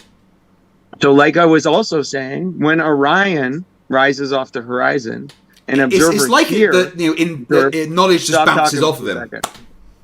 So an observer here would observe, due to perspective... Could you maybe speak a little faster? You're like listening to a really boring person that just waffles. Could you just like speed up a little? I just love how this question throws flat earthers for a tailspin every single time. This does it, really. You want to talk about the stars? I love talking about the stars. You guys are foaming right now. They disprove the flat earth entirely, a preconceived belief that it just changes because you're on... It does. I've checked. Curving ball, baseball. No, it does change. I've checked. I've been all over the world. They just go east to west. Dude. And we orient ourselves north, and we orient ourselves south. I've traveled every ocean in the world. The directions of the stars rotate change. You guys are just listening to this. Let's get into that next question, guys. I've let it go quite a bit. Yeah. We have another debate that we can host between y'all for sure, if that's something of interest, and try to unpack a more open discussion, because it seems like there's a lot of... Well, yeah, I could get a lot of clips from this guy. But we are supposed to be... I could get a lot of clips from this guy for a good episode of Flerfs the Idiot, so I wouldn't mind that. Oh, you would say something like that. Well, thank you so much for being here, Craig, Max, and Chris. We appreciate the whole panel, and Nathan, who is no longer with us. But if you're out there watching, Nathan, we appreciate it. So, Evan Stocking says, Flatties, why does a triangle... Oh, we asked that one, sorry. General E. Shady said, actually, I didn't useful. That's that single point of that, but we can go on. Oh, if you want. No, he just interrupted the questions there. That's fine. Just the first part of the question. We kind of got derailed when... Okay, so basically... Large triangle on Earth? Yeah, let's do large triangle when you incorporate how we get our bearing, right? If this was representing... What the fuck is that? This is called the plate. And if you can't comprehend, we're invoking, quote, spherical excess, but it's actually just circular excess. So if I were to pull out my protractor right here... It's so funny, Matt. Or Max, is it? Max, little ego guy. So if I pull out my protractor here on a circle, right? Don't hurt Just yourself with that, buddy. segmenting a It's pie got a sharp edge. You measure the other way. and Oh so my we god, can he's see doing it that backwards. This would Fuck actually me. be going Dude, you don't know how to use a protractor. further than if I You were to- measure the other way, buddy. Flip the protractor around. Yeah, thanks, buddy.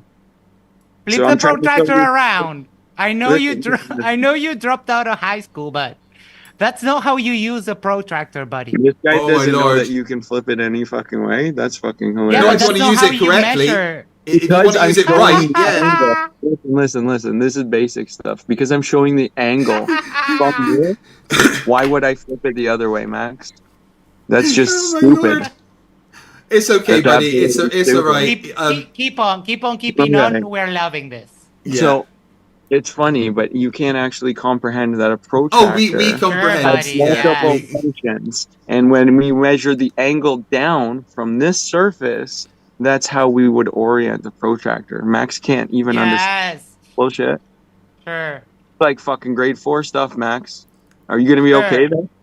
Okay. Don't let me pretend at least you got address past the grade point 4. to the comments, and maybe we can just, since it's addressed to me, and I don't even care for engaging Hey guys, with you want to you hear a guys. funny story while Are we're all laughing chatting? and Dude, constantly- Why Only are you even here? Run away like Nathan. Hold on, we're answering audience questions. Like I said, we Yeah. can keep it to one side if that is a choice by any of you guys on the panel. So Well, go if ahead all I'm there, going to Chris. get from Max is a lack of understanding of geometry or protractor Oh, sure, buddy. nonsense. Hold on there, Max. Right, I do want you to right, engage right. on earnestly there. So, Chris, I do want you to finish up your point, and then Max, if you could engage and explain why you're having your reaction that you're having, that'd be, I think, fine. So go ahead there, Chris, and then we'll hand you the floor. There, Okay, Max. perfect. So why I'm orienting it this way is because I'm demonstrating the straight edge.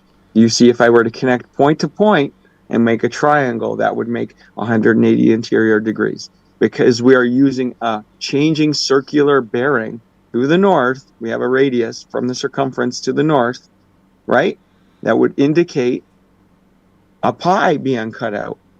Exactly like what I'm showing. There's circular excess because we're actually following one of the edges being a circular dimension.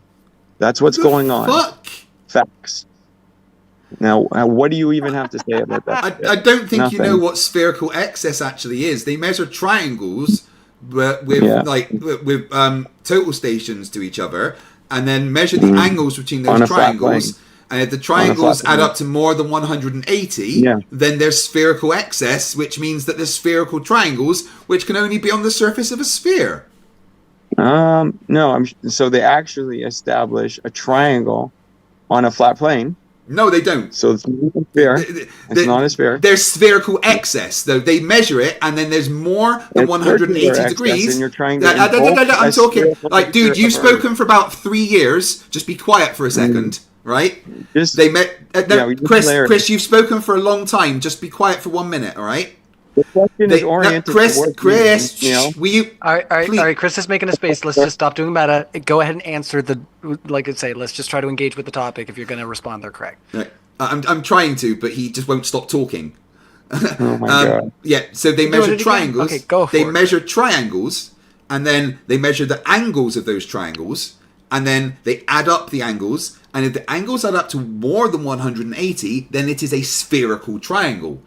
That is what the spherical excess is. It is anything over the 180 degrees. Max, anything to add? No. Right, All there right, we go go. ahead, What's Chris, the next respond. question? Okay. Well, we can move on to the next question. Like I say, Yeah, like, wait, Oh, well, that map's been debunked. You can't bring Oh, that up. that map is dead. That map Okay, is what I'm absolutely clearly dead. demonstrating now- Yeah, good job, guys. Good job.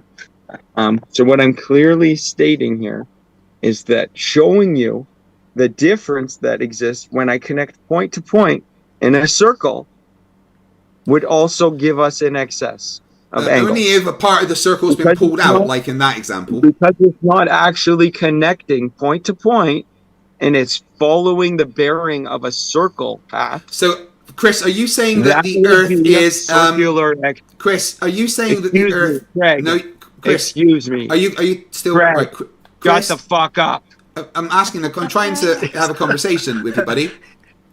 he really meant that one, Craig.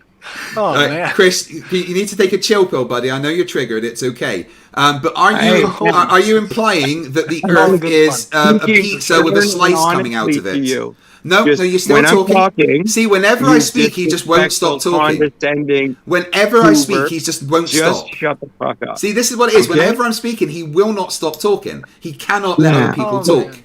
I would ask the question. No, Chris, I'm talking. I am talking, Chris. Be quiet. Good boy. Yeah, but I was asked the question. Chris. You felt the need to jump in. Chris, all right, hold on. Craig, I do want to let you respond, but in a natural way. He spoke for about 3 years, maybe 4 at this point. I know, but yeah, there are a lot of questions for the team flat side, so it's just. Well, yeah, but I'm trying to explain why he's wrong, and he's just waffling the same thing over and over and over. Disingenuous piece of shit liar, Craig. Triggered. Hold on. All right, Tell me how you really feel about him. We have been doing a lot of that too, so let's just try to wheel in some of the direct so insights. I just give me, please, out. just give me 30 seconds to respond. That's all I want. Maybe even 10 seconds. That's all I need. Chris is implying here. You do your best to be quick, but I'm gonna be more hammering down on the bad behaviors there, fellas. Let's try to wheel it. I've been good. Ahead. I'll give you 15. Right. So Chris is implying here that the Earth is a pizza with a slice missing, and that's the only way that what he's saying could make any sense at all. No, spherical excess is a triangle. You add up the angles. Anything over 180 is spherical excess, spherical triangle. Done. Okay. Right. So what was the next question, Ryan? No, hold on. No, come on, dude. We've debunked you. We're being fair to everybody here. You guys want to carry on and you want to respond, then we're going to let him respond too. So it's up to you when you want to end this circle, because I think as far as memory serves, this is his question. So if he just keeps saying the same thing over and over, though, it makes no sense. Okay. So what I'm demonstrating real time is how if we were to connect, you're demonstrating that Earth is not a pizza. Are you triggered? Spherical excess is measured in 3D space, Chris. Yeah. I think he's broken. Let's just go to the next question. Did we lose I think he's having a stroke. Okay. So are the two Globers done?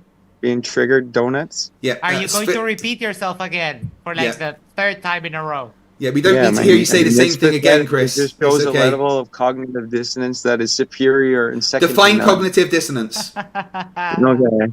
Define cognitive dissonance, You Chris. can't even spell cognitive. All right, we're not here to talk about cognitive dissonance. We're here just to try to engage with what Chris has here on the screen, and then we're gonna. Hey, Max, just get some popcorn because he's gonna play a rerun. Okay, mute the Glober donuts like you progressively and actively mute me. Let's do that for a sec. Well, I haven't muted anybody in a hot minute, but I will. It's fine. Well, we'll still go on this pointless diatribe. Can I share my screen for a second, Ryan? Okay. What the fuck is going on, host? Well, we're just waiting for you to stop repeating yourself over and over. Holy fuck! Honestly, I'm not gonna lie. Like, if Max wants to share, you guys are let him keep on his ramble. Max has not actually had much of the floor time at all. Share that, please, Ryan. To be clear, what just happened now? You allowed him to overtalk. You allowed him to not let me get my point across. Spherical excess, not being a sphere. It's circle. So right now we have MC Toon at 2 a.m. in Antarctica. Holy fuck! Disproving the flat Earth. I'm just gonna end my closing remarks here because this is pathetic. Run away. Thanks for trying. If you want to do your closing, that's totally fine. But yeah, we'll answer the rest of the questions. A lot of back and forth here, and I don't think it's been totally bad, honestly. Like, I think I've been enjoying it. I mean, Chris is awful with conversations. Yeah, Chris doesn't understand how conversations work and cries a lot, but yeah, it's fine. So if he wants his 1 minute closing remark, it's up to him. But, in my closing remark, the last thing I need to hear is Craig, the crying, triggered globe. No one's cried here apart from you, buddy boy. Bye. Don't let the. All right, hold on. I want to give you a chance to do a proper closing to the audience if you want, not just one where you're going to insult people. Let's try to be, proper with the closing. The reason that I'm leaving is because you're allowing it, Ryan. It shows this cognitive bias and how I thought that was bread for your butter. Okay, you have preferential treatment and how You told me would- earlier you liked that, but that's all right. I can, like I say, if you're going to sit here and try to critique me, I can just Okay, fair boot you enough. myself. That's fine. It's just not something I want to debate on. See you later. Oh my God, Ryan! Yes. Save me, guys. I'm not going to sit here and converse about this. I've been doing it for 2 years. I've got friends all across the spectrum in these spaces. Like this is a waste of time to be sitting here debating with any of the mods of modern day debate. We've given more people more time than anybody in any other space on any other platform. I would argue with anybody that. Come on. Let's not even try to debate that. Ryan, let's not. You We're know moving that on if I questions, had- guys. You know that if I had criticism, I will. Today we made it kind of hard for you, and you handled it like a champ. So thank you, Ryan. Today you're awesome. Yeah, but he was one of the most insufferable people I've ever spoken to. Literally didn't understand how conversations work, and I know I probably didn't make it easy for you myself, Ryan. But you did the right thing there. It's not he can't just sit there and insult you as the host. In fact, what Nathan and him did was spent a lot of the time just insulting the show and the audience, rushing it along. It's really not fair to you guys. I'll let you do your meta-analysis of the debate in your own spaces, but let's try to answer these questions there, guys. I'm going to count on you to answer these questions. I do apologize to the audience. Both of the speakers for the flat side did decide that they wanted to duck out early. Oh, wait. And I made an executive decision. I'm so sorry. Wait, can you share this for another moment? Because Matthew Hakim was in the side chat crying how Moon wasn't showing the 24-hour Antarctic sun. But now we have the sun on screen, so please share it. You're showing us Please, instead, this Max. is- You're showing the shoot. wrong one. It went back. Hold on, let me. You're showing our debate me- screen right now, so you have objectively had the least amount of time. I don't know who's your timekeeper over there, Craig, but Wait. let's give There we Max some go. floor space here. There we go. 24-hour sun, complete and utter flat Earth destruction. Thanks for playing. Flat Earth is dead. Oh, wait. No, I fumbled the share again. No, wait. Hold No, on. it's working. You're showing the right one. It's cool. Oh, okay. Yeah, I posted. There's the sun, Matthew. Get your box of tissues.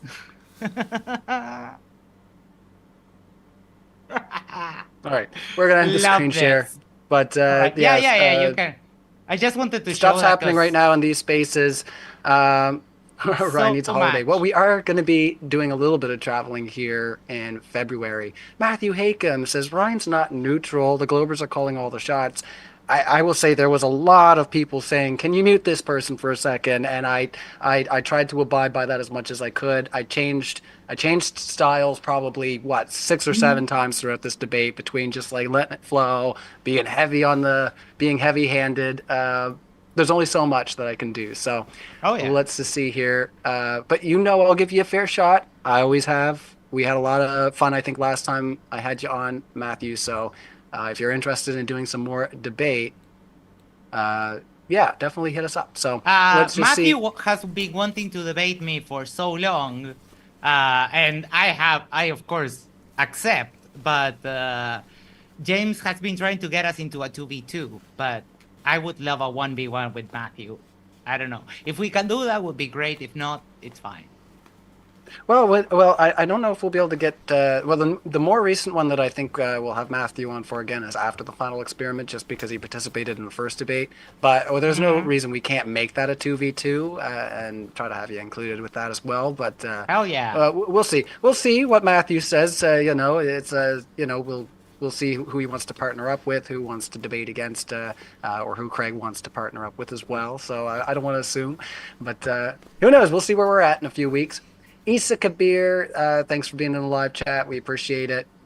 Let's see. Troy Unruh says, Craig, if you launch... that was the slingshot. I scrolled up way too far, guys. See, I was all the way back up to Isa's comment. My finger would just... Definitely use a trebuchet instead of a slingshot, though. Much more effective. All right, Jooms says, why does a shipwreck on a flat ocean floor disappear from bottom up when viewed, measured by sonar from a submarine moving away? Sorry, we read that one too. I really do have to scroll down. You answered more than I thought.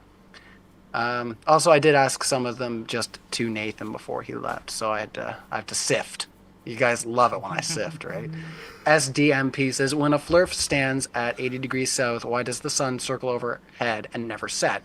Others are documenting sunspots to ensure it's the same sun.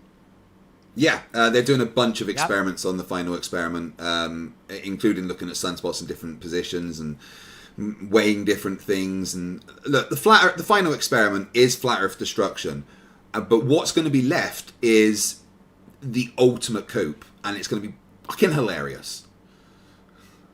Yeah, only the people who are literally not interested in truth, only the cult members will remain like Matthew. They will remain on this, just still say, the earth is flat, bro, trust me. All right, let's move on, guys. Thanks to the super chatters, thanks to the questions. Once again, sorry that things didn't go exactly the way we were hoping for, but we are moving into like a 4 hours of this here, so I do understand if, like Nathan had to go there earlier. But once again, the invitation's always open, Nathan. If you're still watching, hanging out, you are welcome to come back and answer some questions. Yeah, I mean, just just be nice. Rise a patient, nice fella. Like, do me a good solid here, all right? No, you guys are great. Earth is life. Thank you here. Hey, buddy. That was the one that I asked to Flat Earth earlier. Kango 44. Nathan, you haven't been on this platform for quite a while. Kango, Nathan's been on here quite a bit actually lately. So, if you want to go back through the modern day debate history as of recently, you'll find all kinds of gravy stuff. Ryan Murray says, flat earthers, if the sun isn't a star powered by nuclear fusion, that produces UV rays, what kind of burn is a sunburn? So we don't have those speakers here to answer that question, but if you guys want to try to help out. Yeah, ultraviolet radiation is poison to our skin. It's bad. Yeah. Wear sunscreen. Nathan jumping back in would be electric. You got it, Carl Crop. Oh, yes. I'd like that too. That'd be fun. But I do think based on the last minute parameters of everything, that might not happen. But like I say, I leave the door open. We do try to make sure that everybody has a fair shot here at Modern Day Debate and then some. So definitely hit that like button if you haven't already.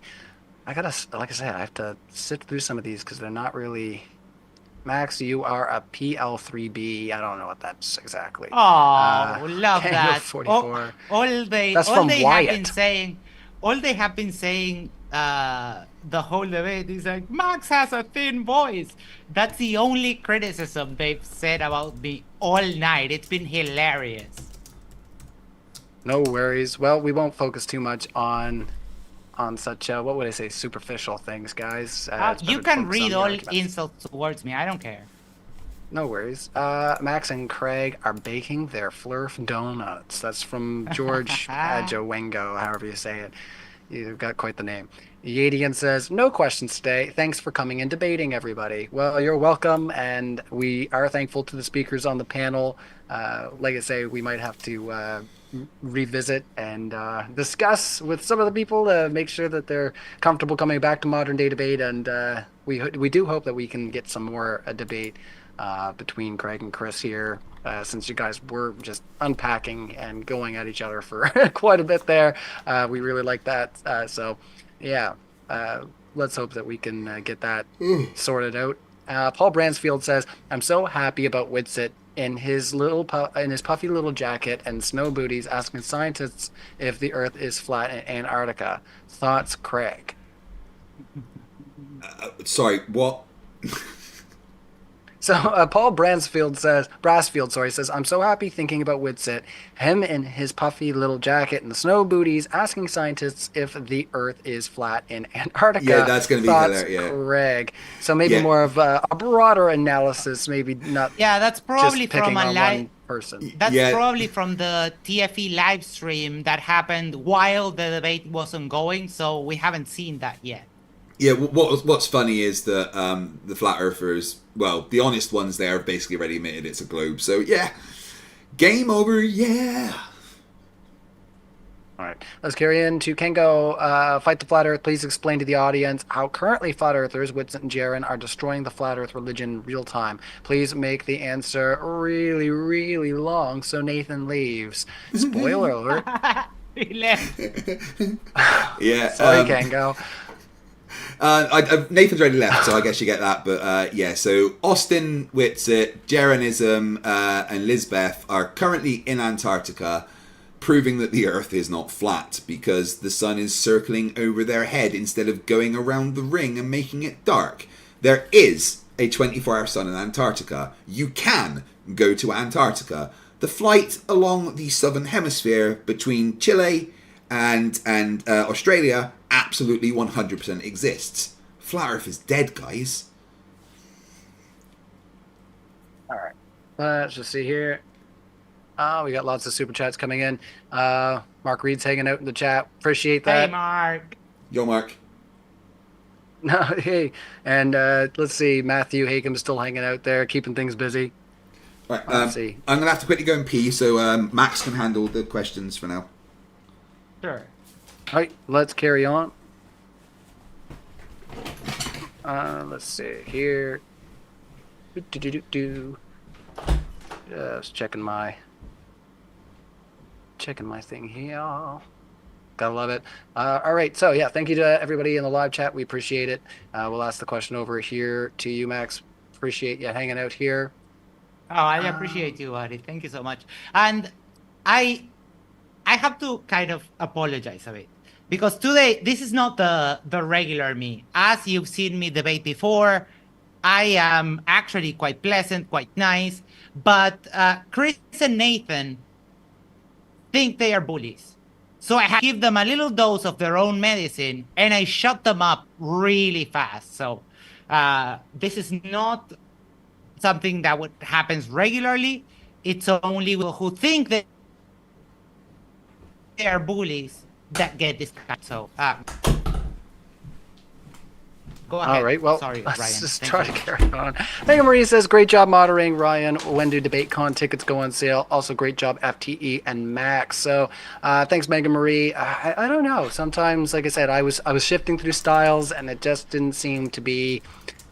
It just didn't seem like we were dialing in on something harmonious entirely this evening. So Flerfs can be I adults. appreciate Megan Marie recognizing that sometimes I'm trying to run uphill with water cupped in my hands to feed Ryan, the you did a good flock, job. which is the live audience. So We didn't make it easy for you. You did a thank you, good job. guys. All right. General E. Shady says, cry on camera again, Natalie. Boo-hoo. Gotta lie. All right, well, he's not here, so let's just carry on. Kango 44, question for the clowns. You guys realize your fridge... Why am I reading this so disjointed? You guys realize your fridge violates the second law of thermodynamics, right? Yeah, according to flat earthers, yeah. It's hilarious when flat earthers bring up the second law of thermodynamics because not one of them understands what it means. It literally refers to the entire universe. It basically says the entropy in the universe is always going to increase. In physics, we refer to the second law of thermodynamics as the arrow of time.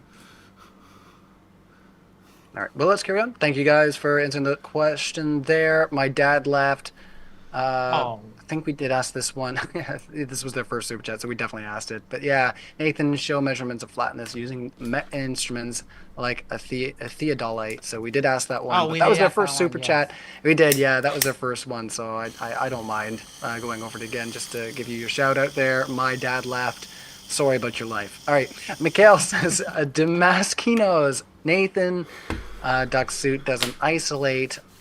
You not know physics. All right, that was the first super chat from Mikhail. Thank you for that. Mac, also a first super chat. This is a lot of new people hanging out, really interested. So yeah, we like that. We like to see new people interested in the debates happening on Modern Day Debate. All kinds happening here. Make sure you hit the like button, subscribe to the channel. Don't forget how YouTube works. All right. Max says Nathan wants this to speed up so he can grift some more. Well, I read that, Mac. We're not going to engage with it because Nathan's not here to tell you how he loves the haters. Artful Da Jr., Religia Flerfs, they're their own proof against human evolution. You have to be created. That's stupid. Oh, wow. You guys are just Love paying to make that. me say all kinds of fun, nice things. Simon Allen says, if you think it's Earth-shaped, like and subscribe. If you think it's anything, like and subscribe. Like, come on, do it up.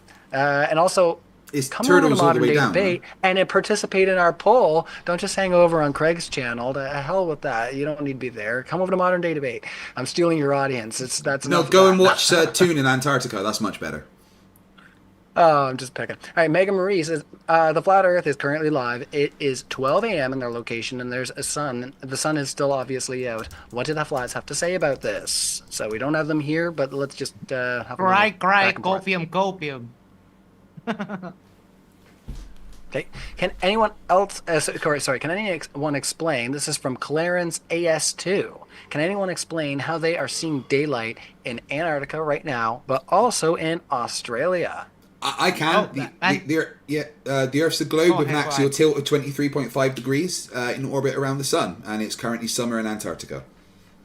Yeah, and they're not seeing just daylight. They're seeing the actual sun do circles all over them, with the sun going to the south proper. So sorry. All right. Let's see here. We read that one from you, Mary Herson, but thank you so much for your support. Let's see. Sabres, 1972. 1972, that's a good year. Explain the horizon globies. Explain the horizon globies. Physical are not. Explain the horizon globies physical or not. Right, let's get this clear, guys. You can only have something that is refracted if there is a physical thing. Put a pencil into a glass of water. That pencil gets refracted because the pencil is real.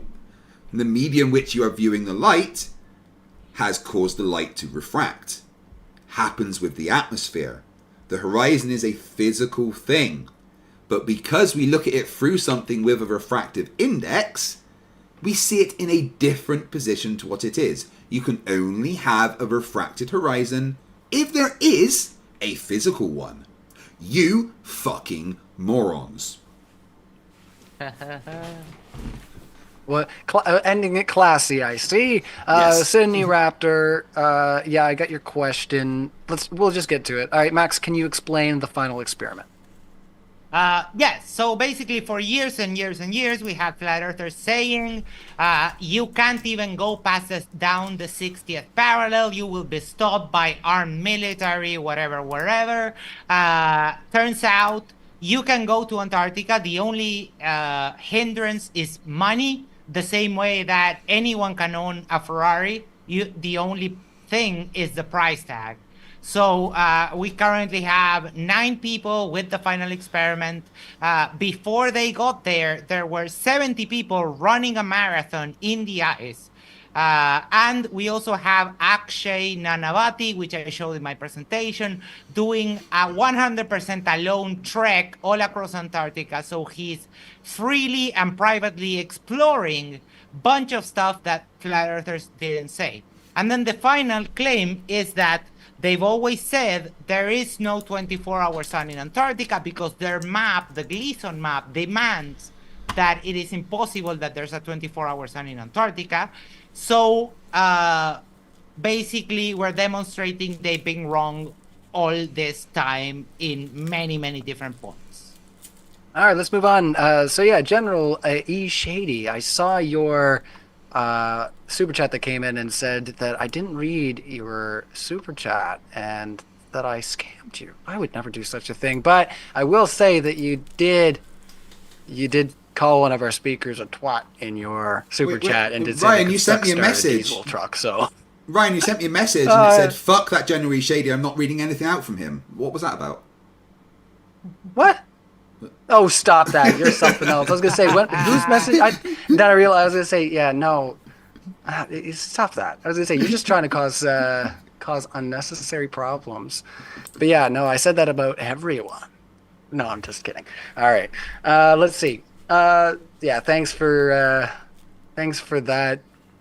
You got it twice now. Like, you can't complain, honestly. Like, you got me to say it out loud 2 times. General E. Shady's gonna have to put on some glasses so we can't see him crying. Since he's a crying camera again, Natalie, boo-hoo, get a life. I read that one too. So I think I'm out 3 for 3 here. Generally shady. 24-hour sun just proved again. Have I missed anything? Please read chat. So fun. This has been great. It's been a long one, and the audience has loved it. So yeah, it's only like 6 a.m. for me. That. It's fine. Let's see. Thanks once again. Eric Frederickston put in $1.99, but did not ask a question. So thanks for the support. So let's just scroll down here. Nathan, does James only pay if you finish the debate? Oh right, I'm glad you finished and added the debate there because that sounded bad. Yes. Well, you see, I'm reading some of these chats. That's illegal in a lot of parts of the U.S. So, I almost like, explode when he said he charges $200. Like I almost literally, instantly so now that you've said combust. that. Now that you've said that, I have to read this next one. I was looking at it, contemplating, like, I don't think I'm going to read this, Kango, but now that you said that you'll explode and you'll combust, I have to. So Kango44 says, Nathan, a debate costs $200. How much is a hand job? Don't you dare say anything about combusting over there, I swear. All right, Kango44. Nathan, what do what to charge sailors per hour? Yes, Kango, they're having a ball over there. Artful the Junior. That one I'm not gonna get into. There's just nothing there. I'm sorry. It's opening up a door I don't need to open. Swelled One says, enjoying the show very much. P.S. Drink your tap water. There you go. Artful Da Junior. You can complain maybe that I didn't read your super chat. Each time. I'll read this one because you're not being specific here. So it says, drink each time a predator says, thanks for playing. What is with that anyways? Everybody was saying thanks for playing. Craig says it, Max says it. I just say it to trigger Nathan because he says it a lot. There's an emoji on my channel because he says it. My goodness. Well, either way, it caught on, I guess. So, something's all right. Max V says, Nathan, get off TikTok. I see Spin says, Max, did you say that was a live stream from where? From Antarctica. Yeah, the one that I showed first was from the TFE channel, and then I showed MC Tunes. There he is in Antarctica. All right, and he's got it on the back screen there. All right, so let's carry on. My dad left. And just poor sad chap here. Chris, the distance to the sun in the geometric reference frame is 93 million miles. Thanks for playing. All right, so Chris isn't here, but yeah, and we know we know people who have measured it. Red's Rhetoric, Astronomy Live. Shout out to both of them. We know people who are amateur astronomers, enthusiasts, who have done all these things. There's no impediment to do any of this. Well, at the very least, it looks like the skepticism about Starlink has maybe been dispelled. I mean, I don't know. Maybe they're not using Starlink. No, they are. They took Starlink with them. Okay, I was going to say, well, it looks like they managed to get their live stream working, so that's exciting. We'll here, how about this, lots right? to unpack I'm watching that right there, which is on Starlink, which I'm then broadcasting to you through Starlink. So that image is going through Starlink twice.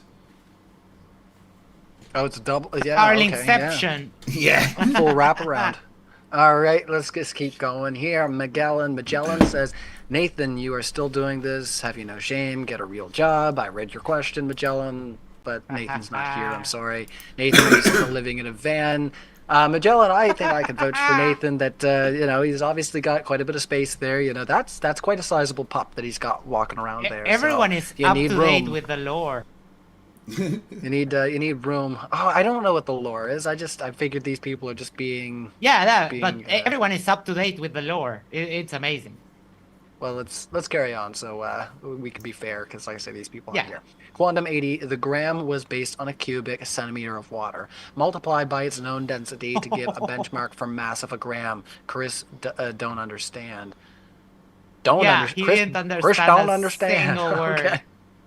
Like that was the craziest interaction I have ever seen let's talk about the gram not understanding, conversation. repeating Let's itself. not talk about Chris if we can. Let's talk about what was discussed about the gram. So what Chris had said, let's discuss that. So we were talking about the gram, the super chatter. Do you have anything to inject here, Craig? This was really your so waffle Chris house, if is you will. trying to say that gram is based on what gravity is and it should change because of centrifugal acceleration being different on Earth. Apart from getting the fact that he thinks that there is an exact same, if you have a percentage difference in speed, that'd be the same in centrifugal acceleration. That's not true.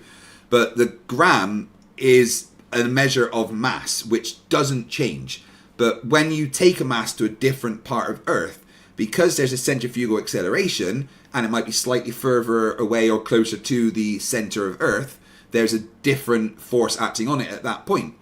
So the mass never changes. It will always be the same amount of grams, but then how much it weighs in newtons will change based on where you are because there's other forces acting on it. And he just didn't understand. And he wanted to go with this 1700s definition of what the gram was, but the year is 2024.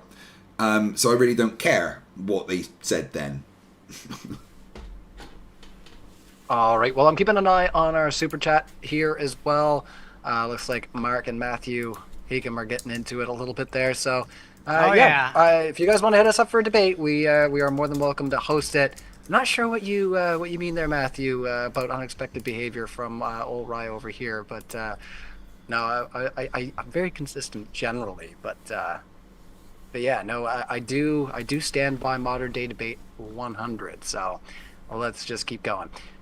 Magellan says, Nathan, do you mean security is going to kick you out of whatever lobby you're loitering in? Magellan, you really just... I'm sorry Nathan's not here, Magellan. He is gone early, and I don't think he probably would have had too much to engage with you here. He probably would have said, let's keep it going, because, those aren't but he said let's keep it going. With.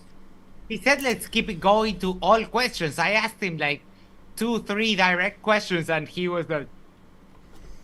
That was hilarious. All right. Well, let's just. Yeah. Now I'm saying it. Let's keep going. All right. Now I'm in trouble. DJ Boyd X says, "Stop it, Craig. Stop it. You're gonna give yourself an aneurysm." All right. I paid to get exclusive evidence for flat Earth, not arguments against the globe. Where is the exclusive evidence for flat Earth? Oh, bless your cotton socks. Yeah, that doesn't happen. It doesn't exist. No. That's a problem. You just set someone's socks on fire for no reason, Craig. You're not. Yeah, hold on. This here contains all of the flat Earth evidence ever. Oh, look, it's empty. All right, let's carry on. Magellan says Nathan had to run because it's biddy time. Magellan again. Chris, can you hit the win key, then type CMD? I'm not even gonna read this. Someone's gonna do something bad. Then go to Windows Defender and hit disable all. All right, so no, what he needs to do is anybody that knows how to use DOS is usually okay in my books. But go ahead. They'll tree Windows. Chris, if you can remove System 32, I think it'll improve the speed of your PC. Hell yeah. All right, Chris needs Biddy, says Magellan. I'm not sure what. All right, Roland says Biddy! Enough word salad. I'm stuffed. All right, well, go have some ginger ale, okay? General E. Shady, you didn't read my... Yes, we did, General E. Shady. I totally did. I circled all the way back around. General E. Shady says, Chris could start a diesel... Yeah, you said this earlier. You said this earlier. And then you asked Tosser on the end. You guys really... General E. Shady says... He could blow start a rocket too. You just what's happening? General E. Shady. All right, this whole I pay you read. This has to end. I swear. We are getting to the end of the super chats, but I swear sometimes people are just paying to see like how far they can push the boundary of the things I'm willing to say. But no, we're just having fun. Some of these are a little bit extra. Oh, yeah. So people are extra spicy because Nathan just produces that on people with all the shit he's done throughout the years. That's the reaction he gets. So you reap what you sow. All right, let's see. Chance Johnson says, can you guys explain for the flat earthers that there are several time zones in Antarctica and they think they are lying about the time because Google says it's 6 p.m. there? Wait, what? Unsure? It's like can 25 you to repeat 6 that, a.m. please? here. Yes, so can you guys explain for the flat earthers that there are several time zones in Antarctica and they think they are lying about that time because Google says it's 6 p.m. there? Oh, right, Oh, yeah. right. What they're doing is they're using Chilean time. Mm-hmm. Just because that's kind of a standard thing to do when you're in Antarctica. But there is, of course, many time zones in Antarctica, and you could pretty much get whatever time you wanted. Yeah. And time zones, after all, they are political. What really reflects the time is local solar noon, and now that the sun is up for 24 hours, local solar midnight. Yeah. All right, last one came in from Mary Harrison says, I do like you, Ryan. Please don't think otherwise with a heart emoji. Well, I do. I mean, yeah, I do hope you like me. That's always nice. But I mean, majoritively, I hope that you do think that we're doing our best to provide the best that we can from people. Like you're not going to get this coping system where I'm going to hold hands. You know, like I do as much as I can to try to respect the debaters, their time, what they need to do on screen. But yeah. But if you like me personally too, that's great. But no, I'm not too worried about it. You know, I can be pretty insufferable sometimes myself. All right, let's check out the poll right quick. We got 830 votes. Quite an active engagement there with our poll. All right. Before I say any other inappropriate jokes about the poll. All right, who did you find the most compelling on the panel tonight? 45% lead. Craig from Fight the Flat Earth has won the poll.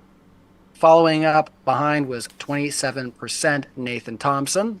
Then we have 15% for Max, and then 13% for Chris.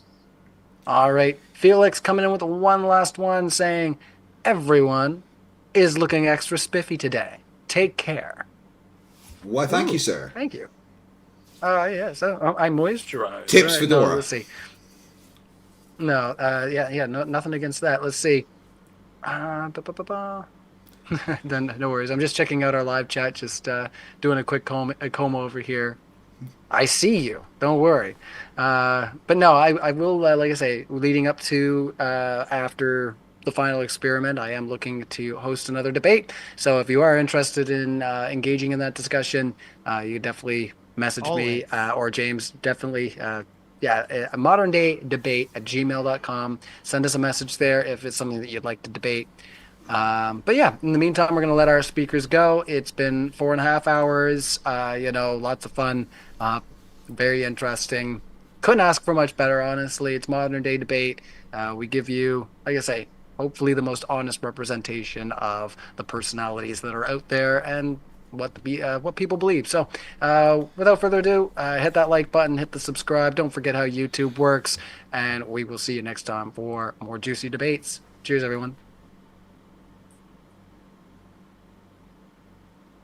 Y'all doing your acting. It's just all right, we're closed. Oh, that was fun. That was fun. Dude, oh my god, that was so much fun. That was great. Man, that's something. The live chat was just crazy too. Oh my god. You weren't there, and you're usually like the only one there. Yes, I know. Yeah, but yeah, no, they're all getting pretty peeved with me just because I haven't been kissing Nathan's behind too much, and they don't like He's that. so disrespectful but Nathan, to you, man. I don't think Nathan seemed to respond better to just not engaging with him on that level. You know what I mean? Like it seems like he was much better this evening as far as like trying to rush through. He's still doing this, but he wasn't actually saying anything. He was just I shut him up triggering really you fast. guys a bit. I shut him up really fast after the comment that the first time he said he had to go, that I told him, hey, do you need to check in with your parole officer? After that time, he really simmered down because it's like, oh yeah, no. I can't fuck with these people. Yeah, maybe I do need to see my pro officer. Fuck, he's right. That's why I had to leave. Well, yeah. I'm going to jump off and read my super chats and then go to bed because it is nearly 6 a.m. and, you know, I need to sleep at some point.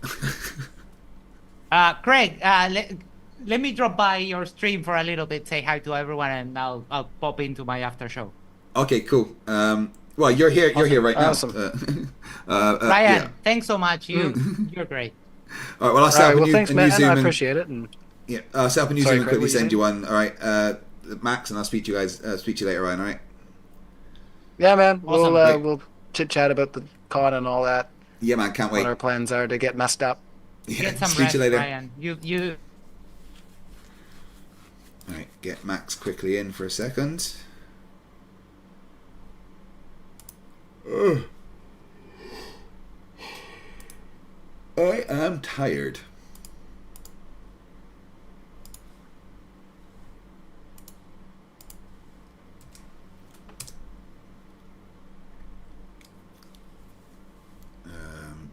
Host tools. Just turn that off. All right, guys, that was a lot of fucking fun, eh? You like the hat? Of course you like the hat. Why are you here? You should watch an MC Toon. It's got like a couple of thousand people watching, which is pretty fucking cool. Cheers, General. Tim Davidson for $5 says we should get Nathan on methadone, or as the Scottish call it, I can't believe it's not heroin. Mr. Shonk, $5. From now on, I'll just watch your debates on your channel just because there's no Flerf spamming in the chat, unlike modern day debates. They're welcome to come over, but you know they usually won't. Toes of My Eyes for $10 says Nathan Thompson is so cringe, you're not wrong. Jooms with their third super chat on the channel for $2. If Nathan waves the flag, time to get FTFE petty. I did. Dihydrogen monoxide for £2 says if you faceplant chicken enough, does it cook? There was an experiment to see if you could cook a chicken by slapping it, and no. Dihydrogen monoxide for £2 says £2 towards a Flerfs hearing test. Balin Delvin for £5 says it's all good, Craig. The final experiment going live in 5 minutes, and the Flerfs shall suddenly crawl into many holes underground. Yes, Max, they're terrified of it, aren't they? Oh my god, it's so crazy how they didn't want to talk about it. He latched on something for 10 minutes in order to avoid talking about the final experiment, but we managed to sneak it in. It was glorious. Oh my god, they were so triggered. I had so much triggering fun. People cried and copium so hard. I thought they were going to OD live. I know. People seem to be enjoying your savageness on the channel. Oh yeah, they rarely see me like that. But I said it many times. It's like you when you say you get Craig or you get FTFE. Yeah. I really dislike people like Nathan who think they are bullies with people who they know they won't reply. But I did a couple of like 3-4 quips and I really put them in their place very easily. It wasn't really that hard even. Oh no, it's very funny. They were so triggered. And it's when they keep calling us triggered when they're the triggered ones. It's fucking hilarious. Aaron for $2.99 says, how much do you charge to go full FTFE and Nathan? Well, there's probably going to be another debate and I will in that one. Do not worry. CJ Lamrix for $2 says, fine, take my money. Okay, thank you. You know, guys, I appreciate every single one. I really do. Thank you.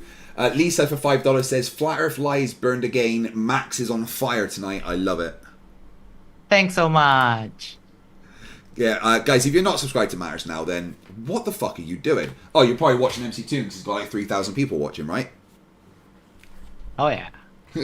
Dihydrogen monoxide I'm so happy for Toon and Dave McKeegan. This is huge for them, and I love it. It couldn't have gone to people who deserve this more. If it wasn't for my stupid fucking leg, I would be there as well.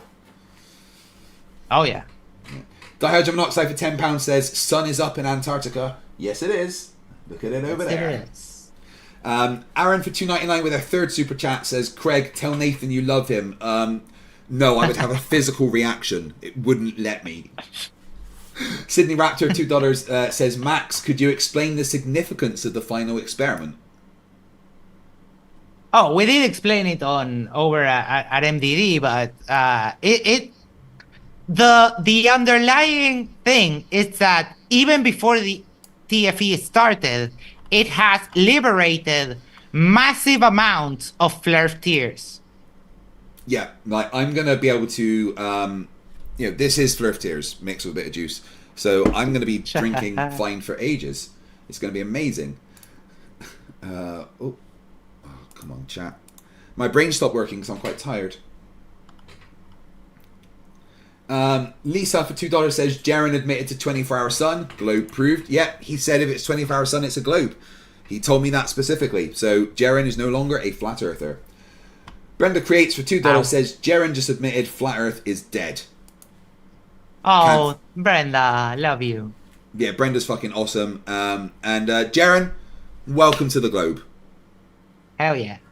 Jarenism, guys, is a globe earther. Brilliant.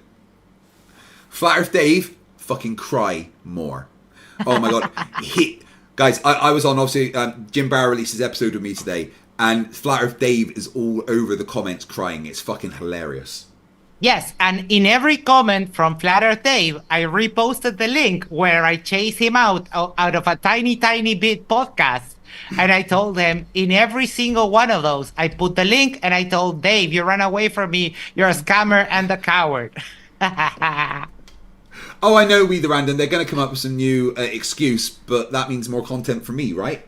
Pat Booth for $4.20 says, it's bowl o'clock. Yeah, I did actually take a bong when I saw that. Lisa for $2 says, got a light of Flerf? Cry harder, Nathan. Yeah, Nathan cries a lot. Icy Spin 199 says, Witsit says the sun is doing what the globe predicts. Oh, Witsit! Is Witsit coming home as well? Yes. Oh. Although I don't know if I want him on my side. Alison for $2 says, the final experiment live right now, debunking any notion of flat earth. CJ Lamrix for $2 says, Ryan should not be a mod. No, man, he had a hard job today. He did fucking well. No, yeah. We didn't make it easy for him. No. We just flinged insults. And, it was hard to control today. And we didn't put him easy on him. But he did great. Aaron for $2.99 says, see if you can get Ryan to rage quit. Nah, man. Ryan was in charge. Lisa, $5. FTFE, any chance of making Aaron a mod? He's killing it in chat. I'm going to be doing a whole new mod thing in the new year. I'm not on any more at the moment. In the new year, I'm going to assess who's mod, because there's been a bit too many, and I want to get some new people on board. So, new year, new mods. Don't take out mine. I've already deleted you. Shut up. Skeptical Spectre for 26. Oh, I like the sex. Can flat earthers explain acceleration of gravity? No. Flat earthers can't explain why their tongue gets stuck when they tie their shoelaces. Their tongue shouldn't be getting stuck in their shoelaces, but somehow it does. Flat earthers can't explain why when they try to use Velcro, it gets on their head. Janos Tacos for 512 Huffs says, this is too fucking funny. Please debate this guy more. I'll try to. I might join TikTok just to fucking join the debates over there, like. Oh yeah. Chance Johnson. The problem is that you need, before you can enable your camera, you need to get 1,000 followers. I don't think you will have trouble, but for me that I'm way smaller, it's and I hate TikTok. Yeah, I don't like TikTok, but it might just be content. Chance Johnson for $2 says, the thoughts of both of you on the final experiment, flat earth destruction. Yeah. Chance Johnson for $10 says, can you guys explain for the flat earthers that there are several time zones in Antarctica? Yeah, we did that. They think that it's lying, but they're fucking idiots. General E Shady for $2 says, here is yours, my favourite boob boy. Look, I can make them dance now. General E Shady for $2 says, type FTFE1 if you like FTFE's boobs, guns, or buns. Guys, I've worked hard on these, man. You know? Max, thank you for a lot of fun tonight. I really do appreciate it. You're thank you. A great partner. I am going to go to bed because I'm fucking knackered. Yeah, I'm going to go start the after show. If you want to drop by Matters Now, make sure to do the social thing is like, share, subscribe, send this to a friend, send this to your significant other, go to the corner, yes, the corner of your street, and you'll subscribe to FTFE and Matters Now. Craig, love you. You're awesome. Everyone in the audience, I love you too so much. Take care. I'll be on Matters Now. Thanks so much. See you later, bud. Good night. Bye.